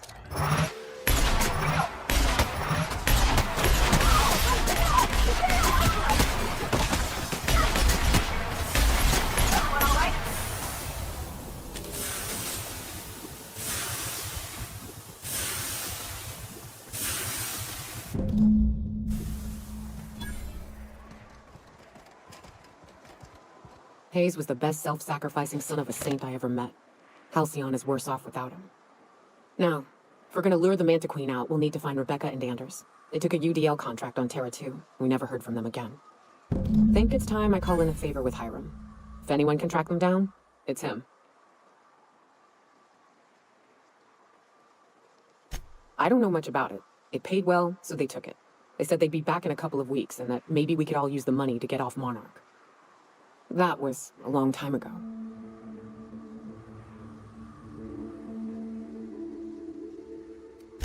I don't rightly know what happened. I should have tried to track them down back then. But soon after they left, Hayes and the others died. And to be honest, after him, I stopped trying, because it hurt like hell to do so.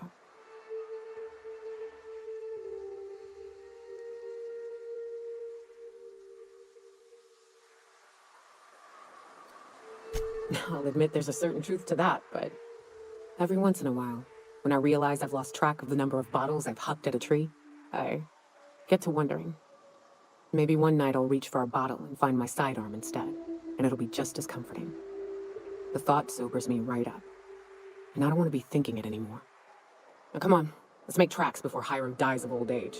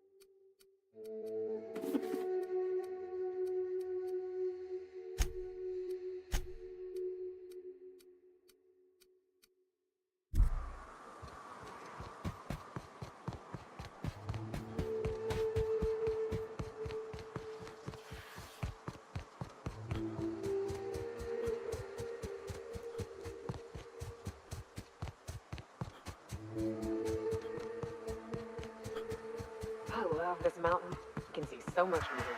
So many beasts would need killing, so many drinks would need drinking. Yeah, I can't out here tonight, you know?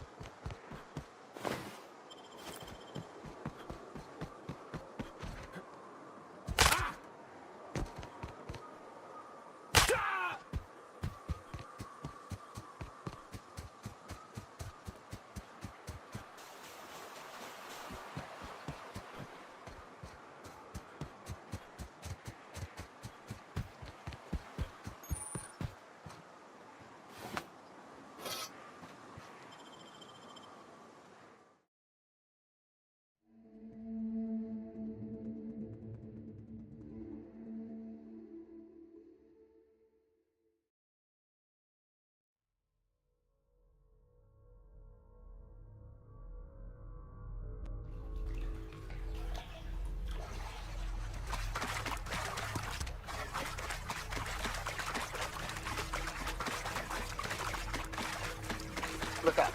That makeshift bridge, we gotta cross it. First we go under, then hook around to the left, then up and over. Here we go!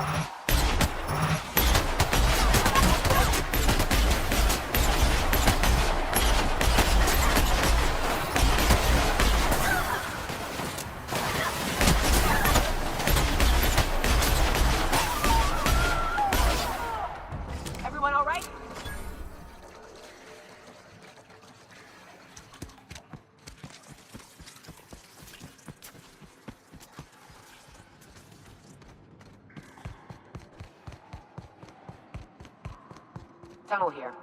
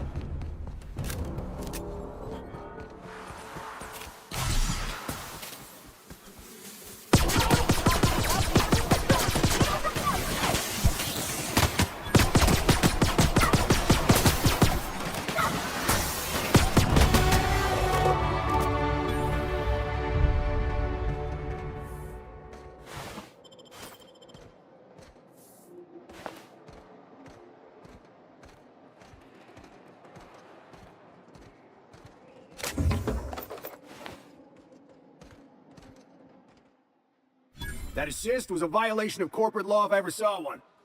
Since it was to my benefit, and we're largely in lawless lands, I'll look the other way. C3 owes you one, stranger. You haven't seen Constance, have you? Ah, there's her torso.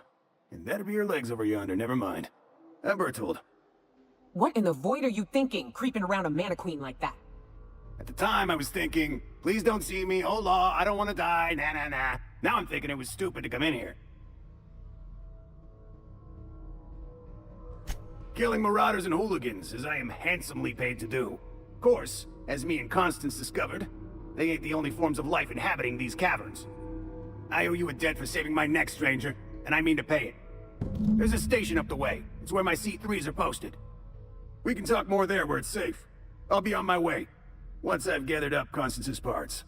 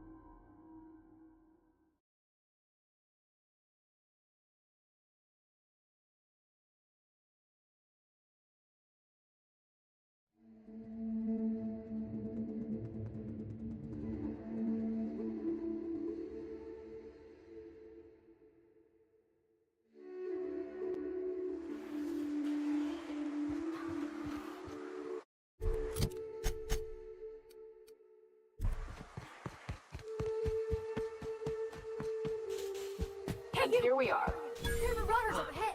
Oh, I always wanted to poke through a Halcyon wireless. They only got one on Terra too, up in Byzantium. To be honest, I'm surprised it's still standing. Every time I set foot inside, I half expect the tower to fall over. This station's under the protection of the corporate compliance crew. You a marauder? 'Cause me and my sunshine, that's my gun if you were wondering, we don't take kindly to marauders.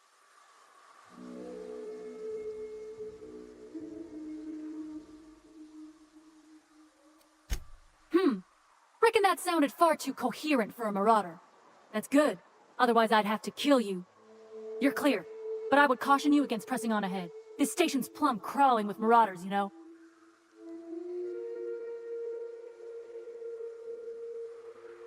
Me and Sunshine are doing exactly what we've been tasked with, and that's guarding these big old Devil's Peak horns. There is nothing I'd enjoy more, but the C3s play it by the book. Usually. Go petition the boss man.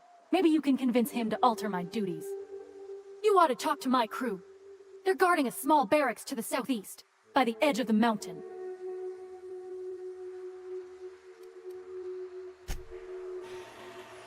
Need something?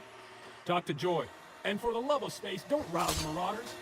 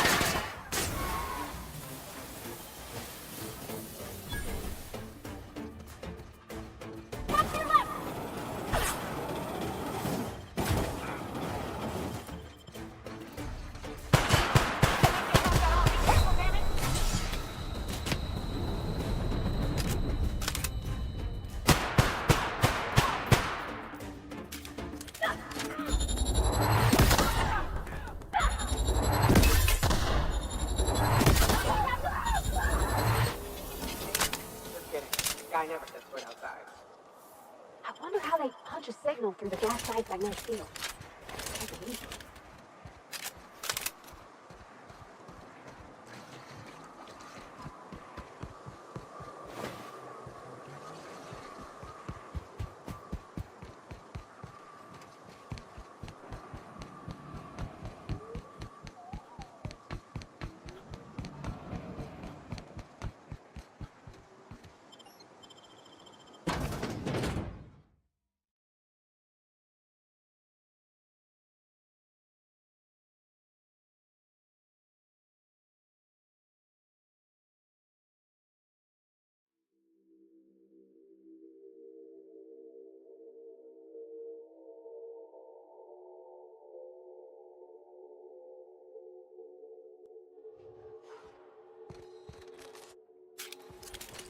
You may not realize this, being as you're an outsider.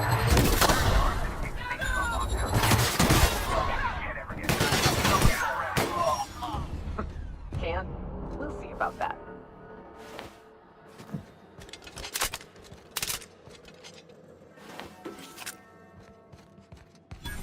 Here's the elevator, but thanks.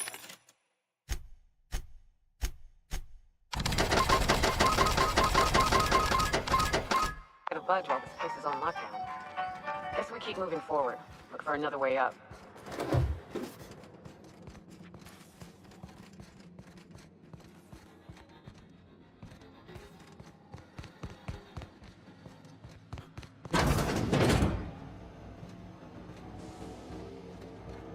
You out there, whoever you are, yes, I can see you. Come here and talk to me, face the intercom.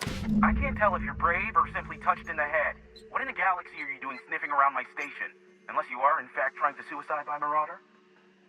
And you, Nyoka, what are you doing lugging a stranger into my station? You could use the socialization, you son of a bitch.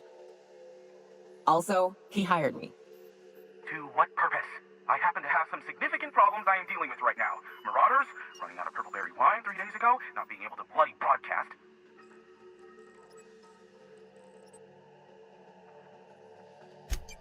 No.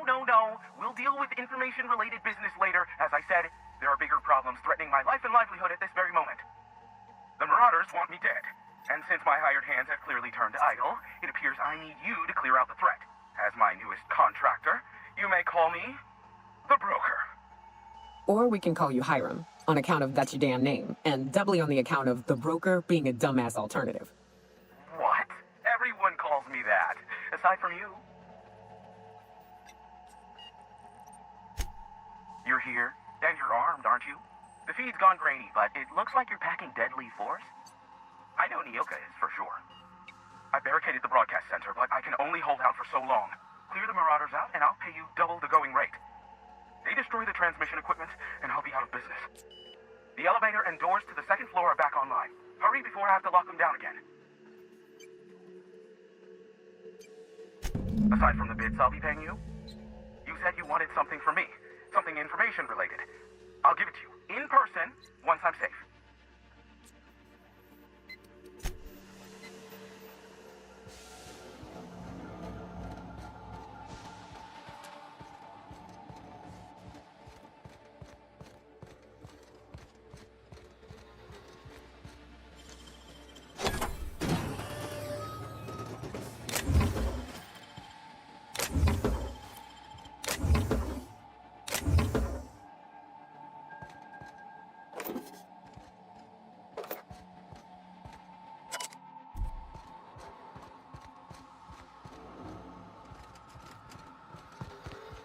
Hey, elevators to your right.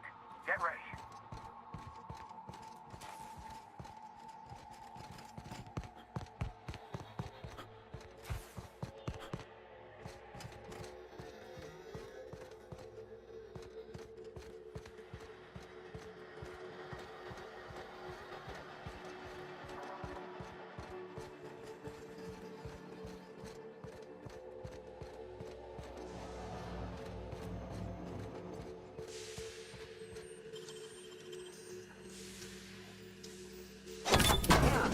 Nimble fingers, Captain.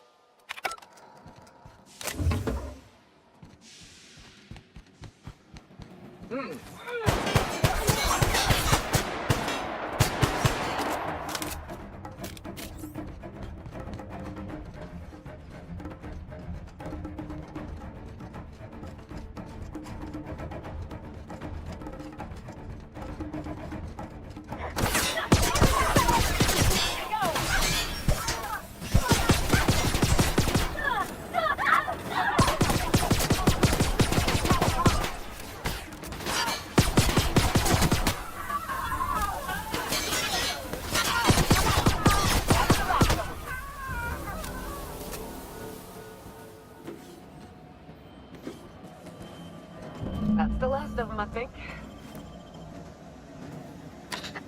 Marauder free at last. I'll get the door. You hurry on in. Never thought I'd be ecstatic at having the walls painted in blood, but seeing as it's not mine, I'd say this calls for a celebration. This ought to square our debt. One hefty payment for a highly valued service rendered. But I admit, I do wonder why Nyoka has brought you to me. Allow me to pose my question in another manner. Why, in the nebula, are you here?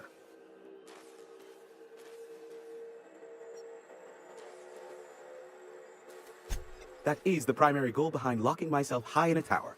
Some folks don't look kindly on me being a purveyor of delicate information. Phineas must have sent you. He's the only one insane enough to send someone to Monarch to rush me. I knew it was only a matter of time before he came a-knocking. Look, I might be late, but I fulfill my contracts, always. Oh, you do you? I have lost track of the number of beers you owe me for chasing raptidons off your stoop. Are you fibbing? Be honest. I take offense to that. Look, okay. It might take me a while this time. Caring or not won't change the facts of the matter. I am awaiting but a single incoming transmission containing the information we desire. But MSI and the Iconoclasts are clogging the airwaves from Stellar Bay and Amber Heights. In their war against each other, they're scrambling each other's outgoing transmissions.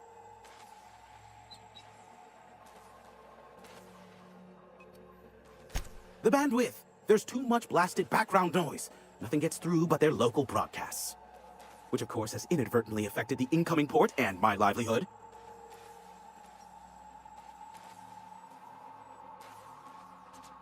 No, they're jamming the limited frequencies we have at our disposal. Nothing extraplanetary can get in or out until the frequency pollution thins out. The safest bet is to convince Graham and Sanjar to stop transmitting on their end.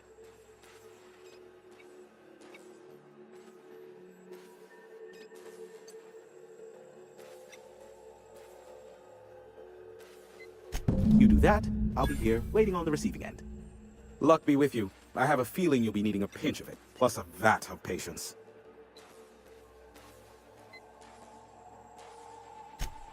Oh, great. I love doing pro bono work for friends. Aw, you called us friends. I'd normally entertain your self-aggrandizing delusions, but this time it's important. Important to you is not the same as important to me. Although I do recognize that you may have earned some goodwill during your months laboring for me.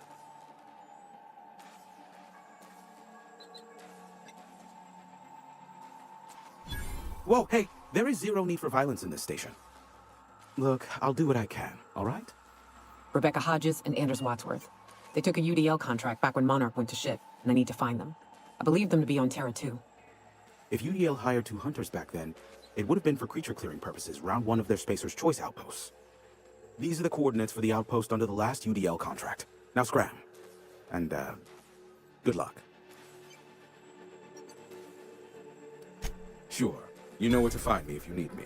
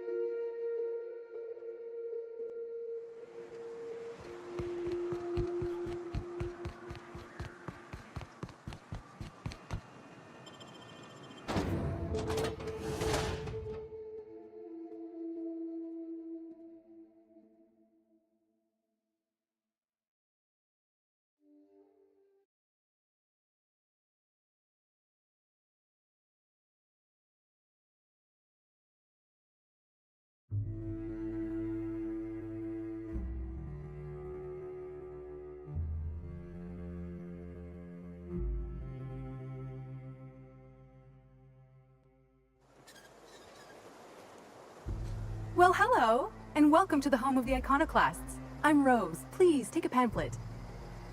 In it, you'll find everything you need to know about Graham, his philosophist truths, and the iconoclast way. He wrote it himself, you know. Oh no, I'm so sorry. I keep forgetting we're out of pamphlets. Gosh, blast it.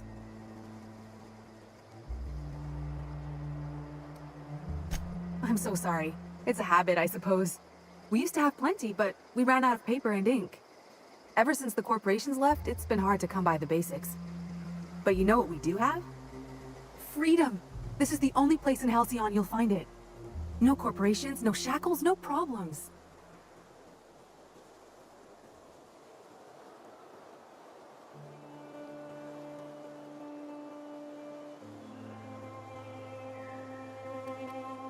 We make our own living here. Some of us hunt, some of us scavenge the ruins left by the corporations when they abandoned us. You're welcome to stay with us, so long as you can earn your keep.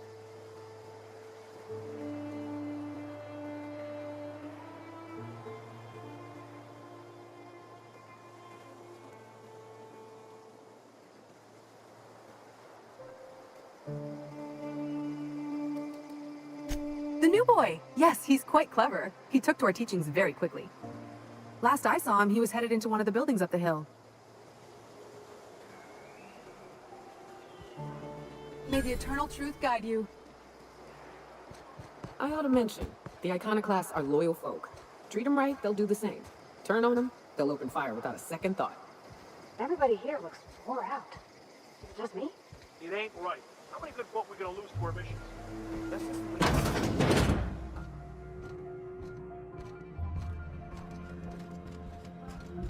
A Manta Queen. Yeah, we felled it, mind. But we lost 2 runners and 5 gun hands. A total failure, then. So much for the ruins. And hell only knows where the Vanois are. They never showed. I'm sure they're... let's talk later. It seems we have company. A stranger comes to our home. If you're looking for a path to walk, you've found one. If you're looking for a teacher, I am one.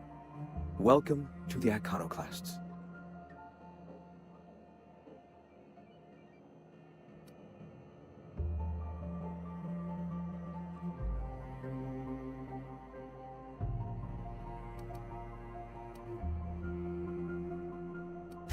Stop.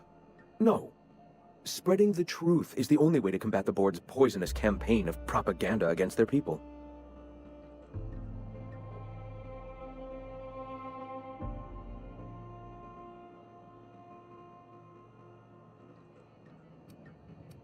I'd rather not resort to violence. This is a place of understanding and acceptance. Understand that, should you try, I will accept the burden of your death.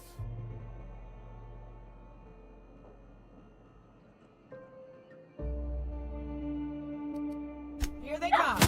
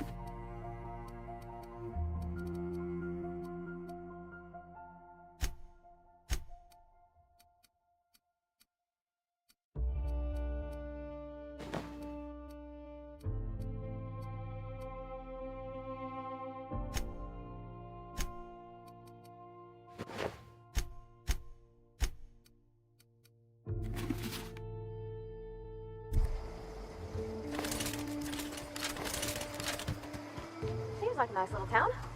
Except for all the dead critters. I bet you'll like Rebecca. What's up?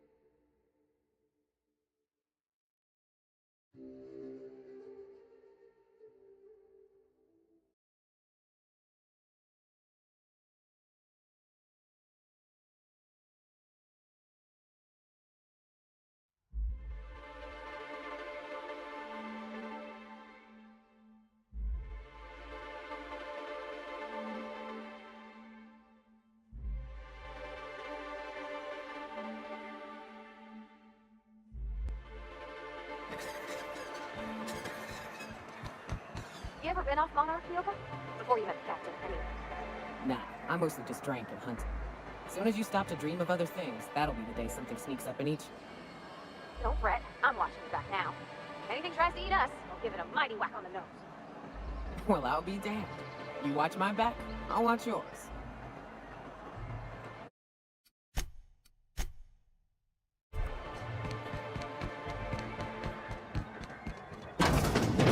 Could I get another advance, Mr. Nandi? Just make sure it's properly logged. I'll note it next to the others, sir.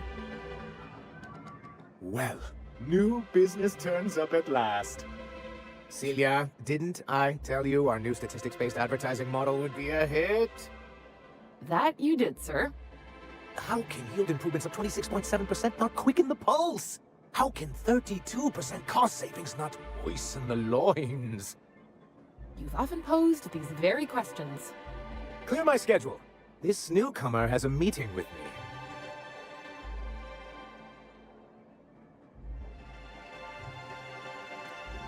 Did you hear that power play, Celia? They don't make them like this anymore in Halcyon. I only hope you don't judge me by my handshake. Now, what business brings you here?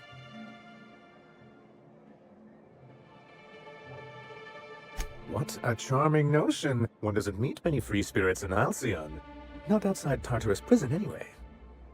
Forgive me, I'd be positively enraptured. Only I take it this means you aren't here for Saltuna.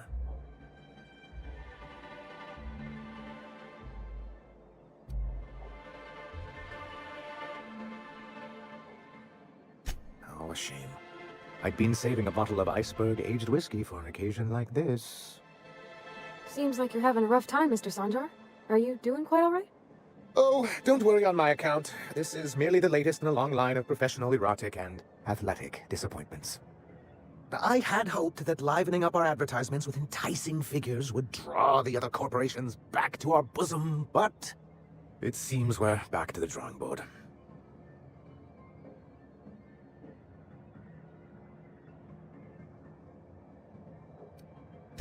Surviving alone isn't as easy as it looks. Thanks to the so-called hazard clause, Monarch has been cut off from the board's resources and protection for 10 years now. So-called is right. We've got our hazards, but we're still here, damn it. The board took off without so much as a thought for the folks left behind. Dang it, Captain, that's not right. Folks on Monarch shouldn't have to suffer just because the board says so. Now, we've kept ourselves in business by trading with individual corporations, but given the off-the-books nature of those transactions, such arrangements are precarious. Yes, freedom is a tempting ideal, but a rather costly paramour.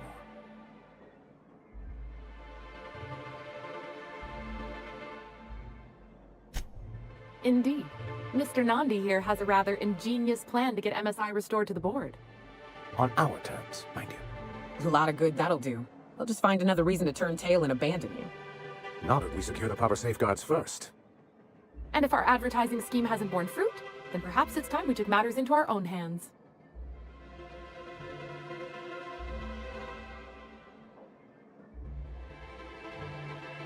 It's true, our Celia is an alarmingly competent middle manager. At any other company, she'd be wasted in data entry. The plan she refers to is a two-pronged approach, and the first part involves seeing Stellar Bay properly defended.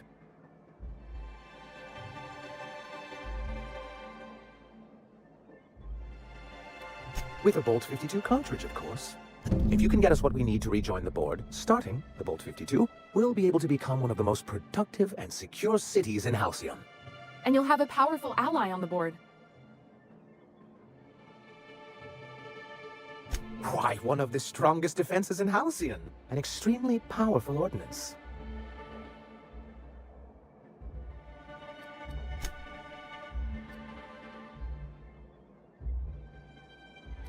I'll need to gather some supplemental materials, but I mustn't get ahead of myself. You do tend to do that. The Bolt 52 will be in the old arms building southwest of town, which used to be part of Stellar Bay before we had to move our walls in. And these days, it's overrun with marauders and raptidons.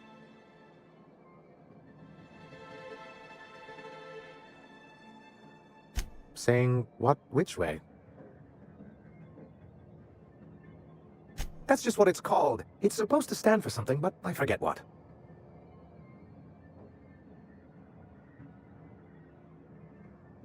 Good enough. I know when to settle. Oh, and while you're at it, there should be a terminal in the arms building with some dangerous information. Perhaps you could delete it so it doesn't fall into the wrong hands.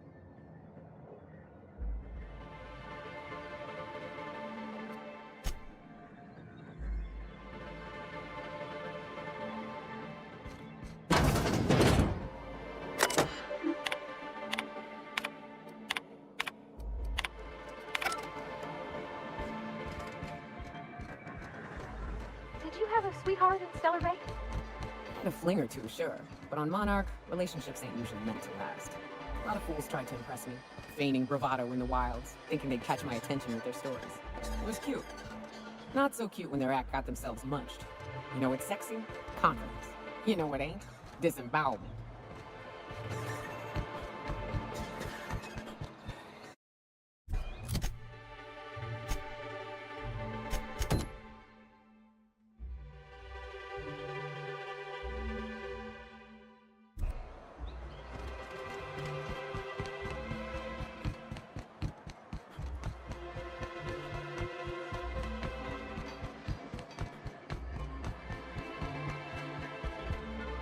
Well, I see you've had a sobering effect on our friend Nyoka. Sir, please stop. Forgive me, Celia. I couldn't help myself.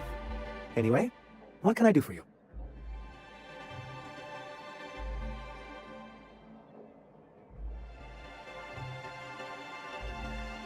You're just as rigid as the old executive committee. Like, we've hardly been able to get a clear message out until recently. When Graham finally shut up. It isn't easy keeping a town like Stellar Bay afloat, especially without the board's backing. We need that frequency to reach our trading partners. Indeed. That's why it's imperative that MSI be reinstated onto the board. And the first step is getting the Bolt 52.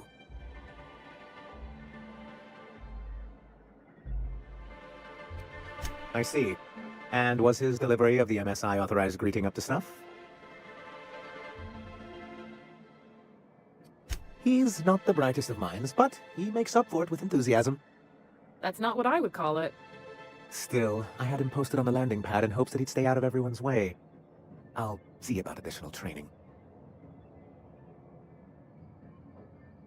Then it's good that I keep such meticulous notes. I've asked myself the same thing many times, especially seeing as the legal mechanisms we employed were part of the board's own bylaws.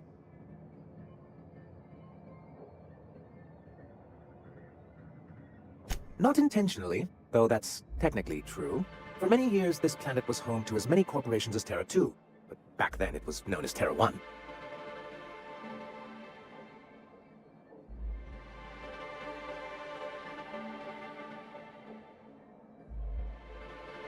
Really? I always thought they were refreshingly straightforward names. After all, the whole point of terraforming was to make them Earth-like. Here, though, the results were mixed. That ain't fair. They didn't leave on account of the hazards. They left on account of their cowardice. The hazards just gave them a reason to put to paper. Sharp as ever, Nyoka. And as the other corporations began to tally their losses, they decided to pull out.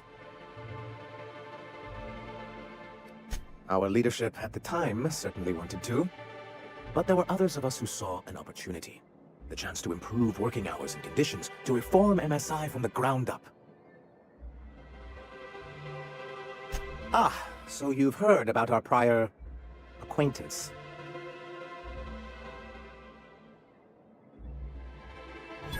I suppose you're right.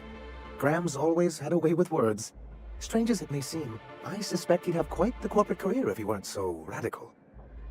Graham seemed like a reasonable man years ago. We both agreed that MSI's treatment of its workers was untenable. I thought reforms would be enough. I didn't realize you wanted to abolish the corporate system entirely.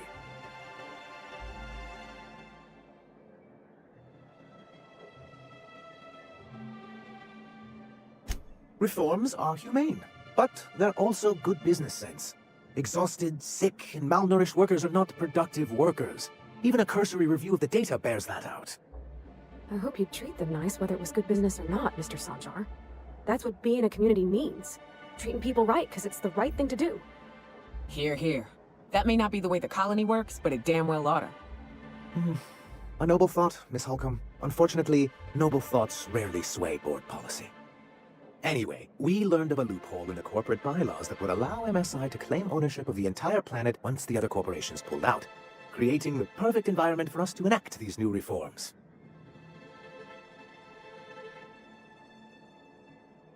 No, they laughed in our faces, and insisted we'd be relocating to Terra 2, along with everyone else.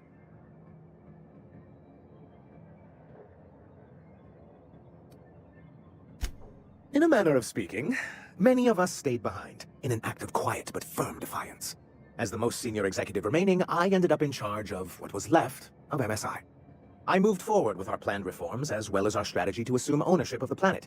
Yet not long after I renamed it Monarch, the other corporations dislodged us from the board and began an official campaign to paint us as lawless savages.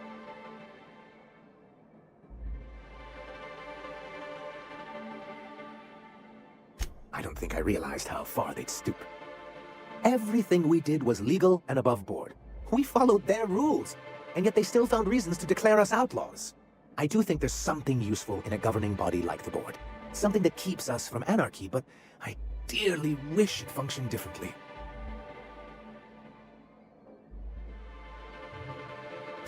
Why wouldn't anyone? They own nearly all the resources and infrastructure in Halcyon. Yeah, that'd go a long way toward rebuilding our homes. To be on the board is to be part of the colonial community, and being cut off means slow strangulation.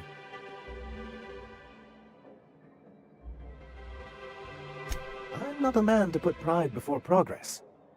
If membership on the board can ease our hardships and provide us with opportunities, then that's the path I mean to pursue. Besides, I'm hopeful that additional leverage on our part will allow us a more equitable relationship.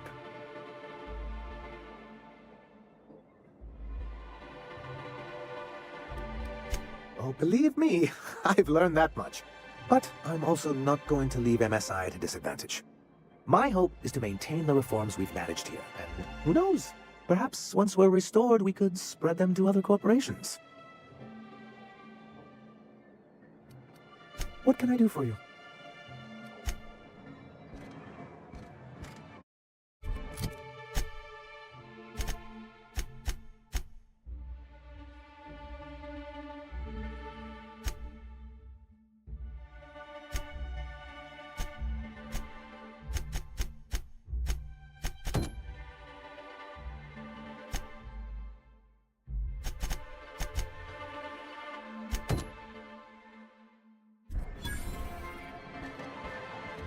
What do you think of the unreliable Parvati?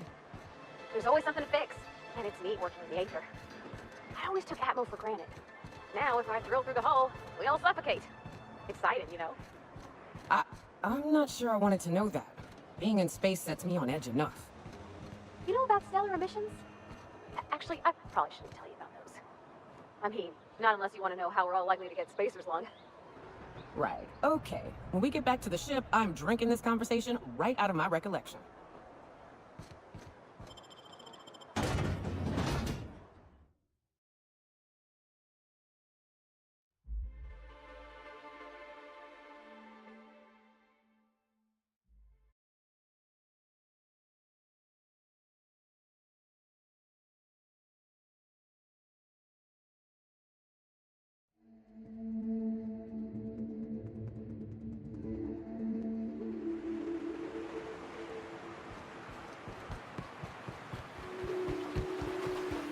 You ever worry all that ammo in your bird might come us?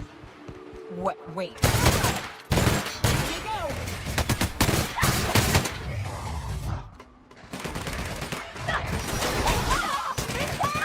That's the last of them!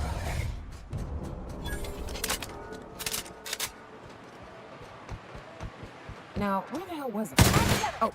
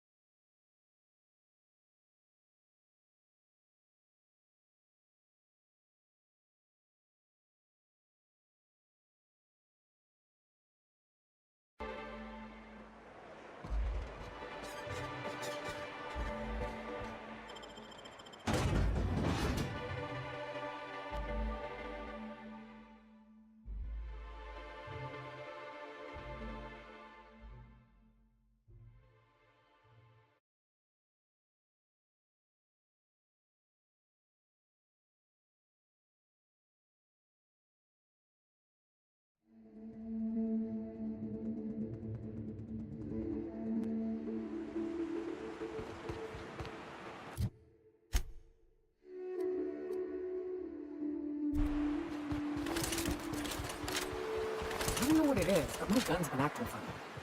Used to be, I had to correct for a bit of leftward drive. Got used to standing just so. After a while...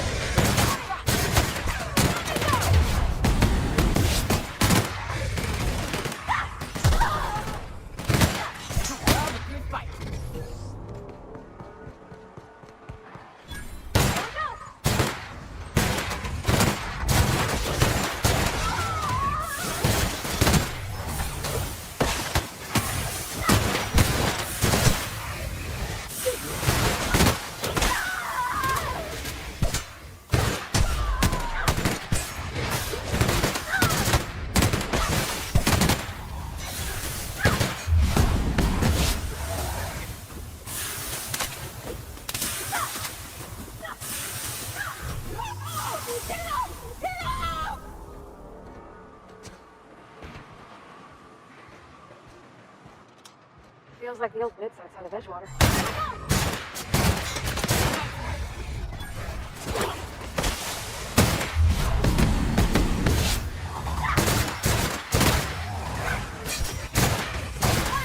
Great work!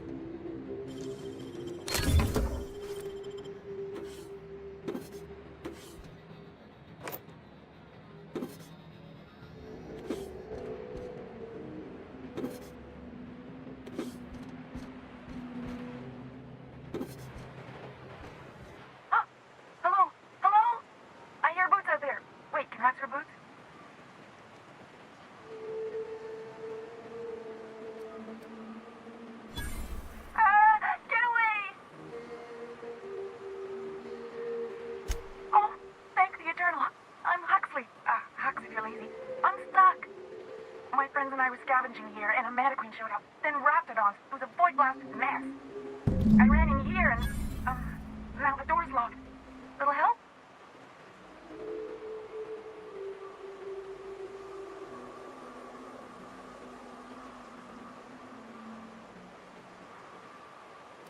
Rude? I'll have you know, I can go for whole days without a snack. I'll be here if you change your mind, on account of I can't do anything else.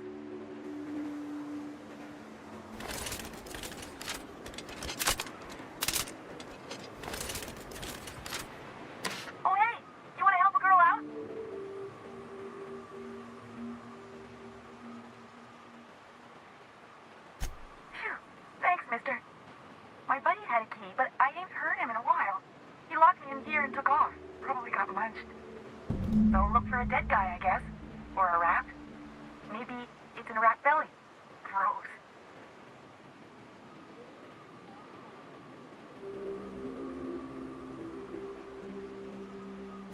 Sure. Pete's not answering questions.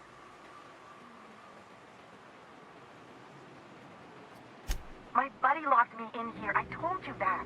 It was for my safekeeping, on account of raptidons wanting to munch on my head. But, I mean, okay, yes, fine. I get myself into sticky situations. It's just part of life, all right? Sometimes you gotta hide in the trash cans so you don't get eaten by monsters.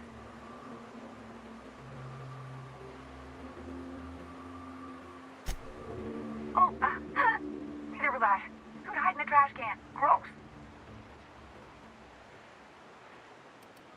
Probably. I don't know. When I try to read things, my mind gets to wandering about all the things I could be doing instead. Huxley! I'm an iconoclast runner. The iconoclast runner. Fastest we've got. Ain't a raptidon on this void-forsaken hellhole that can catch me. I'm sorry. Put me in a tiny room like this and I'm liable to flip. Not keen on tight spaces, you know? Oh, that'd be my people. Graham and Zora and Milton and... I really miss them. You gonna let me out of here? I want to get back to Amber Heights. Get me out of here! What do you mean? It's locked.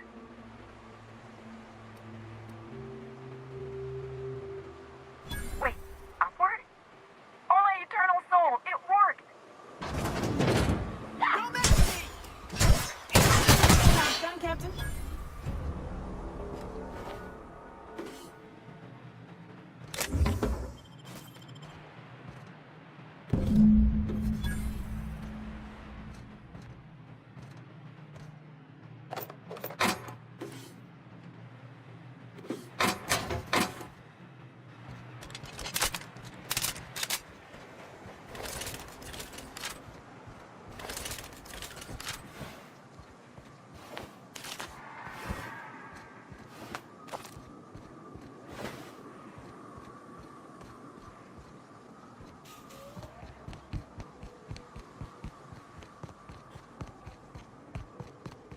Careful. Only things you'll find in the ruins are liable to shoot you or eat you. Or both.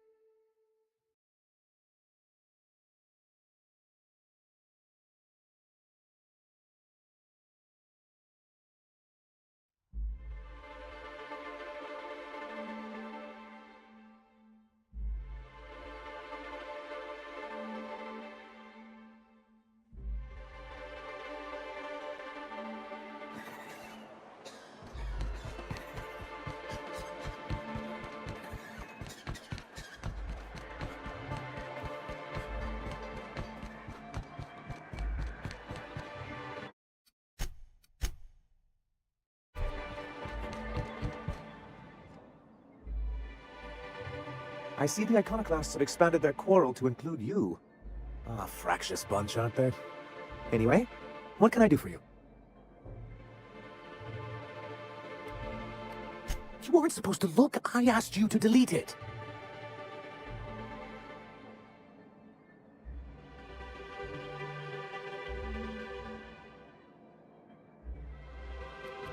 I didn't mean for any harm to come to you. This has been my albatross. The great shame of my career. I give MSI everything. My work, my youth, my left kidney, and for years, I was a joke to them.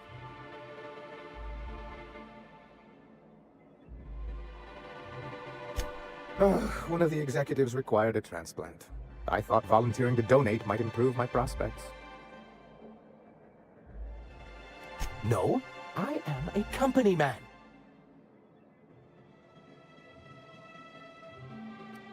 Oh, perhaps they were right. After all, what have I built? Stellar Bay is barely keeping afloat.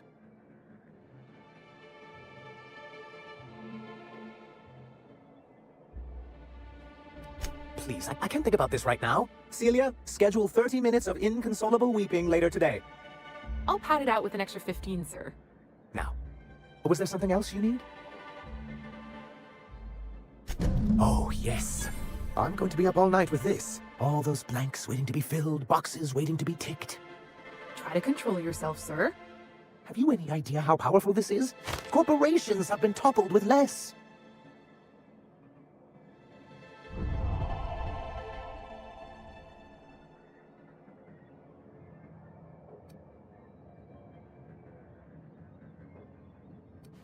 But that's exactly what this is.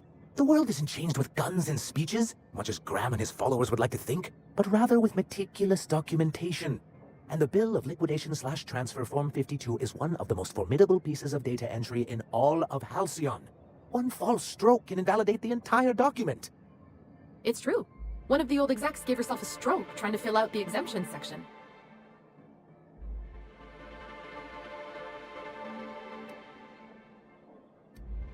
For our part, a Bill of Liquidation/Transfer Form 52 will protect our holdings on Monarch by temporarily assigning them to a pass-through entity once we drop our bomb on the board.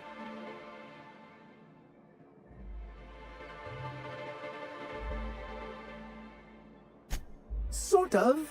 Really, we're just going to blackmail them into offering us a seat at the table. But really, whatever gets you excited about the idea. It's definitely a firm middle finger.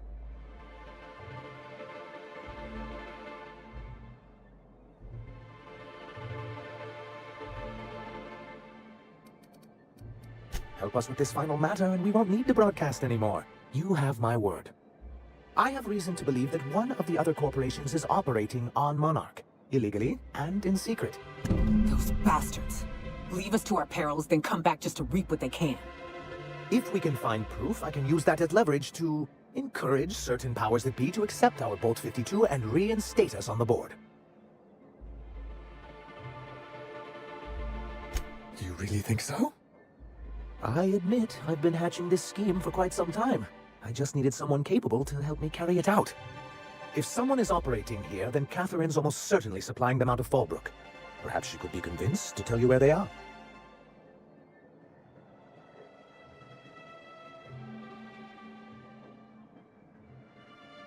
Already? If only the rest of the colony operated as efficiently as you. Imagine what a different state we'd be in, hmm? I'll complete the Bolt 52 in no time. I dare say it'll be my second greatest achievement after the reformations. You're getting ahead of yourself again. So I am. Do you have this cartridge?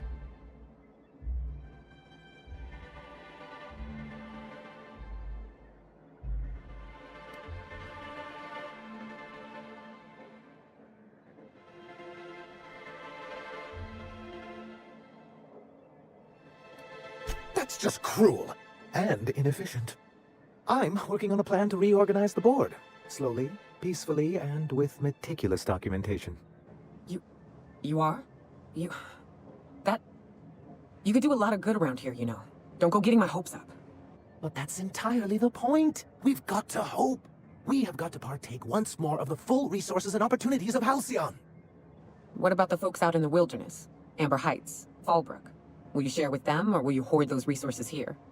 My sincerest hope is for MSI to become a model for all of Halcyon. But we must start somewhere. But truly, I am getting ahead of myself. First, I need to submit the Bolt 52. With that data you're holding, of course. I knew there was something going on. This is exactly the proof we need. The board will have to welcome us back now. I'll transmit this data along with the completed Bolt 52 right away. After that, we'll sit back and quietly wait for the board to respond. That means no more broadcasts from us.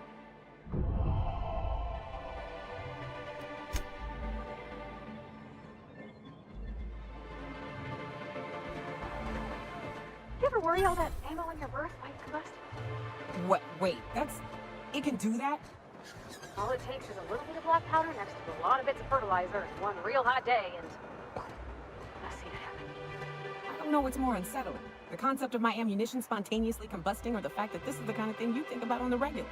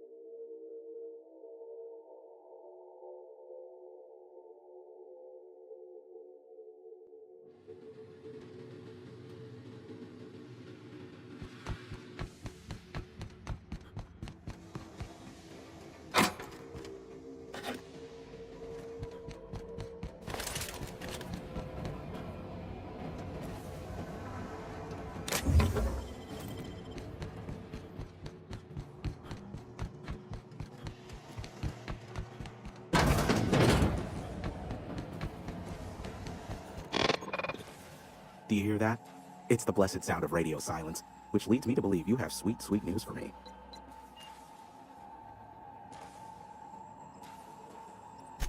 Yes, indeed. I am back in business. But before we get down to it, might I ask how you handled the problem? In the end? We did what we could, as best we could. Should probably leave it at that. Is that so?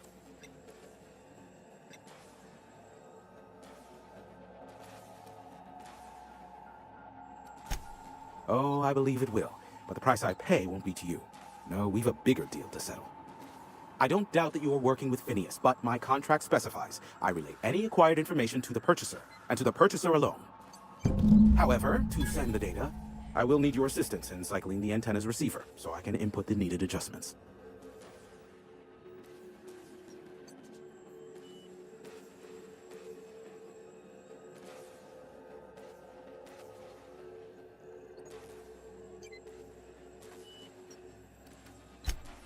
Don't be ridiculous. We're resetting a broadcast tower, not filing taxes.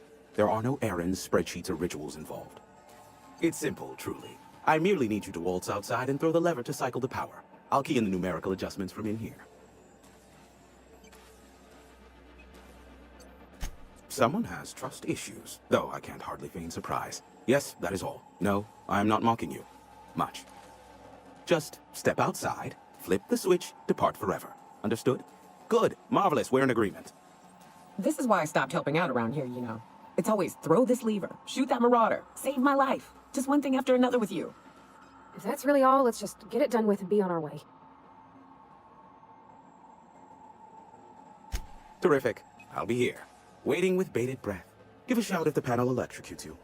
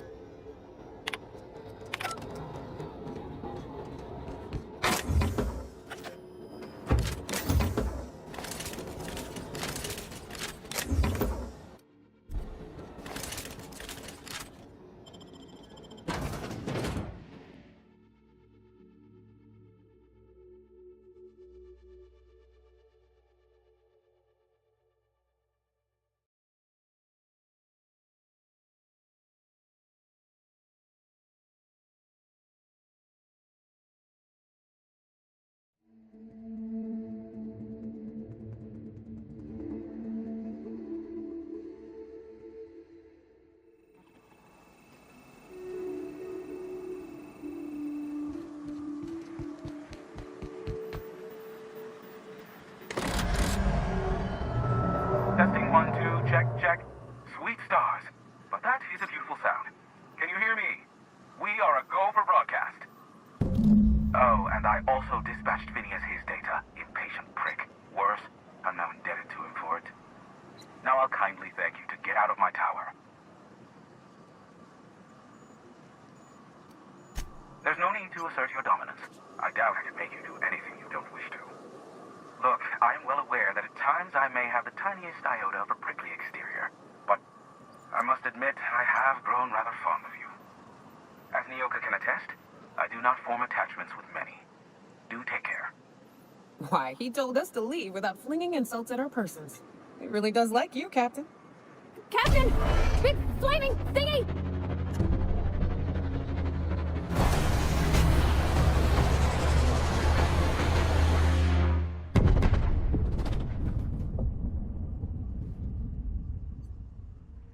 Black holes?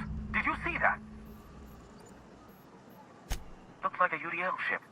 Based on the gunnery attachments, I guess it's one of the board's blockade enforcers, but don't cite me on that. Oh well, a pity for the crew, but I can't see how it affects me. Hiram? Can you hear me? Did you see that? Architect saved me from swindlers and fools. Sanjar, what are you bloody doing on my channel?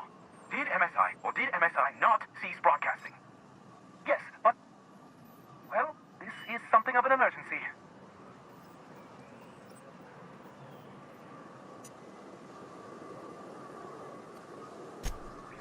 of this, there will certainly be payment for you. The vessel that just went down is a UTL gunship, one of the most formidable offensive ships short of an Earth Directorate assault cruiser. We could use the gunship's armaments to defend Stellar Bay, but we need its targeting module. Listen, I don't care a single whit what you do, so long as you leave me out of it. Which means, get off my boy damn channel! I'm more than finished with you lot.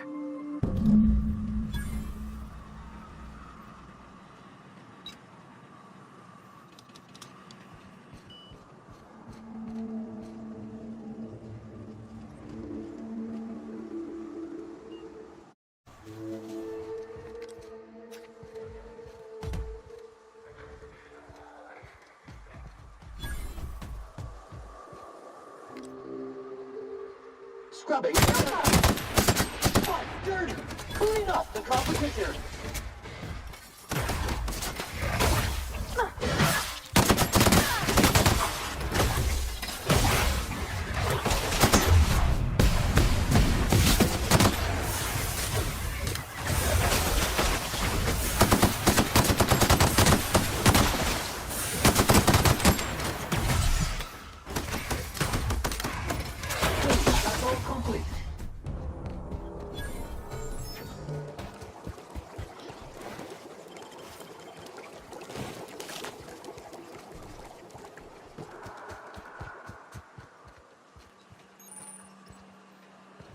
Readying for standby mode upon command affirmation.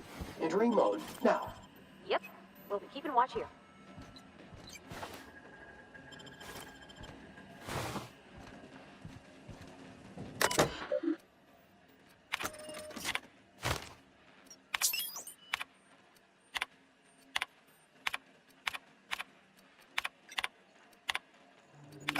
Hello, my name is Jen.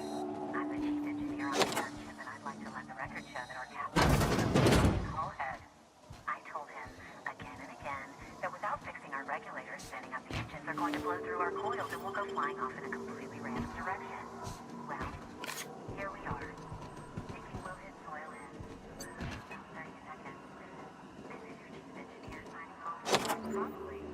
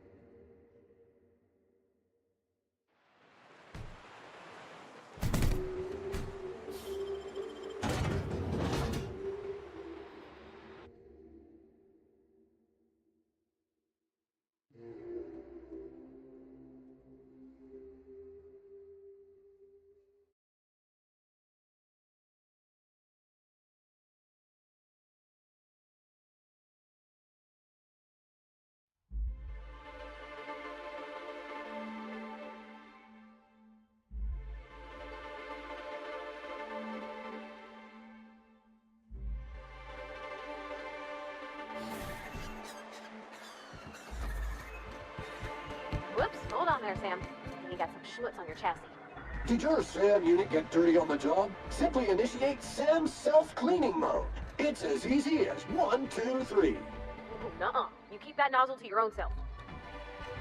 If the Iconoclasts reach that ship first, there won't be any chance for a peaceful monarch. I don't suppose you found the targeting module yet? I've sent patrols, but they're running into trouble with the Iconoclasts.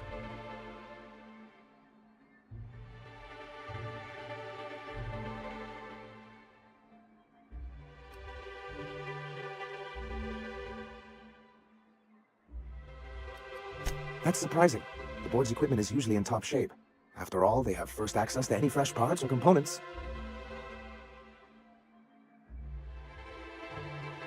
If there's anyone I wouldn't expect a slip like this from, it's UDL. Excellent! At last, we have what we need. I wouldn't get excited just yet, sir. It looks like the iconoclasts followed you. I have word they're gathering in the ruins outside of town. Ooh, I just got goosebumps. You really know how to sell that, don't you? Maybe you could, teach me how you do that. Sir, I doubt this is the time. Right. I'll lock the south gate to keep them out. You'll have to approach from the north. Good luck.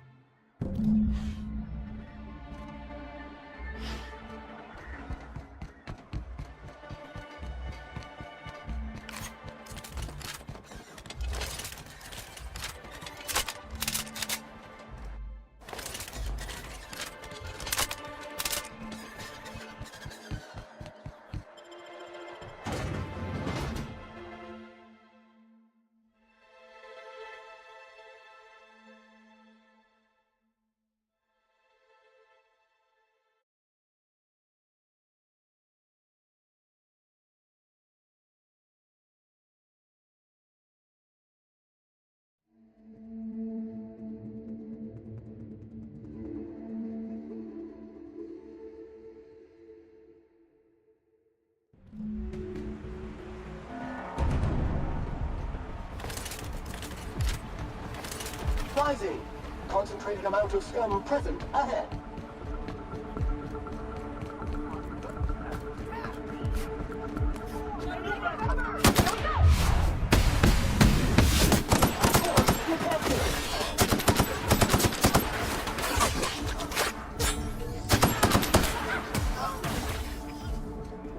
Get him! Wait for company ammo. Got a new mark! This area has been sanitized.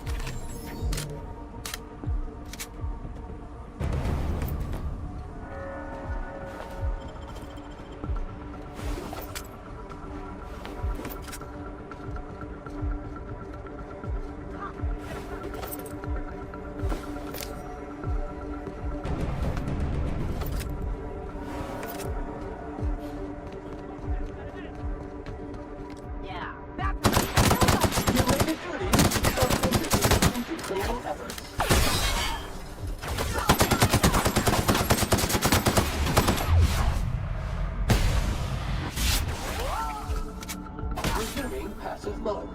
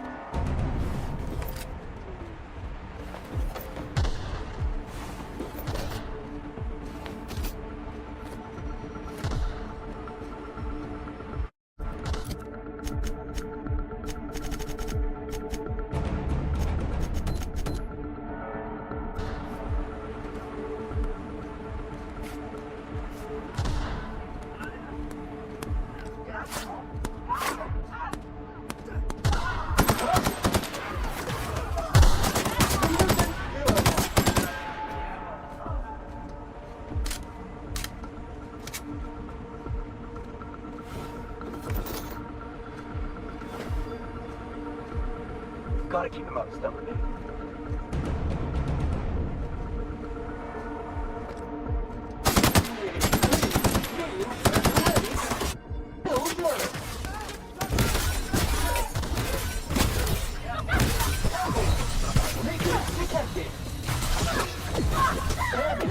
Never lay down on the job.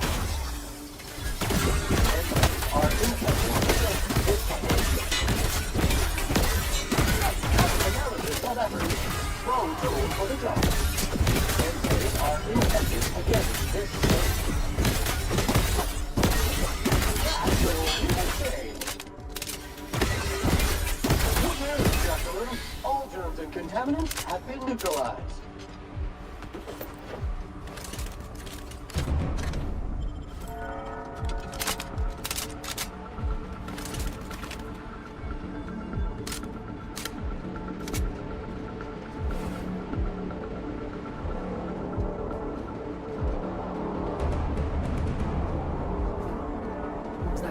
Caution! And freezer light.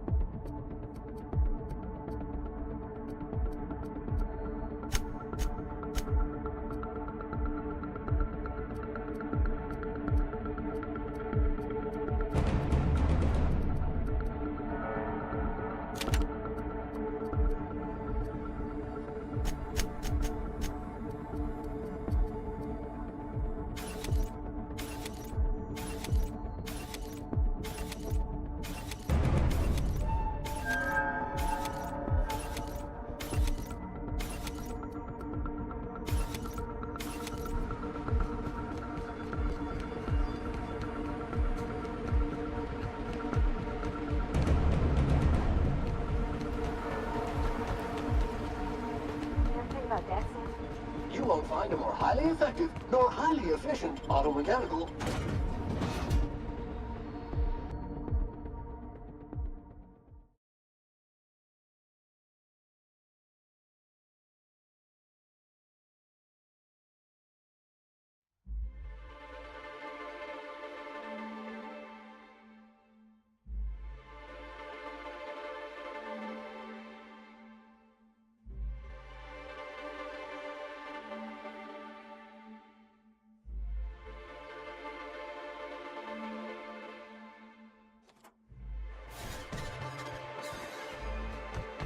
You been watering my plants then? Cannot process the command. Watering. You're back. And in one piece. Does this mean I mean we won? We did indeed, sir. I can't believe it. Not that I'm really surprised, but, well, maybe a little. You did it. I mean, we did it.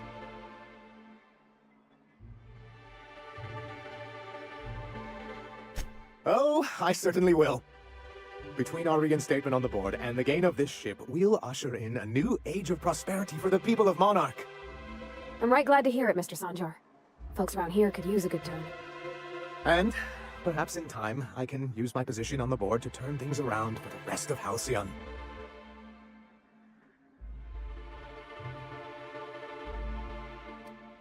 I shall.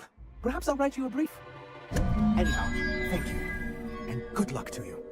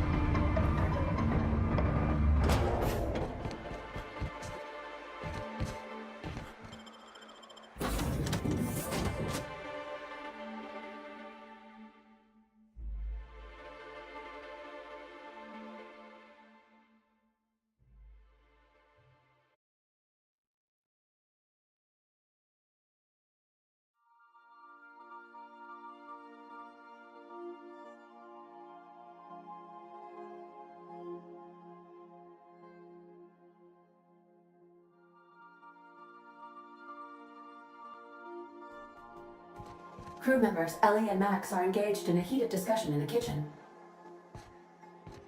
Captain, I hope you made the right decision by siding with MSI. Welcome back, Captain. How can I be of assistance?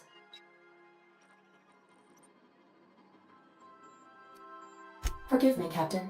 I would rather not discuss Alex Hawthorne today. I am feeling discombobulated. Was there another topic on your mind?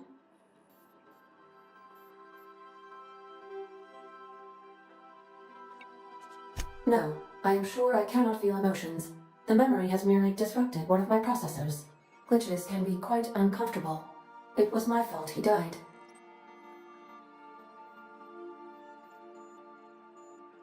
I should have predicted the statistical unlikeliness of success of my captain's actions.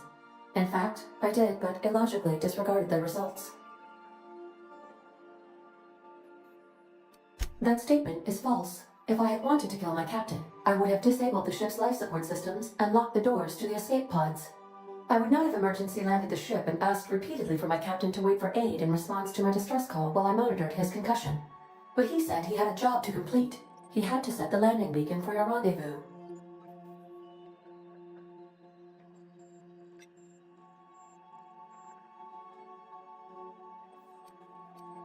He asked me to trust him. Captain Hawthorne attached 98.4% of the ship's processes to my computer, thereby giving me near total control. I have been programmed to deftly calculate navigation vectors through asteroid fields, while also operating our ship's toasters. Alex also taught me the concept of a personality. He was quite delighted when I crafted one in order to better engage with him. It was basic in the beginning.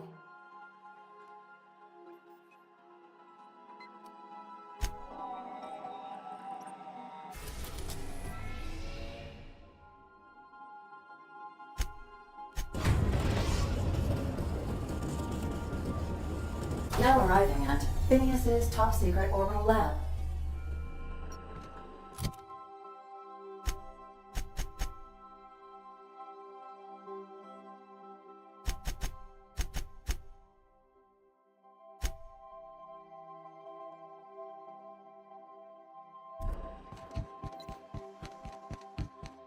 think I'll initiate an unscheduled.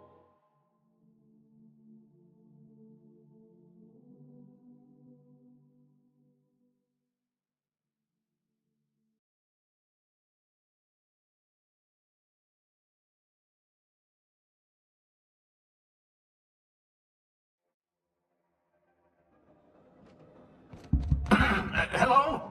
Can you hear me? Does this work? Oh, damn it, blast, that's loud.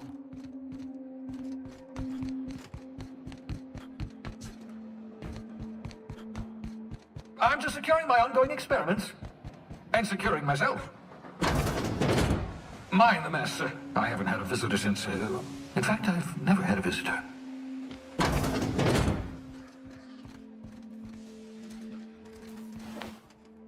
cysty pigs make excellent test subjects. Also surprisingly nutritious.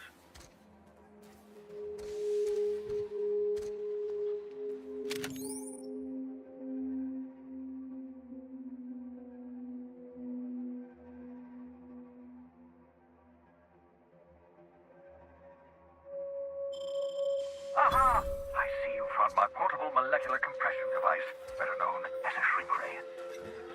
Find a target, point, shoot. Your target will shrink down into a manageable size, whereupon you may commence beating them to a pulp. Feel free to try it on a marauder sometime. I'd clap you on the shoulder if I went behind a wall of bulletproof glass. I don't know how you did it, but Hiram Blythe just sent me everything I needed. According to Hiram's message, Minister Clark has ordered a suspicious amount of dimethyl sulfoxide. It's almost as if he's hoarding the colony's remaining supply. Typical elitist, hoarding supplies during a time of scarcity. Once I have those chemicals, we can revive the Hope's colonists and put some decent people in charge.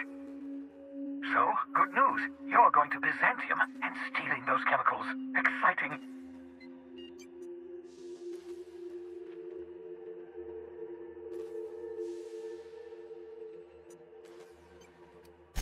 Oh, I understand it must seem impossible to you. Infiltrate Byzantium, the crown jewel of the colony, steal a batch of rare chemicals from a heavily guarded estate. In order to do the impossible, you must first divide it into a series of smaller, less impossible tasks.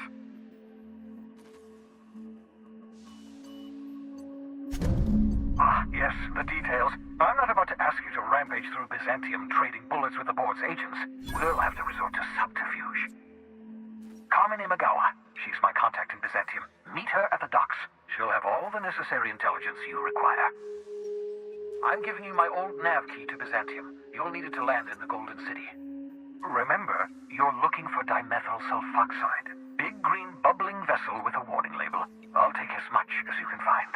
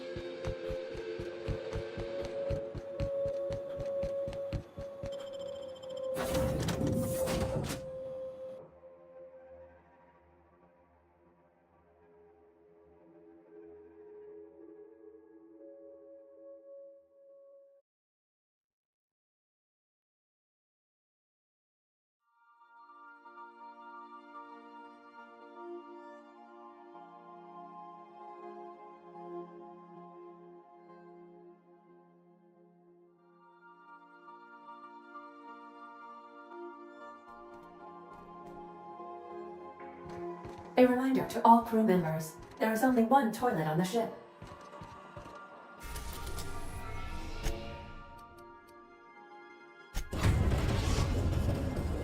We are now in orbit above Byzantium, Captain.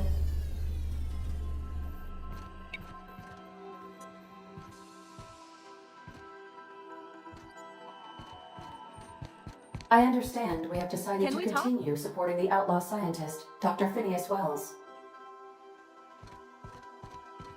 Since we're in Byzantium, there's something I've been meaning to do.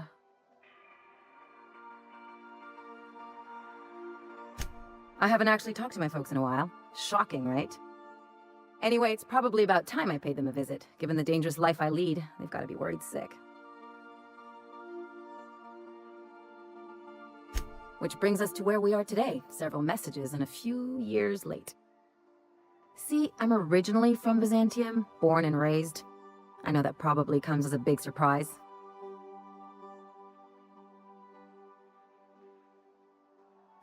Yeah, exactly.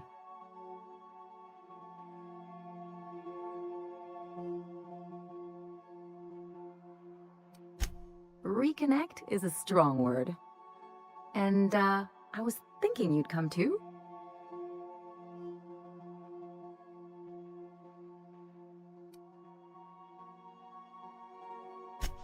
Because it would be fun?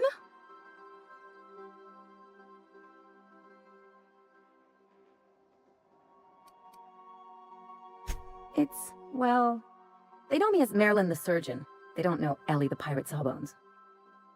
But you're authentic rabble. True riffraff. When they see you, they'll get it.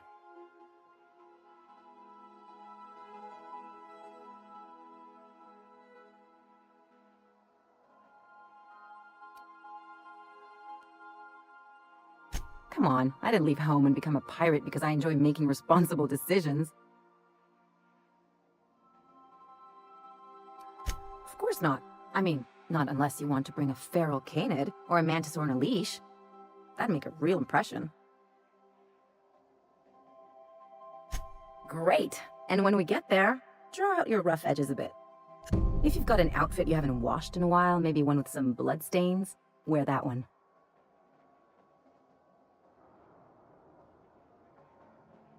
You're the boss. Anything else? I sure hope you negotiated for a raise with this Phineas guy. Ever notice how this job gets bigger and more dangerous every time he calls in? He's asking a lot, Captain. Makes me wonder what your angle is.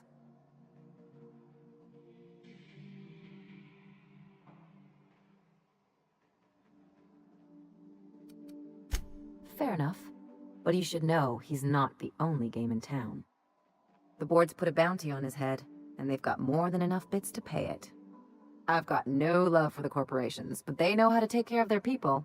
The ones at the top, anyway.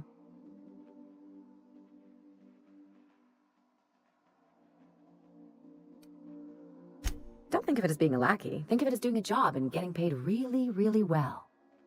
I know you want to save the day, but don't forget to look after yourself. No one else out here's going to.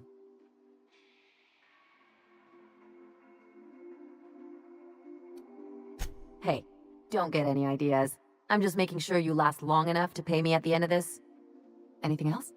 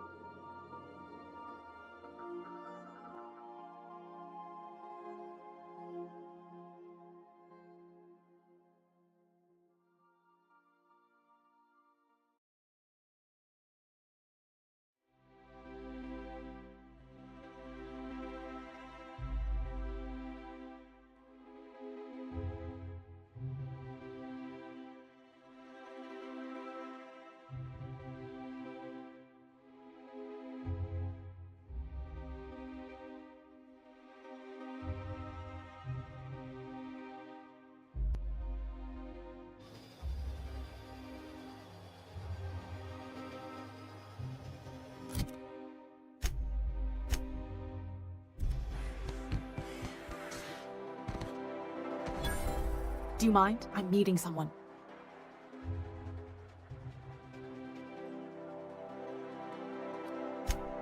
Oh, you mean I'm supposed to be meeting you? Yeah, you're looking to make contact with Minister... Magpie, right? I should warn you, it won't be easy. He spends most of his time in his estate, which is heavily guarded.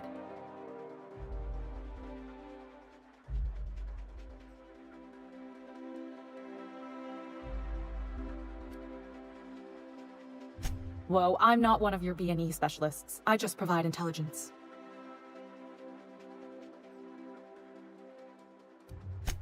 Haha.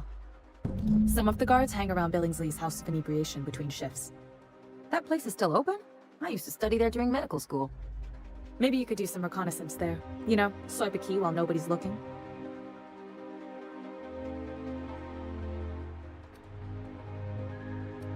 Just remember, you didn't hear it from me.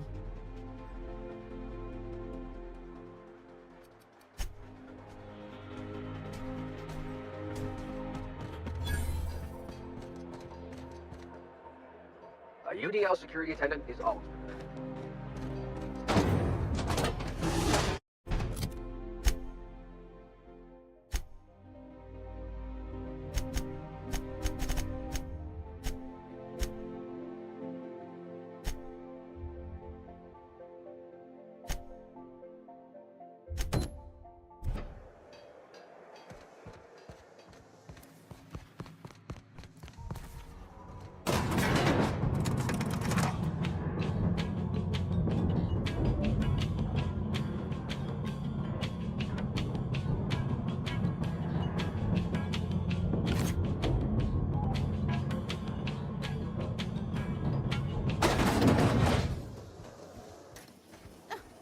Anti-clearance antibiotics. Take comfort in Nothing wrong with stability. It means everything's running. quickly. Hey, you. Yeah, you. Want to be famous? That's supposed to be a model of the person? Not super accurate. I once tweeted a lady who got her hand caught in gears. Idiot was more worried about her rings than her fingers. I'm afraid I can't go down here.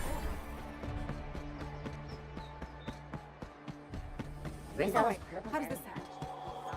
Citizens, today marks a monumentous occasion in the course of Halcyon history. After a deep and thorough examination of our Sure, they look fancy, but inside, just marble and existential emptiness. There's my parents' place. Smell that? Industrial-grade cleaning solvent and desperation. Halcyon is healthier and more productive than ever. In the coming months, the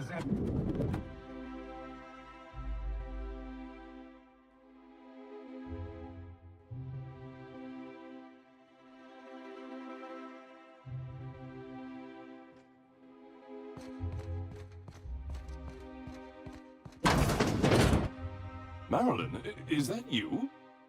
Loss! We certainly didn't expect to see you like this. And I didn't expect you to renew your marriage contract. But we're all full of surprises today, aren't we? Speaking of surprises, you should meet my new friend. We've been running around the system for a while now, stirring up all sorts of trouble.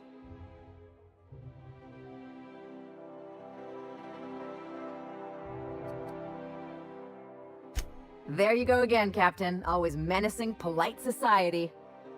Anyway, you're probably wondering where I've been all this time. Not exactly. The last few years have been a bloody haze. You wouldn't believe the messes we've gotten ourselves into. Right?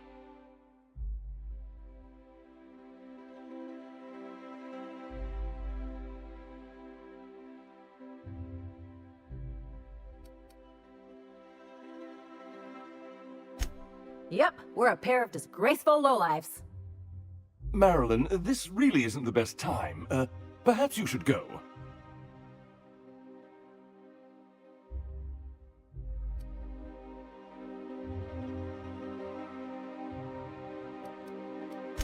That means it's getting fun. We'll stay as long as we like. And while we're at it, we'll drink your expensive hooch, wear our outside shoes all over your nice floors.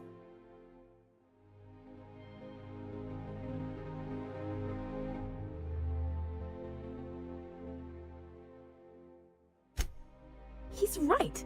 Since when can you afford authentic Terran marble?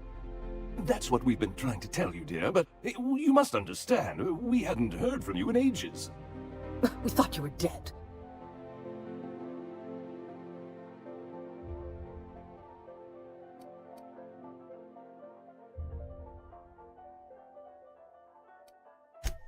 I'm not dead. I just never wanted to talk to you again. I'm afraid the distinction was lost on us, darling.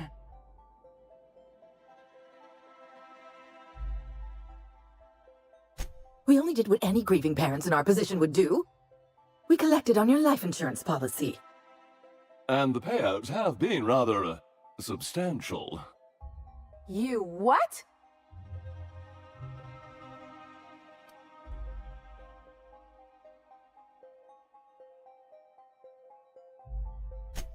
Of course, and we shall always harbor that joyful secret deep within our hearts. And you'll report it to the insurance company, right? It's not that simple.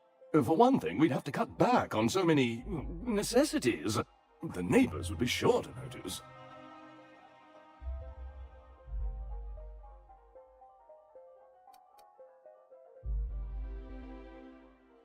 That's the other problem. We had to explain your disappearance somehow. We couldn't very well tell people you'd run off to become a miscreant, could we?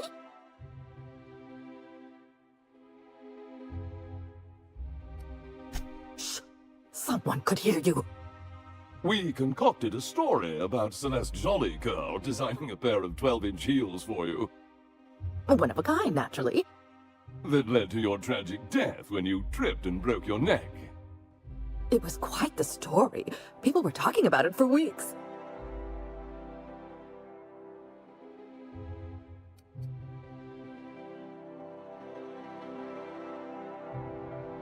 Hey! You're supposed to be on my side! Couldn't you have at least made up a better story? Something with pirates or raptidons? And what are you gonna do now that we're here? Yes, about that. We were just about to ask you to, leave. Quietly, if you don't mind.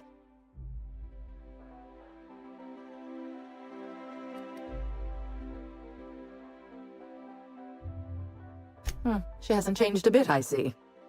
That's it? You just want us to disappear now? Marilyn, please. Don't cause a scene.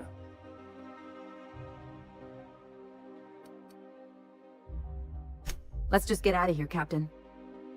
Fine. I'm gone. Forever this time.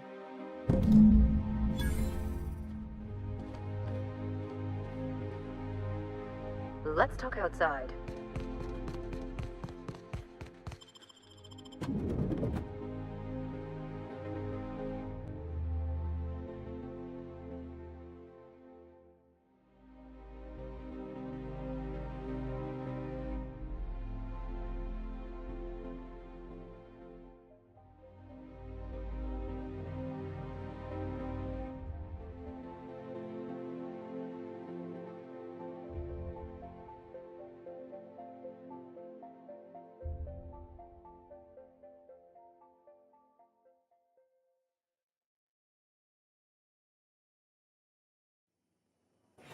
I need a word. Can you believe those two? We'd hardly been there a minute and they turned us out like yesterday's garbage.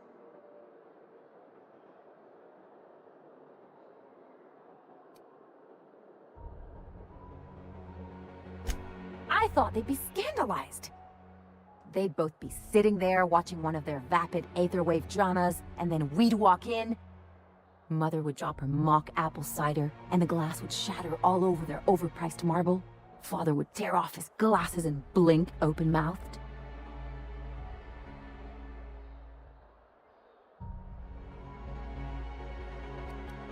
Shh, I'm getting to the good part. I'd have a great one-liner in the tube. I was thinking either, the leather's fake but the scars are real, or, oops, did I just track awesome onto your rug?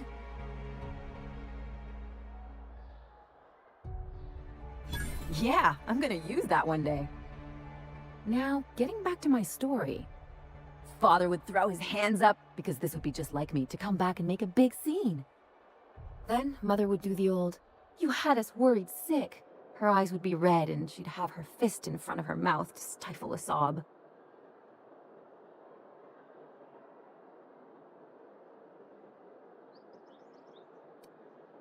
I'm not hurt.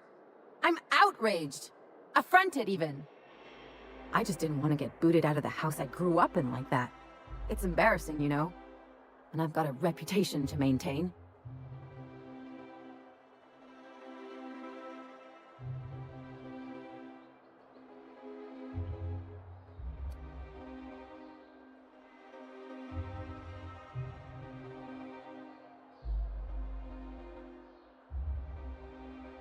I'd love to know how you'd describe getting kneecapped.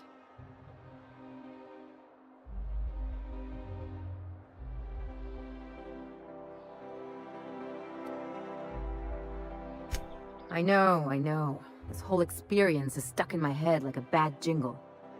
Just need something worse to get it out.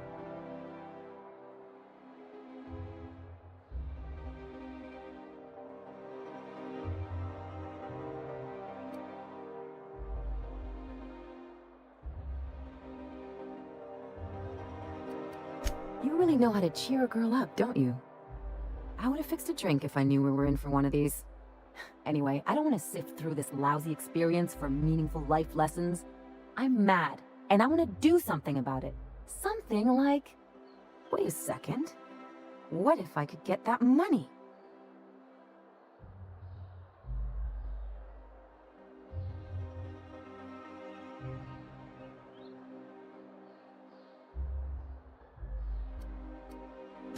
I could open a new account, designate that account holder as a sole beneficiary. All the payouts would go to me. I'll make money without doing a thing, and I'll get to cut them off.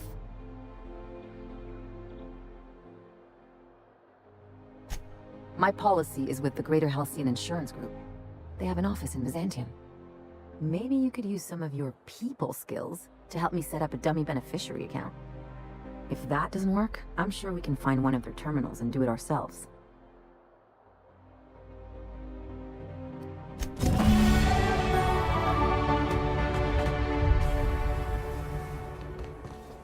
Miss Ellie, or, Dr. Winhill, I notice your pistol's been making a funny noise. What are you talking about? I oil it every night. Well, look here. Your slide's not recoiling fully. You might be due for a new spring. I could take a look, maybe fix it for you. Sure. I'm short on bits at the moment, but I'll pay you back. Oh, no. I mean, it don't cost nothing. I got a spare spring in my pocket here. Everything's got a price.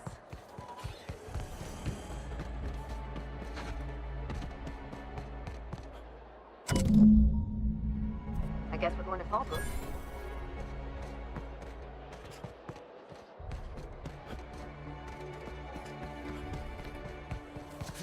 Anti-Cleo's pipe. Ooh, oh, it's down there. Smoke the pipe.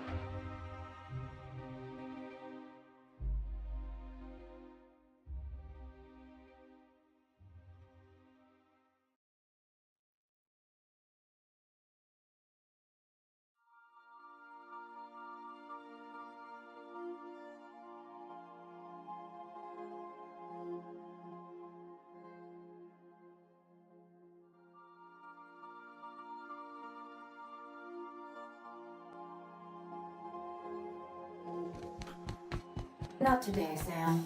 I am not in the mood for a deep clean. Oh, all right.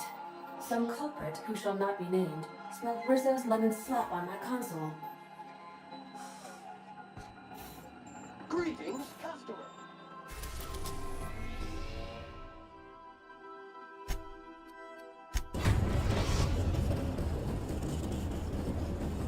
We're now in orbit above Stellar Bay, Captain.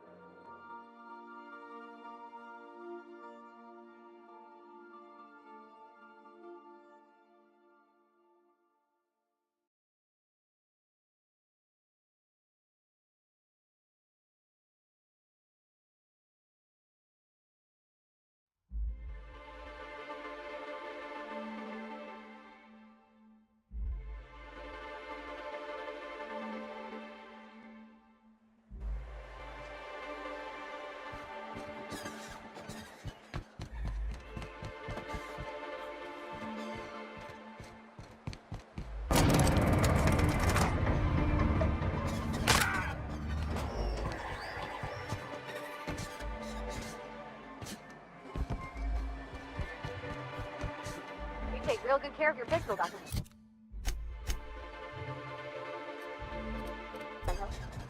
I oughta. Kept me alive this long. I mean,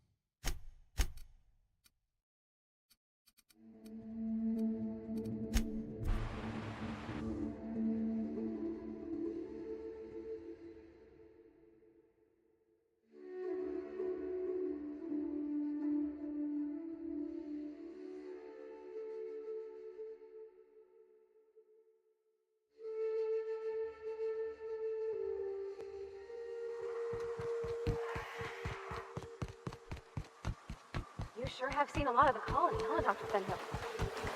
Ellie. Sure, but most of it looks the same from inside a ship. Sorry, Dr. Ellie. Still, though, don't you find it thrilling? Being in space? Look, it's just Ellie.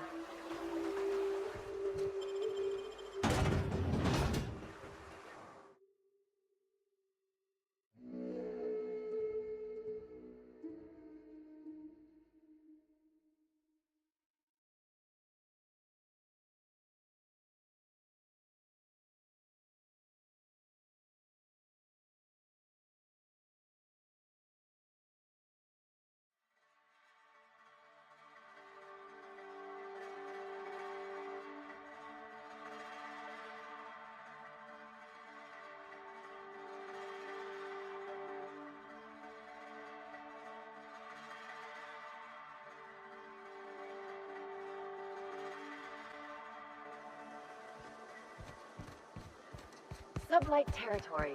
Feels like being home. I don't like the way folks are looking at me, Captain. I got my sandwich. Maybe I could stand a little closer to you. Want to make a run with me to Stellar Bay?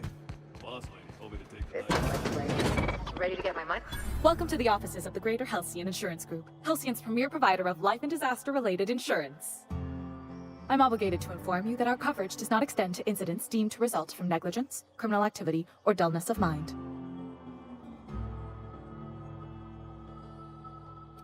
Some people, but no one in this office, I assure you, might call it stupidity. It's like they say, there's no cure for that. So, what kind of insurance package can I interest you in? We're running a special on dismemberment policies. Buy one, get one half off.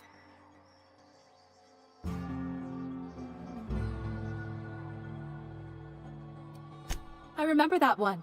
That's the young socialite who broke her neck, right? Of course no one remembers me for the marauders I've killed or the bits I've stolen.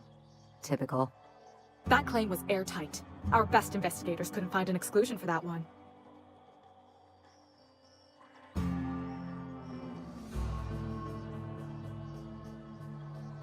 You can't, of course. Only Miss Fenhill can assign her beneficiaries.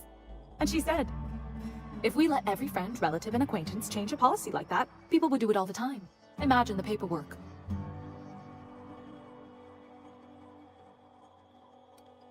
Of course she is. The paperwork says so.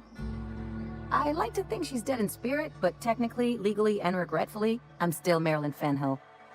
That's impossible. By all accounts, she was an elegant and classy woman with impossibly fine bone structure. That couldn't possibly be you. That's gotta be the nicest thing anyone's said to me in a long while. Oh, you mean hypothetically? Well, hypothetically, you'd access the terminal in the back room that contains data on all our policies. And you'd, theoretically, add the beneficiary of your choice. But you wouldn't actually do that, of course. That would be fraud.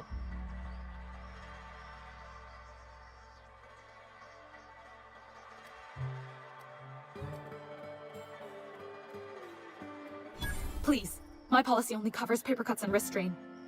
Very well, I'll do it. But then you've got to go. Confrontations like this will raise my premiums. I'll need the name of the new beneficiary. Ellie Fenhill? If you say so. The payouts will flow exclusively into the new account at the start of the month. I hope Ms. Fenhill enjoys her newfound prosperity. We gotta talk. You really did it. Give these payouts a few years and I'll be rolling in it. I've never been prouder to stand back and watch someone else work. I'm just glad my folks aren't gonna live off that awful story they made up. Maybe now they'll have to go back to real jobs.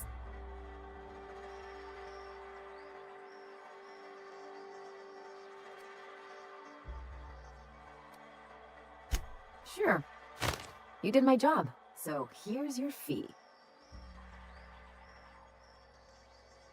Could have fooled me with all your tough talk. What's gotten into you? You sure? Because my kind of friends will pick your pocket clean while they're getting hammered with you.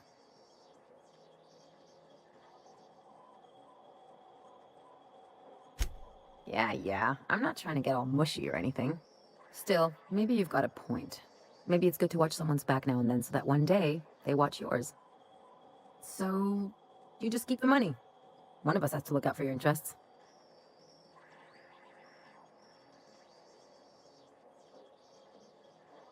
It's nothing personal. It's just the closest thing I've got to a code. Anyway, enough of the touchy-feelies, huh?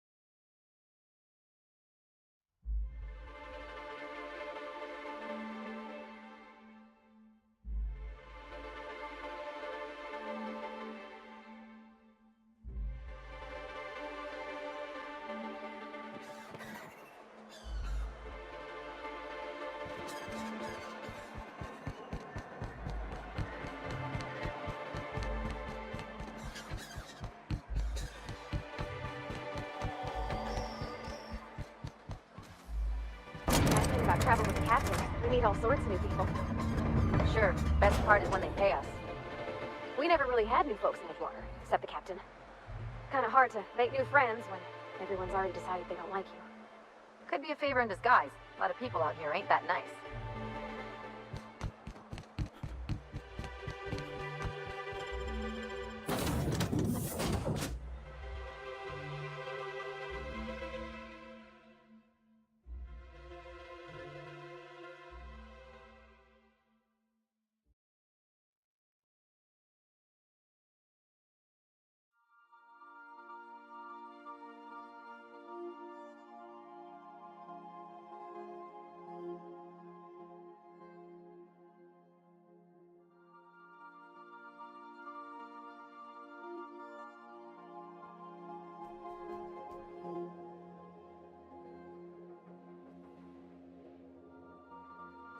A reminder to all crew members, there is only one toilet on the ship.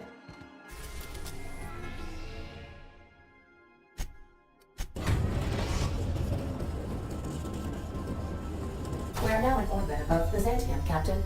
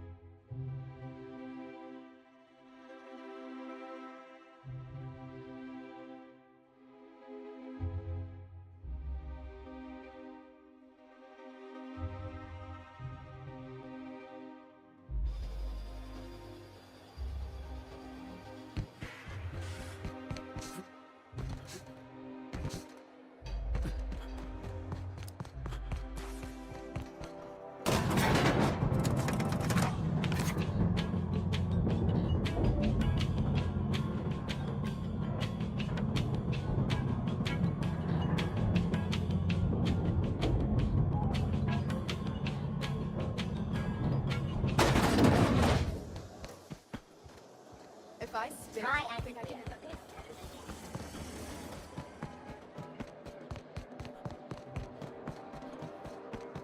That episode from a few weeks ago? Spacer's Choice pre-sliced bread. It's fresh because it was.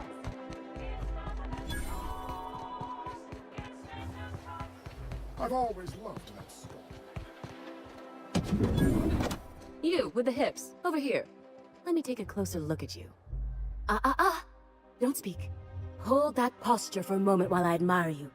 You have a natural contrapposto, my dear. The way you rest your weight against your hip suggests a certain rugged charisma possessed only by the mighty primal and the well-traveled spacer. Splendid. I love it.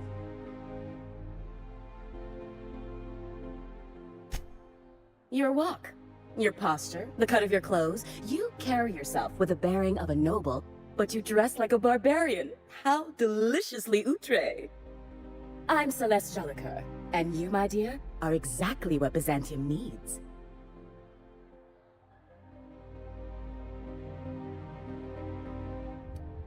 I'm an artist, darling, not a tweed merchant. I don't sell things. I pollinate the world with art. I'm working on a new line of clothing that will shock this city to its core, and I'd like your help. What do you say, my dear? Care to make history with me?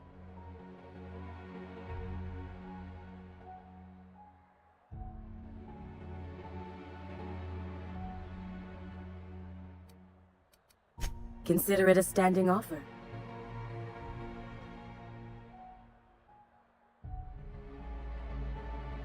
You don't gotta be so forward about my reasons, Captain. Let me get a good look at you. Turn around, please, darling. My word, such muscular shoulders. You're a vision, dear. I am no such thing, ma'am. Nonsense, you're absolutely lovely. Chin up now. I have just the thing for you. Let me do a back-of-the-envelope calculation. Materials, labor, licensing and copyright. There.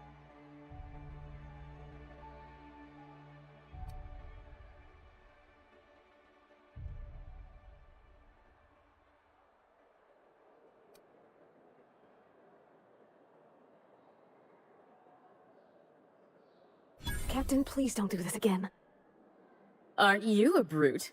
But you're in luck, darling. I enjoy a brute now and again. They shake things up, create the unexpected. All right, Captain. Here is the absolute best I can do for you.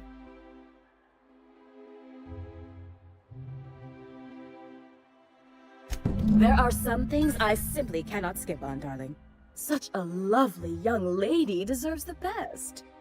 Now stand back. Back! I'll enter the settings and get these machines spinning. You'll be broke to bespoke in merely an hour. And there we are, my darling girl. I wish you a splendiferous evening. And if you don't mind my asking, have you any interest in modeling? What? Oh, no, ma'am. All them eyes staring at me? I couldn't. No way, no how. I get scared just thinking on it. I wish you weren't so shy, my Violet. You truly are beautiful. I hope your date sees that as clearly as I.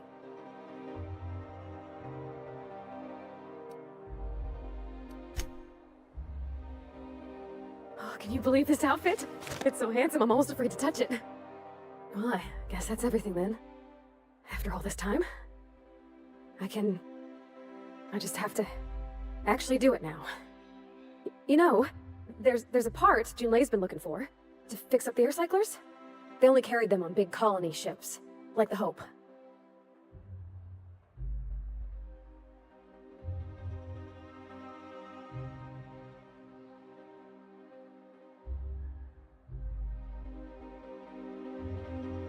I know. For a while, it felt like everything I did was a little bit of help. And it meant I didn't have to ask her to be mine. Not yet. Not for real. Next time we dock with Groundbreaker, I'm doing it. I'll send June a message and ask her over. Oh, this is real scary, Captain. I'm grateful for all you done.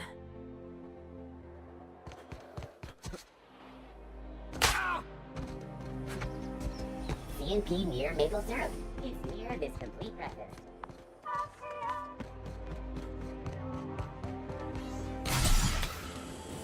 Acting Cleo's little head. Feeling a little off balance?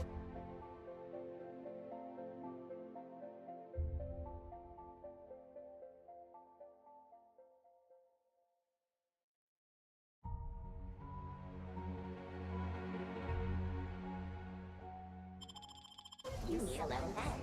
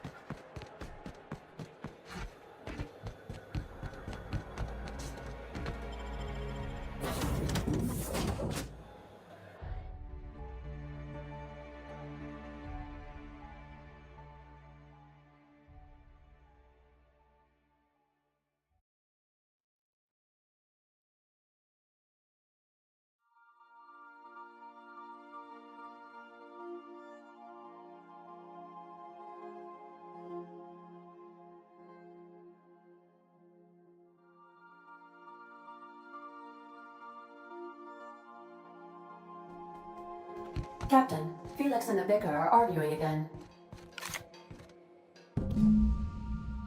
I swear, next time we put in a Groundbreaker, I'm gonna do it. I'm gonna ask her over. Oh, I'm so nervous. Having trouble focusing on my work.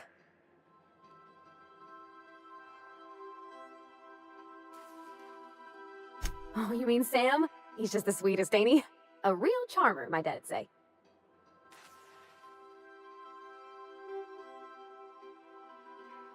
Nah, but I've been thinking on one. Gotta get to know him better, I think. Maybe ask him what he prefers. It ain't nice to give folks a nickname without him giving you the okay first, you know? Of course, that don't stop Felix.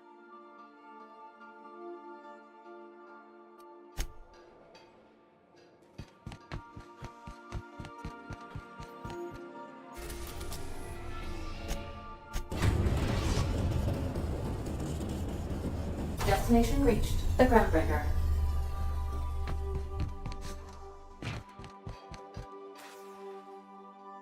All right.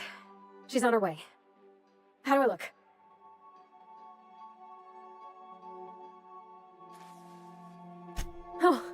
My hands have finally stopped shaking. All right. Deep breath. Here I go.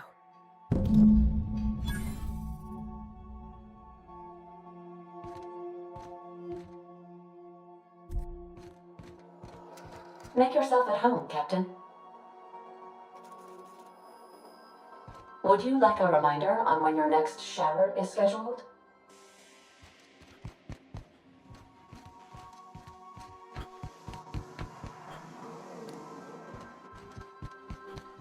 Anyhow, so I told him, Dad, I'm a big girl now. I ain't need your help. I can do it on my lonesome. What did he say to that? Have at it then. And he handed me his favorite wrench, the one he used for the canner. He's probably half as tall as I was. He didn't scold you for talking back to him? Nah, he was never like that. I always thought it was funny when I get indignant about something. Then he'd watch me do whatever it was, make sure I didn't get hurt, but he'd never interfere. I learned a lot that way. I wish I could have met him. Anyone who helped shape you must have been a special person.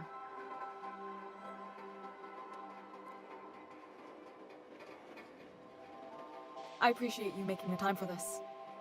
My father and I were often at loggerheads. He had notions of how the station should be run, and I had others.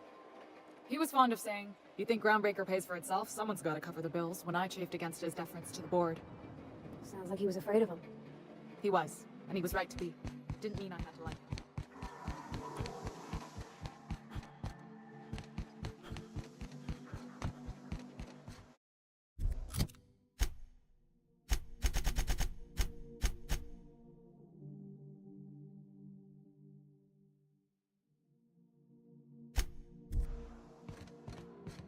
We'll be here, Captain. Or will we? Haha. Just a little joke for you. What about your mama? I don't mean to pry, you just heard me mention her and I've been wondering. She passed when I was small. Taught me how to change a fuse on her deathbed. Even sick, she was patient with me. She kept exhaustive journals of my childhood, my father said. Like she was A/B testing child rearing. Must be you got that exacting nature from her. Exacting is a kind way to put it. Inflexible, my father would have said. Bullheaded. Cold. Isn't this swell?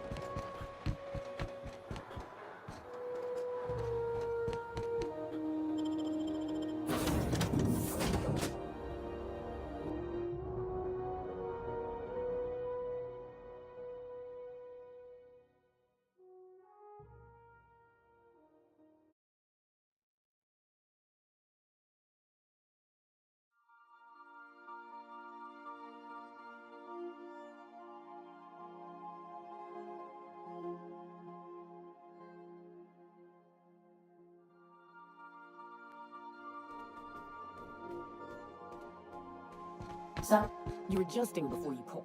You're anticipating. Of course I'm anticipating it. What if I shoot a friend on accident? That's on account of your stance. You want to lean into it. Embrace it. Work with it. You're in control here, Parvati, not the gun. Don't let a hunk of metal jerk you around. You've been around powerful machinery all your life. You're always in control, right? I guess that's kind of like when the filler's shooting 600 cans of near molten cell tuna down the conveyor while I'm trying to tune a belt. Here, stand like me. Just so. Hip square. Lean forward a little. It's just equipment. You're just an engineer using it. Ah! Okay. We'll try again later. You'll get it. I promise.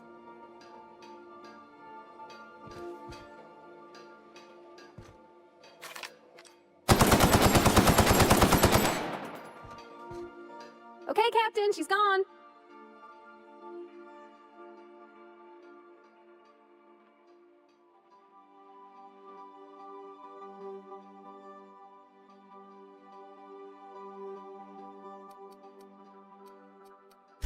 I'm near about vibrating. I'm so excited. So she got here, and the first thing she said was, "Oh, you smell nice, like mock apples." And I was like, "Yeah, new soap." And then she just sort of touched my arm real gentle-like and called the cut of my outfit elegant. I couldn't hear the rest on account of my heart was beating so hard. Then I led her into the kitchen. I think she about cried when she saw the spread.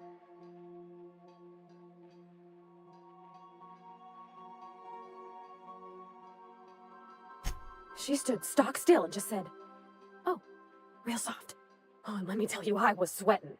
And then she blinked and said, "Is that dustback casserole?"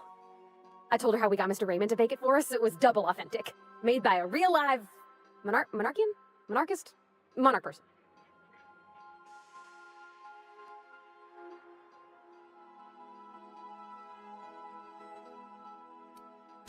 Sure was.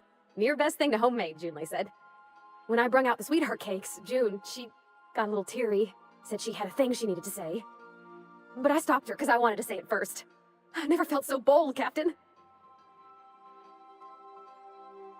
I told her about how she made me feel. Bold like I acted. Strong. Smarter and kinder than I am on my lonesome. I listed all the things I liked about her. And then she pulled out a paper and read a speech. She talked about the things she admired about me, like my cleverness and my humor, and how it made her want to be more open.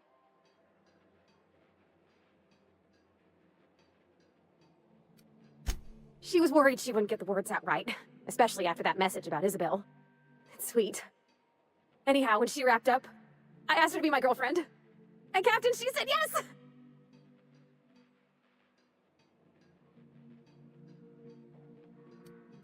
We talked about it some. I told her I wasn't sure how it would work, how I've had a bad time of it in the past. She said we'll take it as it comes. Fix things together. Share meals, talk. Maybe she could rub my shoulders when they're sore. I said I might like that. You got an eye for people, Captain. It's all on your account, you know. Imagine if you'd never taken me out of Edgewater. I'd have never met Junlei at all. I don't know nothing about the Vicar's capital P plan, but you've sure changed my life. So, if you don't mind, I'm just gonna head to my cabin and happy scream into my pillow for like an hour.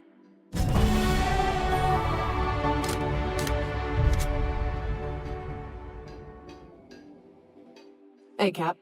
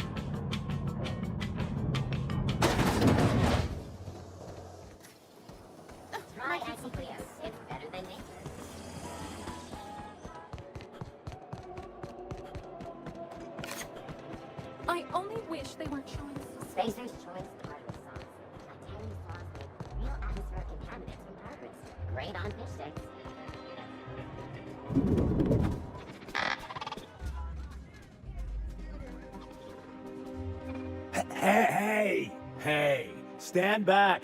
You. I'm part of Minister Clark's personal detail, and that means you gotta keep 5 feet back at all times.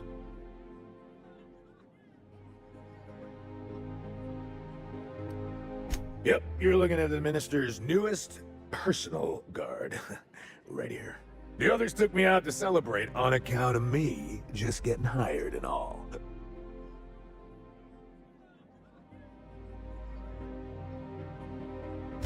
He's basically the most important person in the colony, which makes me the most important guard in the colony. Yeah. That means I got a key to the Minister's estate, my own personal UDL-issued shotgun. They don't give those out to just anyone. Yep, I've nearly made it to the top, my friend. I'm just 2 promotions away from on-the-job bathroom breaks.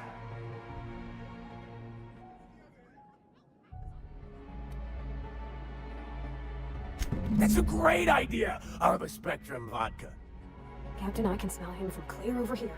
I reckon he's had a fair number already. Sure have, because today's my big day. He's got powerful good ears, too. And a powerful thirst.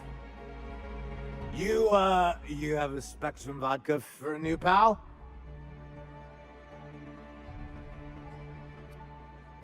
Cheers to me! Hey, you were really great. Have I told you that? We should be friends. Wow, listen to me. I'm soaked. I should probably slow down before I'm face down on the tile somewhere. Who am I kidding? I could have another. You got another? It's not every day you get your dream job, right? Wow, you got like this crazy energy. Has anyone ever told you that? You're like a manosaur. You got a manosaur energy. Oh, Laws. I gotta stop. I'm seeing at least 2 of you. Only 2? You got a ways to go. Have you always been here? I didn't see you a minute ago. I really shouldn't. I'll have the worst hangover tomorrow if I don't stop.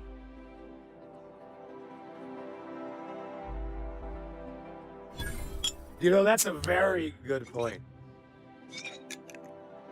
Yeah. Was that one supposed to taste like purple berry crunch? Or am I just tasting breakfast? I don't feel so good. I think I'm gonna be sick.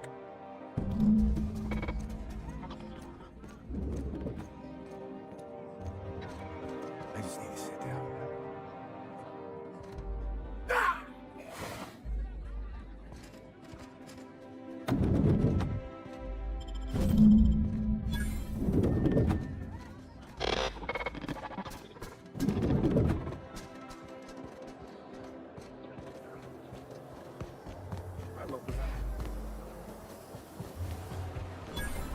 Best find this week. Go.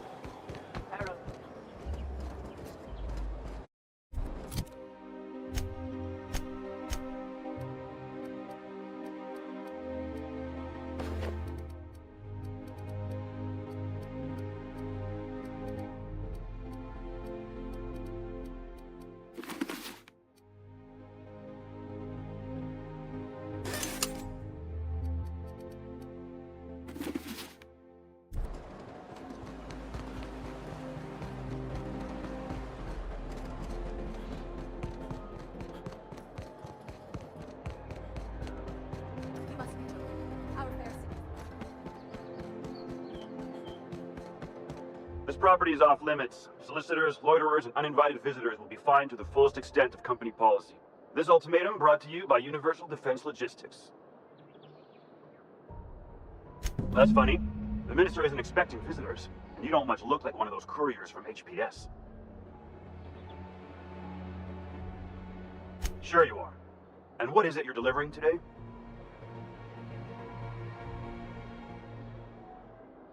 Typical. Why don't you come back when you're ready to actually make a delivery?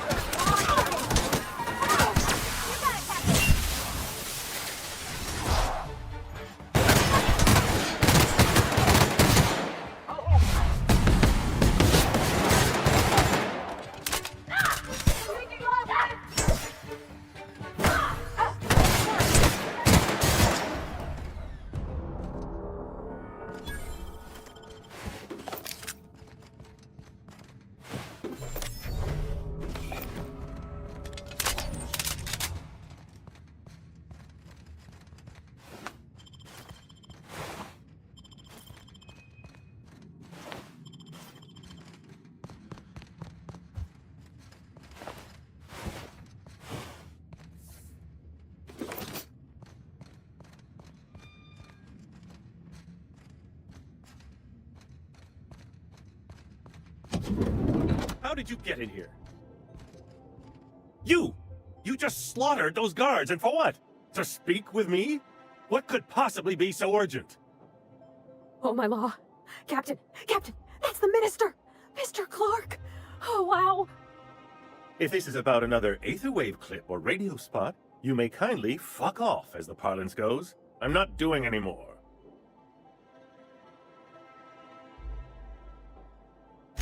Drugs, of course. What else would it be? I don't have any drugs. You should try a vending machine or a purveyor of curative goods.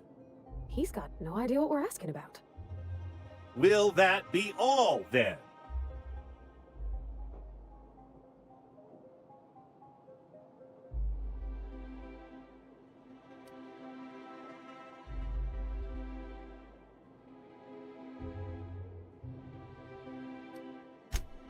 Oh dear, I don't think I can say this any more slowly. Unless... Of course! It's Rockwell again, who else? And I thought he was only holding me here to keep me out of the way.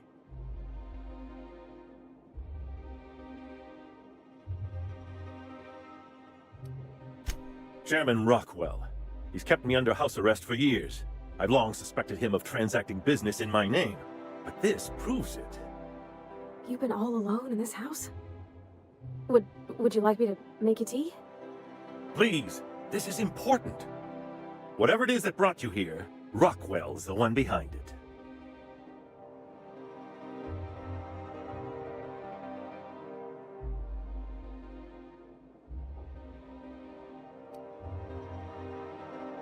Would you sooner trust an avaricious, mendacious profiteer? Or his horde of toadies and fools, perhaps? I am trying to help you. And here, you're going to need all the help you can get. Now. Whatever Rockwell's doing, he'll be doing it from the HHC headquarters. Your best lead is to look for details in his office. This all feels off, Captain. Like when there's a storm coming, but everything's quiet and still. Believe me, things have been off around here for a very, very long time. A reckoning is most certainly due. This colony's problems have always seemed to trickle down from the top. If we're set on fixing Halcyon, that's as good a place as any to start. Exactly. And fix it we must. Why, this is starting to sound like an issue of Dissident Hunter.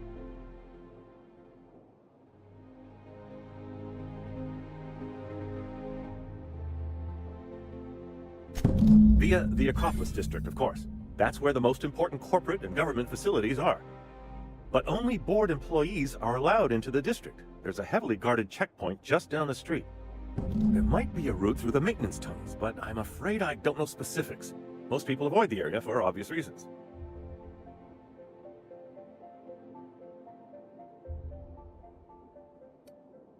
That's good, because there are sure to be more at headquarters.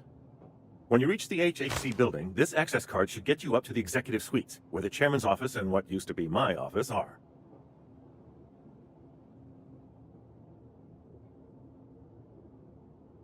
Wait! Rockwell has one of the only terminals capable of transmitting to the Earthbound message drone. This is our chance. Please, take this and transmit it from his office. Rockwell hasn't given me any messages from Earth for years. He's desperate to keep me out of contact with the Earth Directorate. But they need to know what's happening here.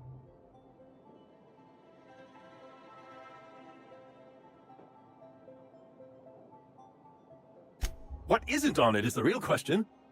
I've gathered meeting minutes, internal messages, sustainability reports, and more, all exposing the corruption and mismanagement plaguing Halcyon. Once the rest of the Earth Directorate sees it, they'll have to send help. But they wouldn't get here for... I don't even know. Shouldn't we do something our own selves? It's worth a try, but the Earth Directorate still needs that message. We must hope for their intervention. In the name of the Architect, what hope is there if this is our best chance? It's all I can do. Please, won't you at least try? Then I suppose I can only hope. Good luck.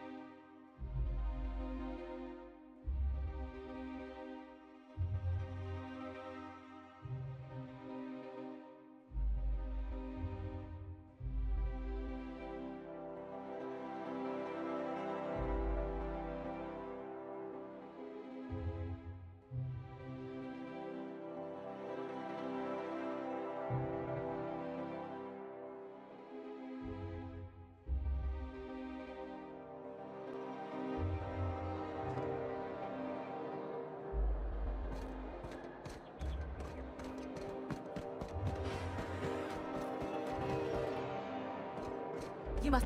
Oh, there. That's one right there.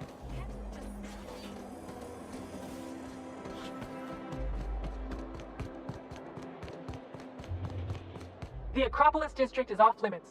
Move along.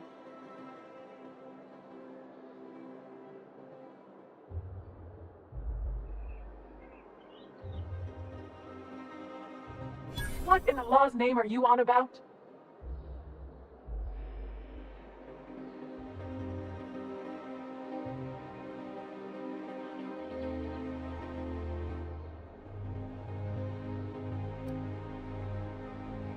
Honest mistake. Why don't you come back another time and we can take this from the top?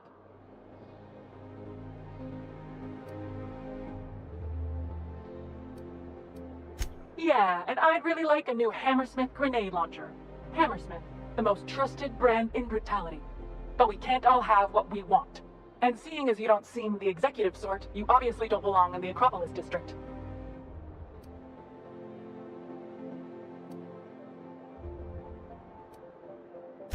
Hey, I've been trying to get a post at the HHC, but they keep turning me down on account of my odious interpersonal skills. Or something. Anyway, I've worked here long enough to know every clerk by name and face. And since I don't know yours, you ain't getting through. You're new to the ministry? You one of those lab coats they promoted from a company town?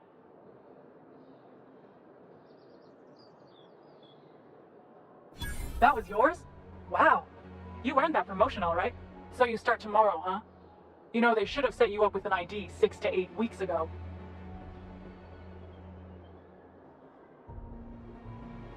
But then you had to wait 6 to 8 weeks for the complaint forms to arrive, right? I've been there. Yeah, all right. You're good to go.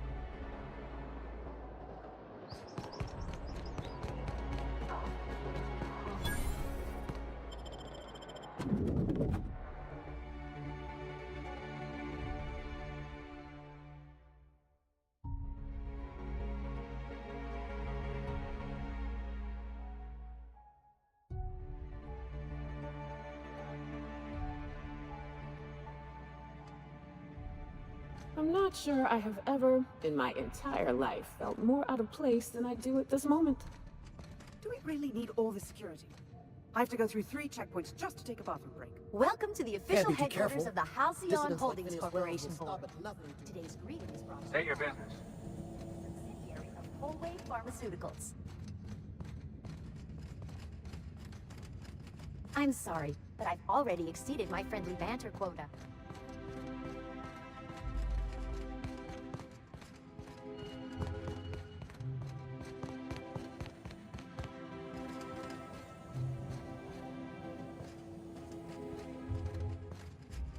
Nothing exciting ever happens around here. A UDL security attendant is always prepared.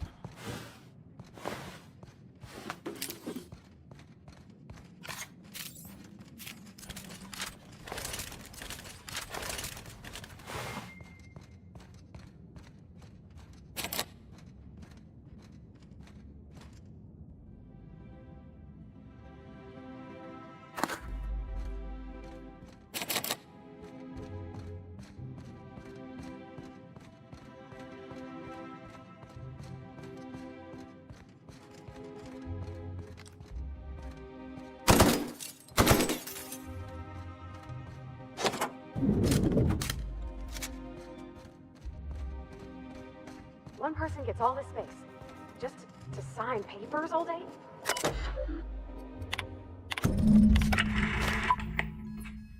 Good afternoon. I'm Chairman Rockwell, and I'm here to address a serious issue facing us. As you all know, our colony has been successful beyond our wildest dreams. Unfortunately, we've recently discovered that our food supply will not be able to sustain Halcyon's population in the long term. Everyone will die. Everyone will slowly stop living from malnutrition. But we're doing it together, and that's what matters. I fucking swear, if someone doesn't give me something to read that will placate the masses soon, all of you will find yourselves violently unemployed. But I can assure you there's nothing to fear. We've got a solution. It's called the Lifetime Employment Program. We will freeze most of the colony to preserve resources, while the best and brightest of Byzantium continue living in prosperity. Look, you idiots! How many times do I have to tell you we can't say shit like that? Fire whoever wrote this! While Halcyon's brightest minds solve the problem of our nutritional shortage, the rest of the colony will be placed in suspended animation. Individuals will be revived on a rotating basis, so that every Halcyonite can be part of the important work of saving our colony. By testing paperweights. Sorry, couldn't resist. Let's go again. And someday, in the not-too-distant future when we've solved this crisis, we'll all be back together again working for the good of Halcyon. Until then, the board shall provide for the deserving just as it always has. So, obey your supervisors, take your vitamins, follow your corporate-mandated grooming rituals, and rest assured with the board on your side, there is nothing to worry about.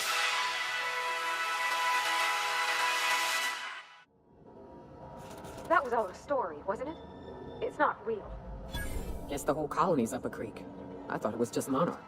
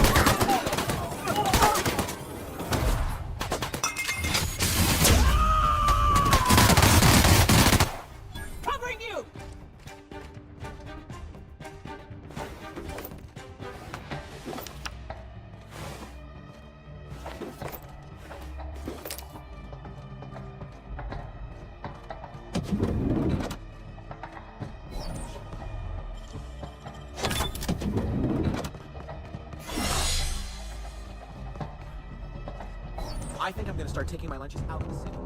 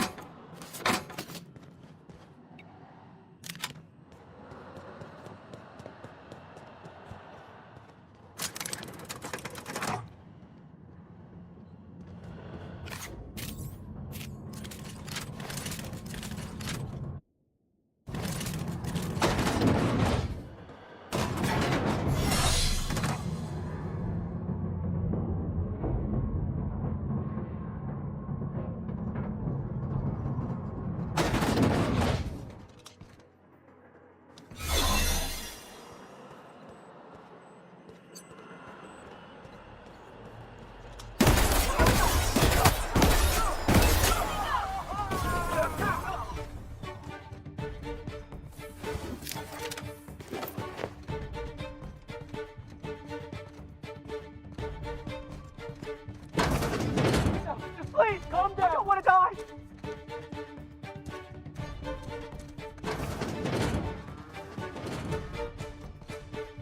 No, please don't hurt me.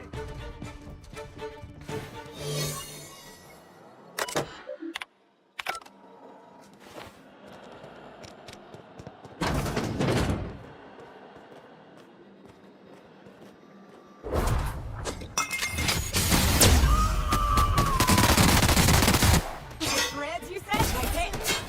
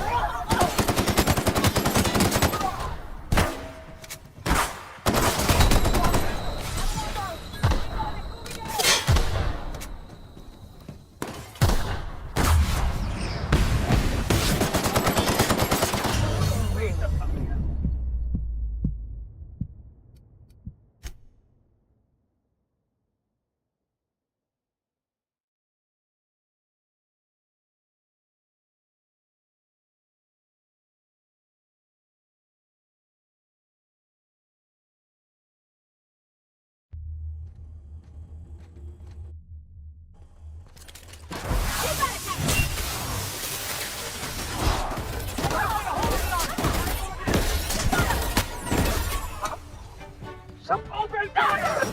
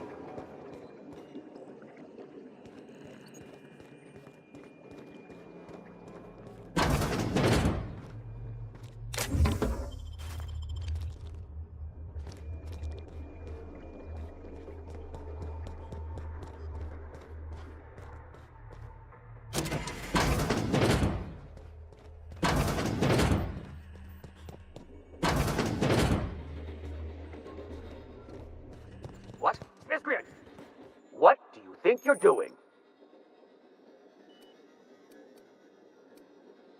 Oh, my mistake.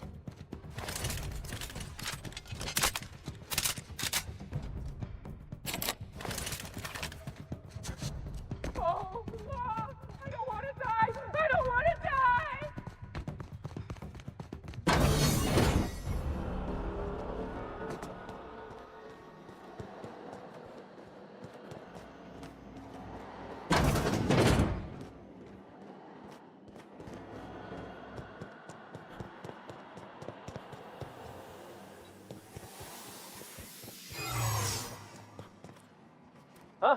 What do you think you're doing? Oh, I guess, never mind then.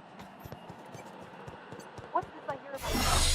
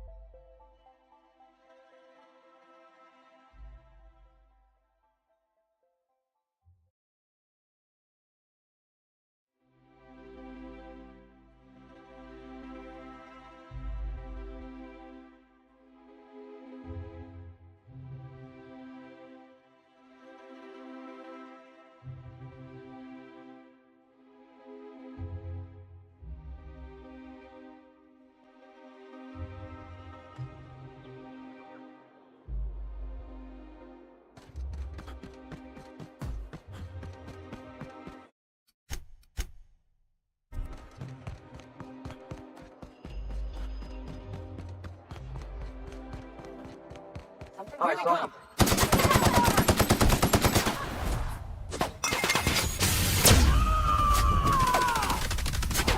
To shreds, you see?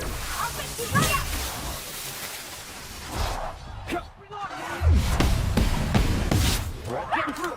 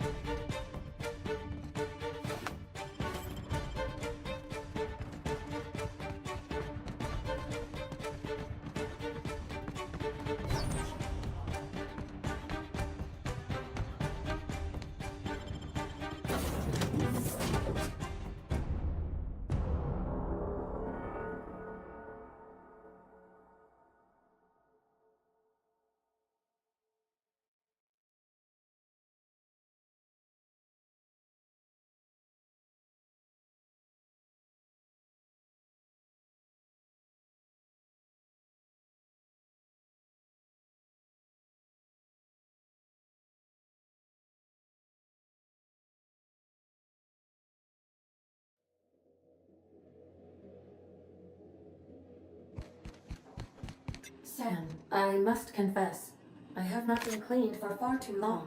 You're sure this will... Oh, yes, that's the spot exactly. Why, I didn't expect you to be so thorough. I am ashamed to admit. Oh, Captain, there you are. Pardon, but perhaps you could afford us some privacy, please?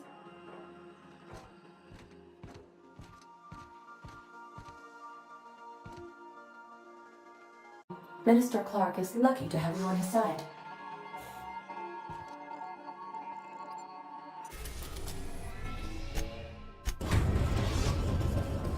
Now arriving at Phineas's top-secret orbital lab. Sanitizing within established rings.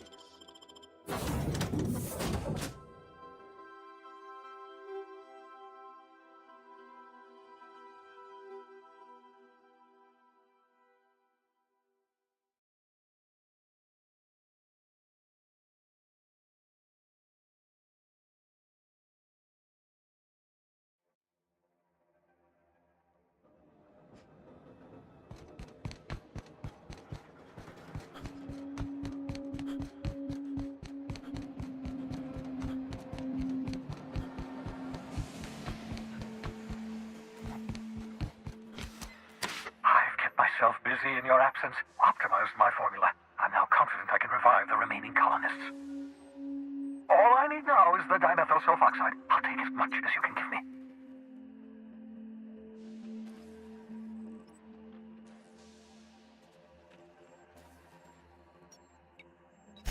What? Oh, yes, well, that's obvious. Anyone with 2 working labs can see this colony's slouching toward oblivion. Why do you think we've been doing all this? I revived you to help me save Halcyon from annihilation.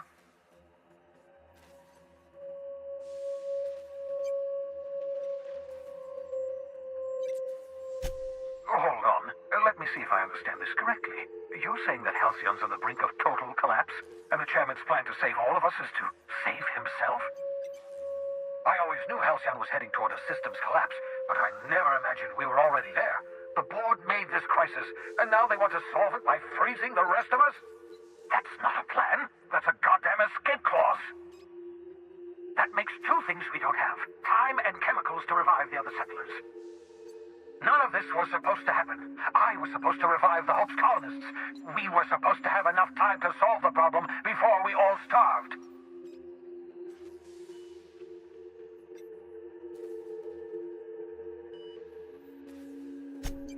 Test subjects.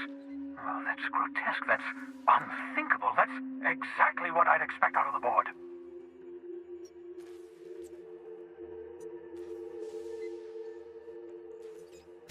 Thank you. You've brought me enough chemicals to get started, at least. I'm just sorry they came at the cost of human lives. Those poor people, they must have died in agony. What exactly was the board trying to accomplish?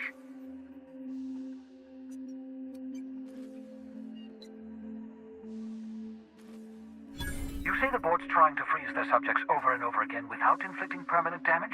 Well, they're nowhere close to solving that problem. I'll tell you this much. The board scientists are hopelessly lost. After years of fruitless experimentation, they've made exactly zero progress.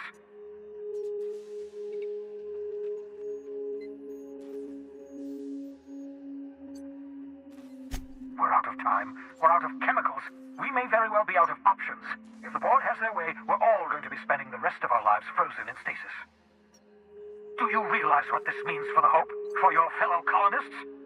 The board's going to kill them all. Toss them out into space, just to make room in their hibernation chambers.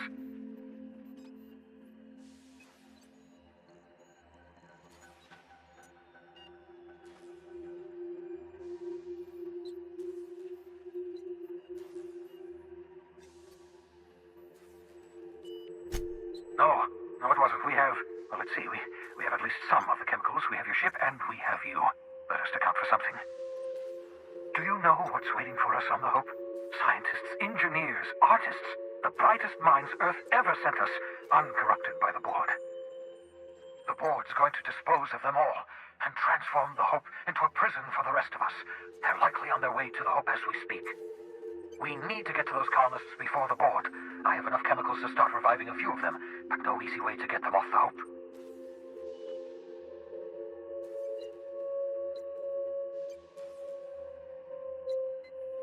Merciful gibbering law, you're a genius! We bring the Hope to us, skip the entire ship across the distance of colony space, right next to my lab.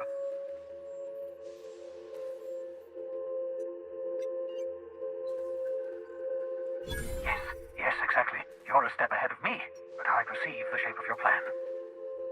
If we link up the Hope to the Unreliable, then use your navigational computer to calculate a reasonably safe vector, we can skip the entire colony ship into the rings of Terra 2. I don't know much about skip drives, not the physics anyhow. I do know the Hope's real massive. How is our bitty little ship supposed to skip it? Excellent question, my sharp-witted mechanic. You will use your own ship to power up the Hope's skip drive. Your navigational computer can handle the rest. You'll need to switch on the Hope's auxiliary power using the Unreliable. Then head to the bridge. Your navigational computer, Ada, should be able to activate the Hope's skip drive. Once you've skipped the Hope next to my lab, I'll have easy access to the frozen colonists. I can start reviving them immediately.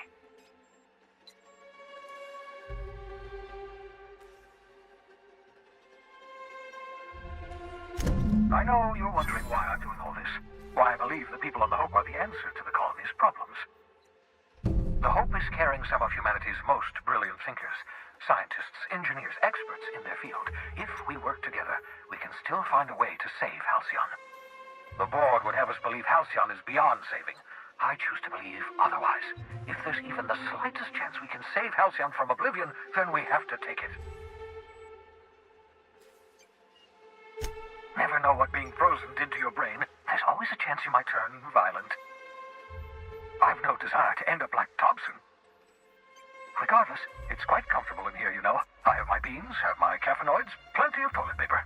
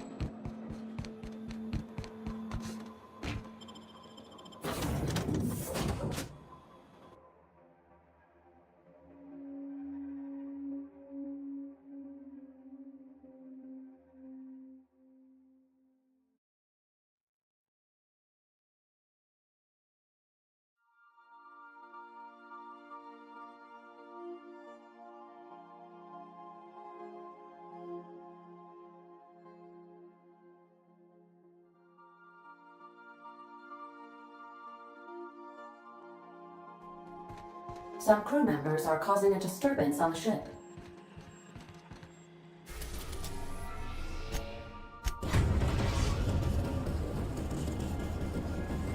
We have arrived at the Hope. I need you to reroute power from our ship to the Hope's auxiliary generator.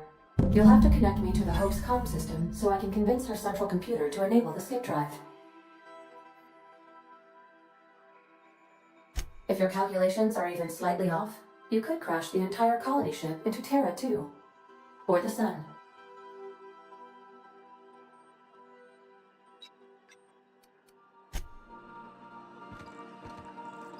Captain, I hope Dr. Wells has not dragged you into one of his irrational schemes again. My diagnosis of his...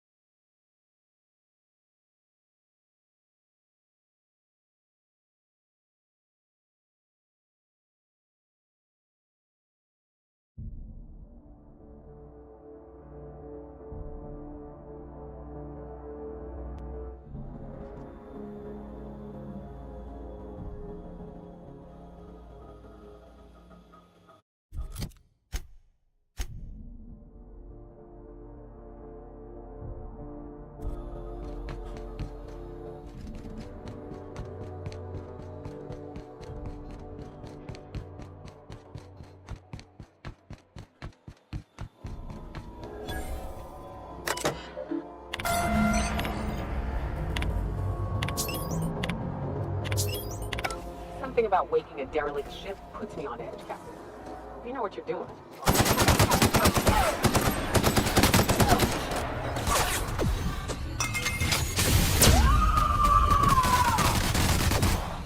Covering you!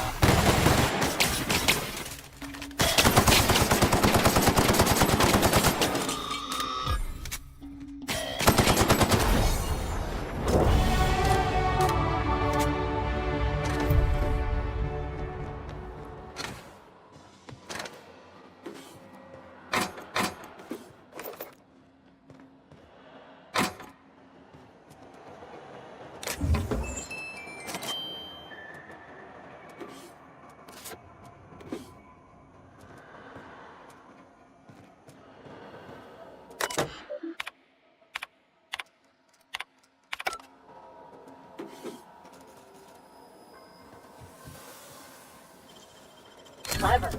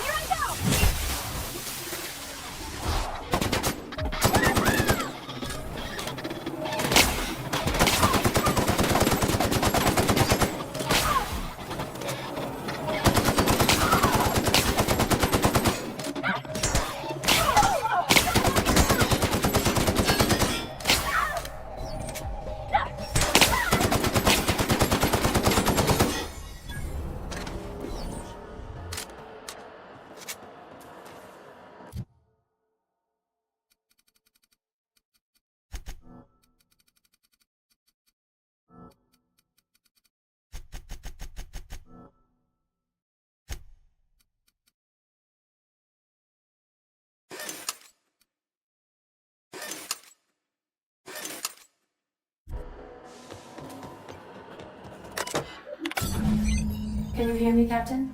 I have successfully integrated myself into the Hope's comm systems, and am attempting to establish contact with the Hope's more primitive processor now.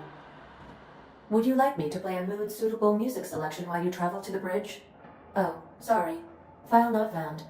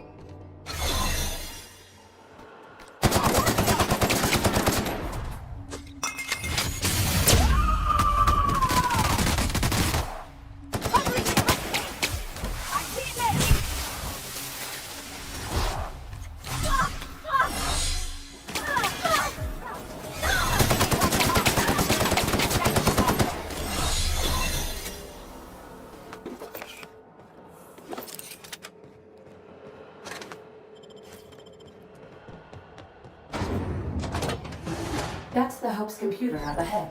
I'll admit, I am curious to wake him.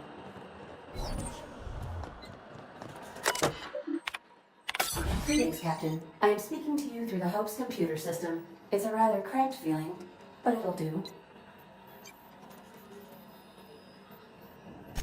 Are you sure? That is extremely dangerous. Skipping the Hope will void the warranty on the skip drive. And also potentially kill an entire planet. How is my humor now, Captain? Improved? Jump starting the skip drive. Destination set to the rings of Terra 2. I wouldn't advise that, Captain.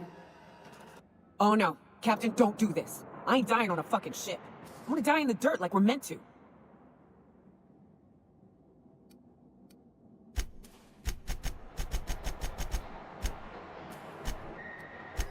Admitting a deficit? Hi. You never cease to amaze me, Captain. Skipping the Hope in 3, 2, 1. ADA. Does your captain seriously intend to do a micro jump in system with engines that haven't been powered in 70 years on a derelict ship? That is what my captain intends, yes. But that is a gross misuse of the skip drive. The Zero Point Drives Corp and I will not be held responsible for any damage incurred during transport, and this will cause extreme damage. Yes, I am aware of that. You should not be doing this. The humans will die. Thank you, Hope. It looks like all systems are go. Captain, I would advise you to hold on to something. Now.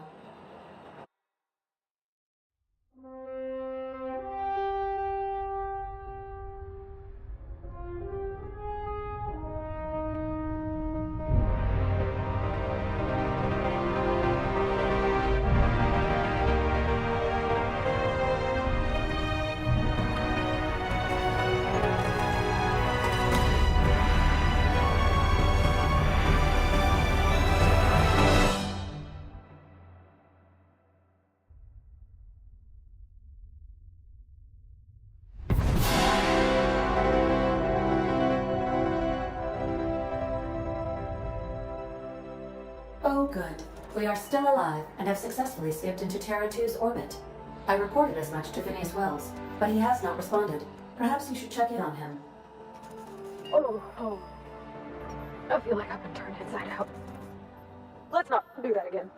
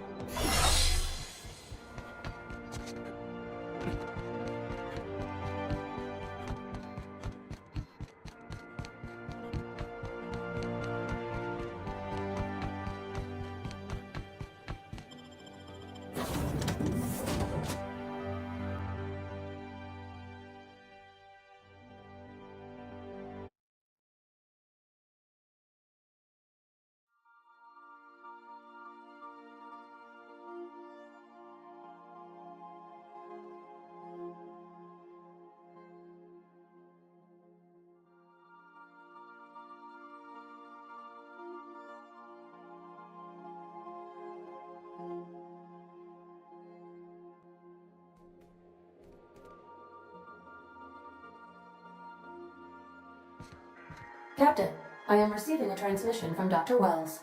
The transmission is marked with priority status urgent! Captain, I shall now play the transmission I received from Dr. Wells. The board is here. They found me somehow. They're about to blast my door open. I can't stop them from getting me, and there isn't enough time to explain everything. But there's something very important you need to remember. The board, all their lackeys, they're all a bunch of swine. Do you hear me? They're fucking corporate swine. You fucking pigs! I'll take you all out with me. I'll never... It would seem the recording captured some rather dire events. I presume you'll want to dock at the orbital lab to check on your associate as soon as possible. How can I be of assistance?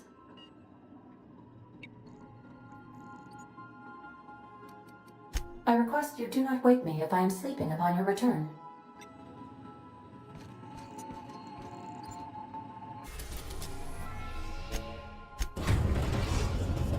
Now arriving at Phineas's top-secret orbital lab.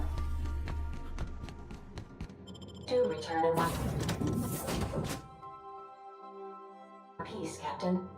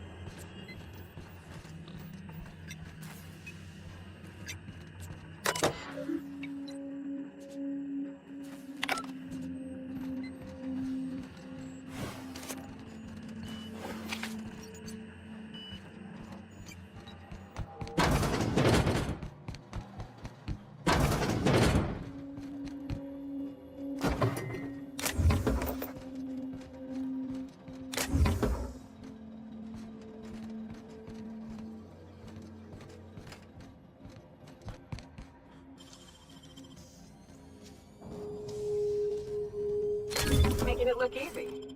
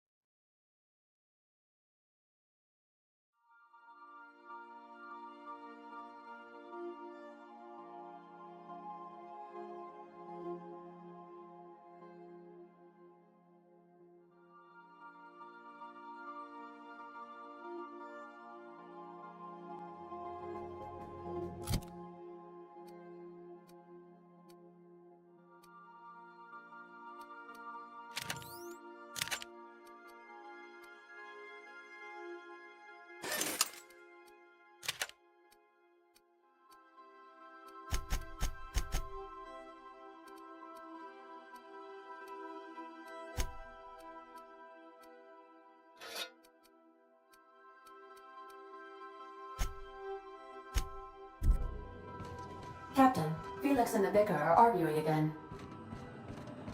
Captain, as it appears we may soon be embarking for a maximum security prison planet, I believe the crew would like to speak with you to, as you humans put it, air some concerns.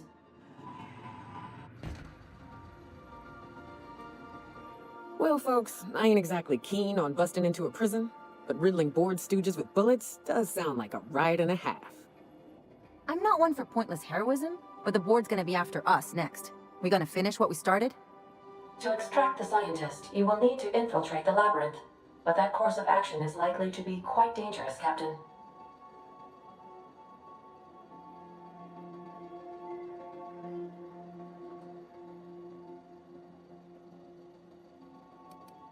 Don't look at it as saving the day. Look at it as securing your investment. Phineas owes you big time. I'm sure the outlaw Phineas will appreciate you saving his day, as it were, Captain. If you really mean to do this, you should see to your final affairs and close out any unfinished business. Once you sneak into Tartarus, you may be there a while. Or permanently.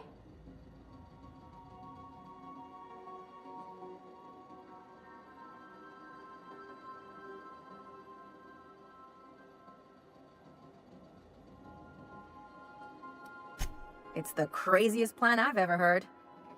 And I mean that as a compliment. You didn't hire me to think. And I ain't about to start now. You're my boss. I'll walk into fire with you.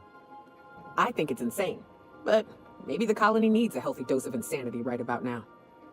I know it's dangerous, and I won't lie and say I'm not scared out of my wits. But I couldn't live with myself if we didn't do something. You're asking for more than bravery from us, Captain. But there are worse ways to go than dying for a good cause. I'm in. Let Sam get the grime out. It's what our units do best. The entire plan is a terrible idea, but I admire your bravado, Captain, which leads me to illogically believe, against the odds, that you will be successful. If we don't make it, at least it'll be a great story. Got my trusty tossball stick, got my ass-kicking boots. I'm ready, boss. Outstanding. You can count on us, Captain. We're crew. For real crew. That means we got each other's backs. Right? Never thought I'd volunteer to break into a prison. Seems like your tendency towards risky behavior is rubbing off on me, Captain. Command not recognized. Waiting on your command, Captain.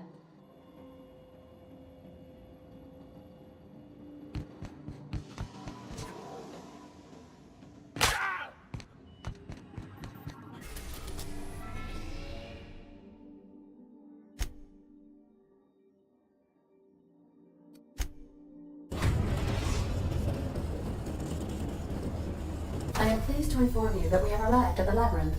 Please be advised that the punishment for trespassing is execution. Please be advised that electrical storms on the surface of Tartarus make departure impossible at this time.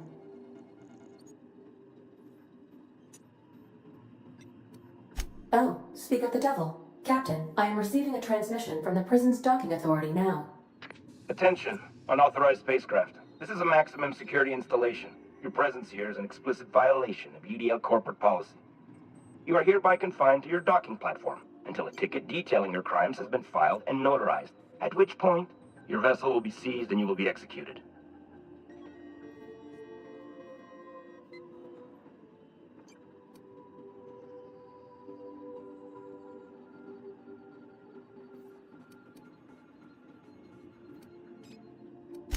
UDL does appreciate the courtesy you've done us by delivering yourself here. As a show of our deepest gratitude, we will make your execution quite swift.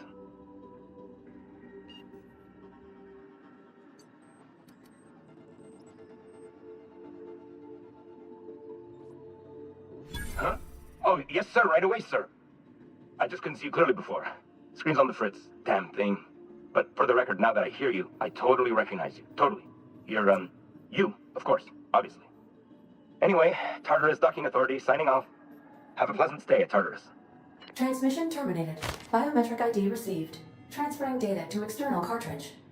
How can I be of assistance? I'll be here.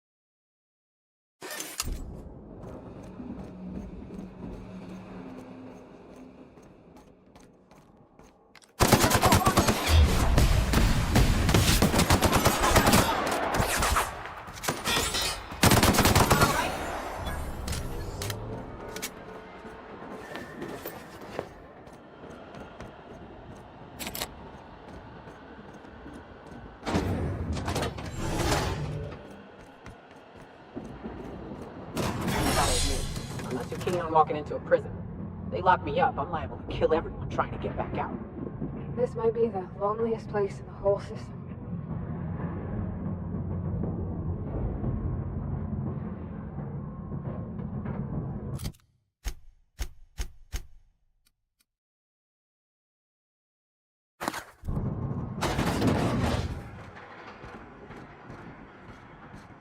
Whew. We have a lot of shooting to do, Captain.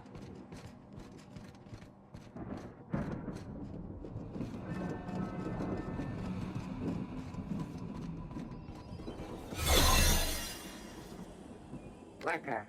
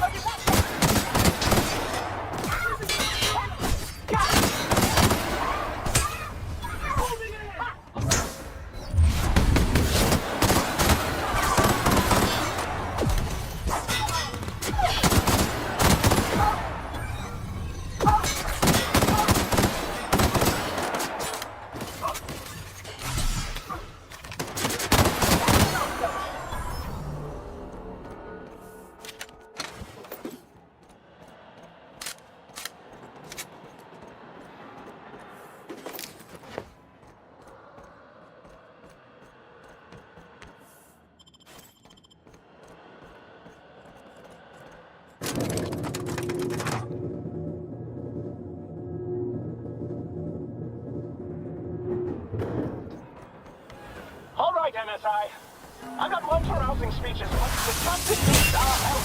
So get in there and...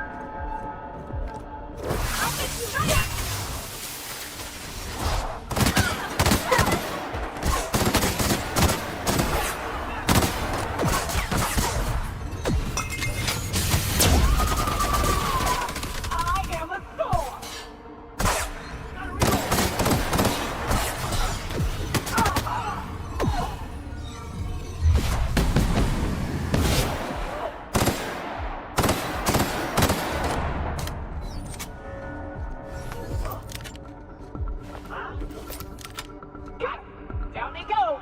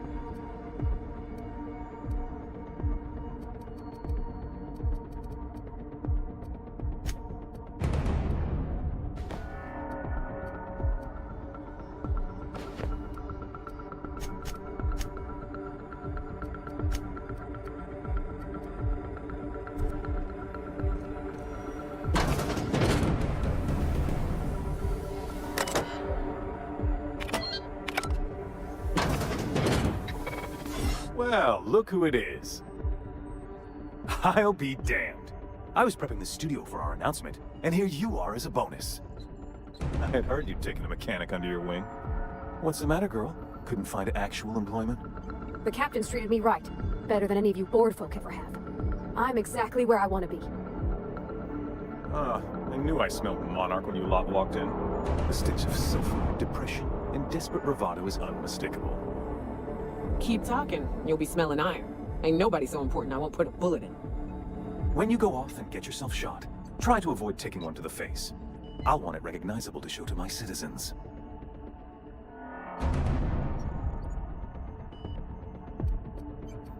Haven't you heard?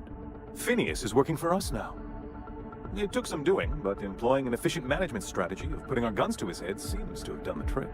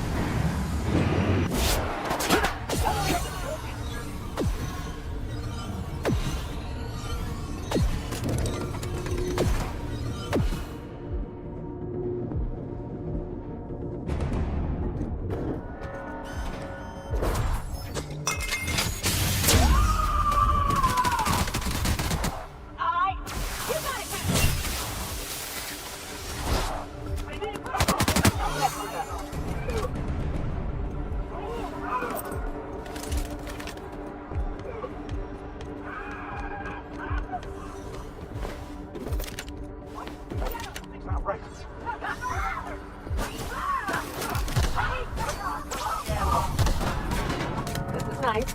Calm before the storm and all that. Whatever comes of this, I'm just real glad to know you.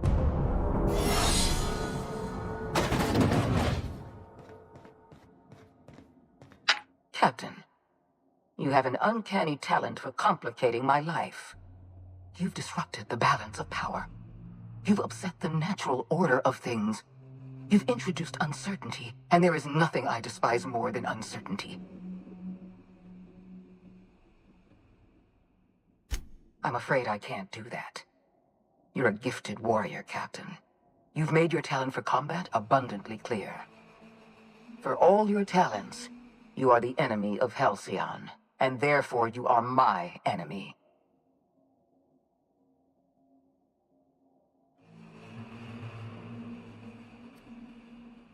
Dr. Wells is being held in my custody. His cooperation will prove invaluable, even if I have to beat it out of him. All that's left to do is put down this riot, arrest you, and then get on with the bloody business of saving this colony.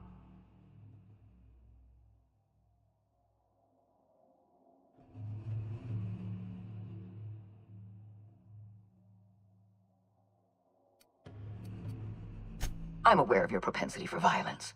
Halcyon is a bloodier place because of you. I take no pleasure in this, you know. I simply have no other option. Leaving you alive is too great a risk. Goodbye, Captain.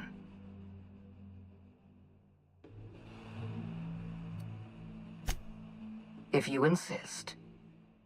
This prison is equipped with an automechanical warden. I've had it programmed to eliminate you on sight and rinse your remains down a drain.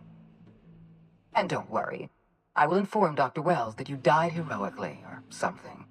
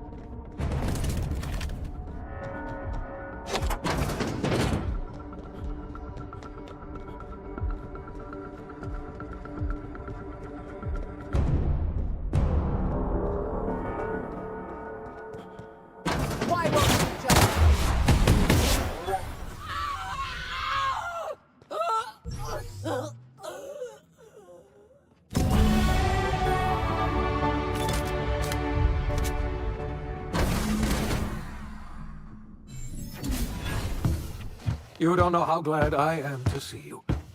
You did the right thing. Akande was a monster. Her death was much deserved, and long overdue. And you lunatic, you broke into the board's own fortress just to rescue one doddering old man. You are absolutely out of your mind, and I can't begin to thank you enough.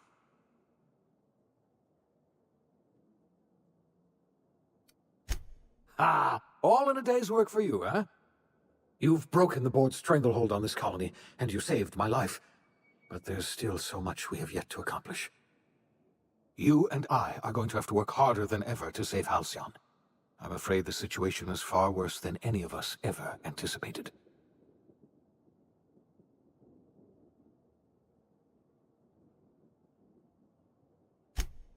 Earth has gone dark. We haven't received a single message in 3 years. There's been no communication, no signals, nothing. 2 years ago, the Earth's Directorate's frigate disappeared on their way back to Earth. We don't know what they discovered when they arrived, or if they arrived at all. So we've got to make do on our own. Seems to me that'll make us stronger in the end anyhow. You're quite right. We've got no choice but to make do on our own. You mean we're all alone out here? Really alone? I'm afraid so, Miss Holcomb. Halcyon is the only home we have left. Returning to Earth is no longer an option. We're in serious trouble, my friend. Do you know what this means for Halcyon? We can't rely on Earth for support anymore. We've been cut loose. We're entirely on our own.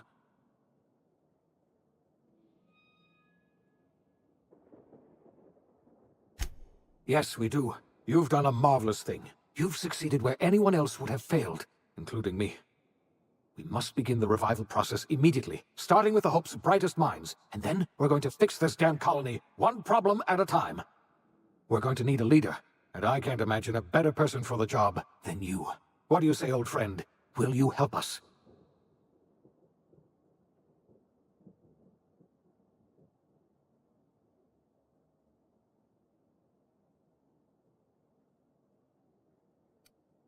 When I revived you, I thought you were going to help me save this colony. I was wrong. I had our roles reversed, you see. You're the one who's going to save us all. I'm just the one who set you on your path. You're the best thing to ever happen to Halcyon. If you want to take it upon yourself to lead this colony, you have my support. We're not a colony any longer, are we? Our last connection to Earth has been severed, and so we have been set free. Our future is uncertain, and no one knows what tomorrow holds. Exciting, isn't it?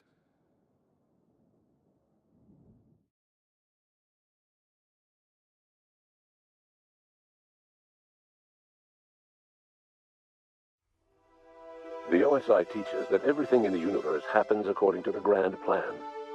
But the stranger that arrived in Halcyon was an unplanned variable. From the moment he landed in Emerald Vale, his actions altered the course of history. The events on Tartarus brought about the end of the board's authority. But the board's mistakes would haunt the colony for decades to come.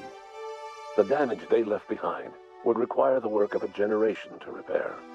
Dr. Phineas Wells began reviving a handful of the Hope's colonists.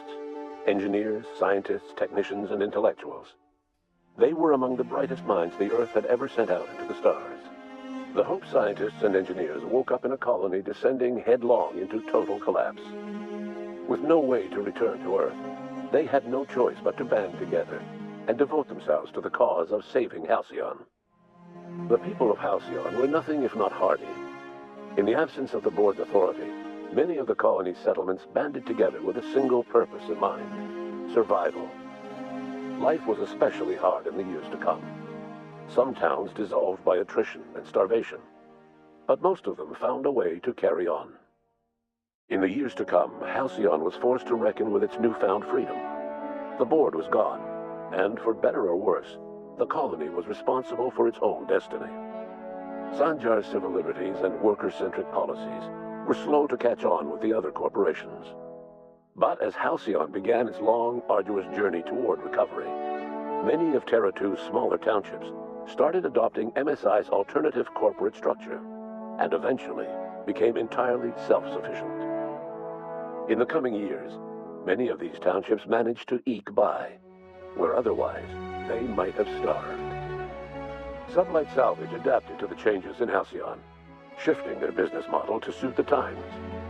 Their claims of legitimacy were scrutinized, but ultimately unquestioned.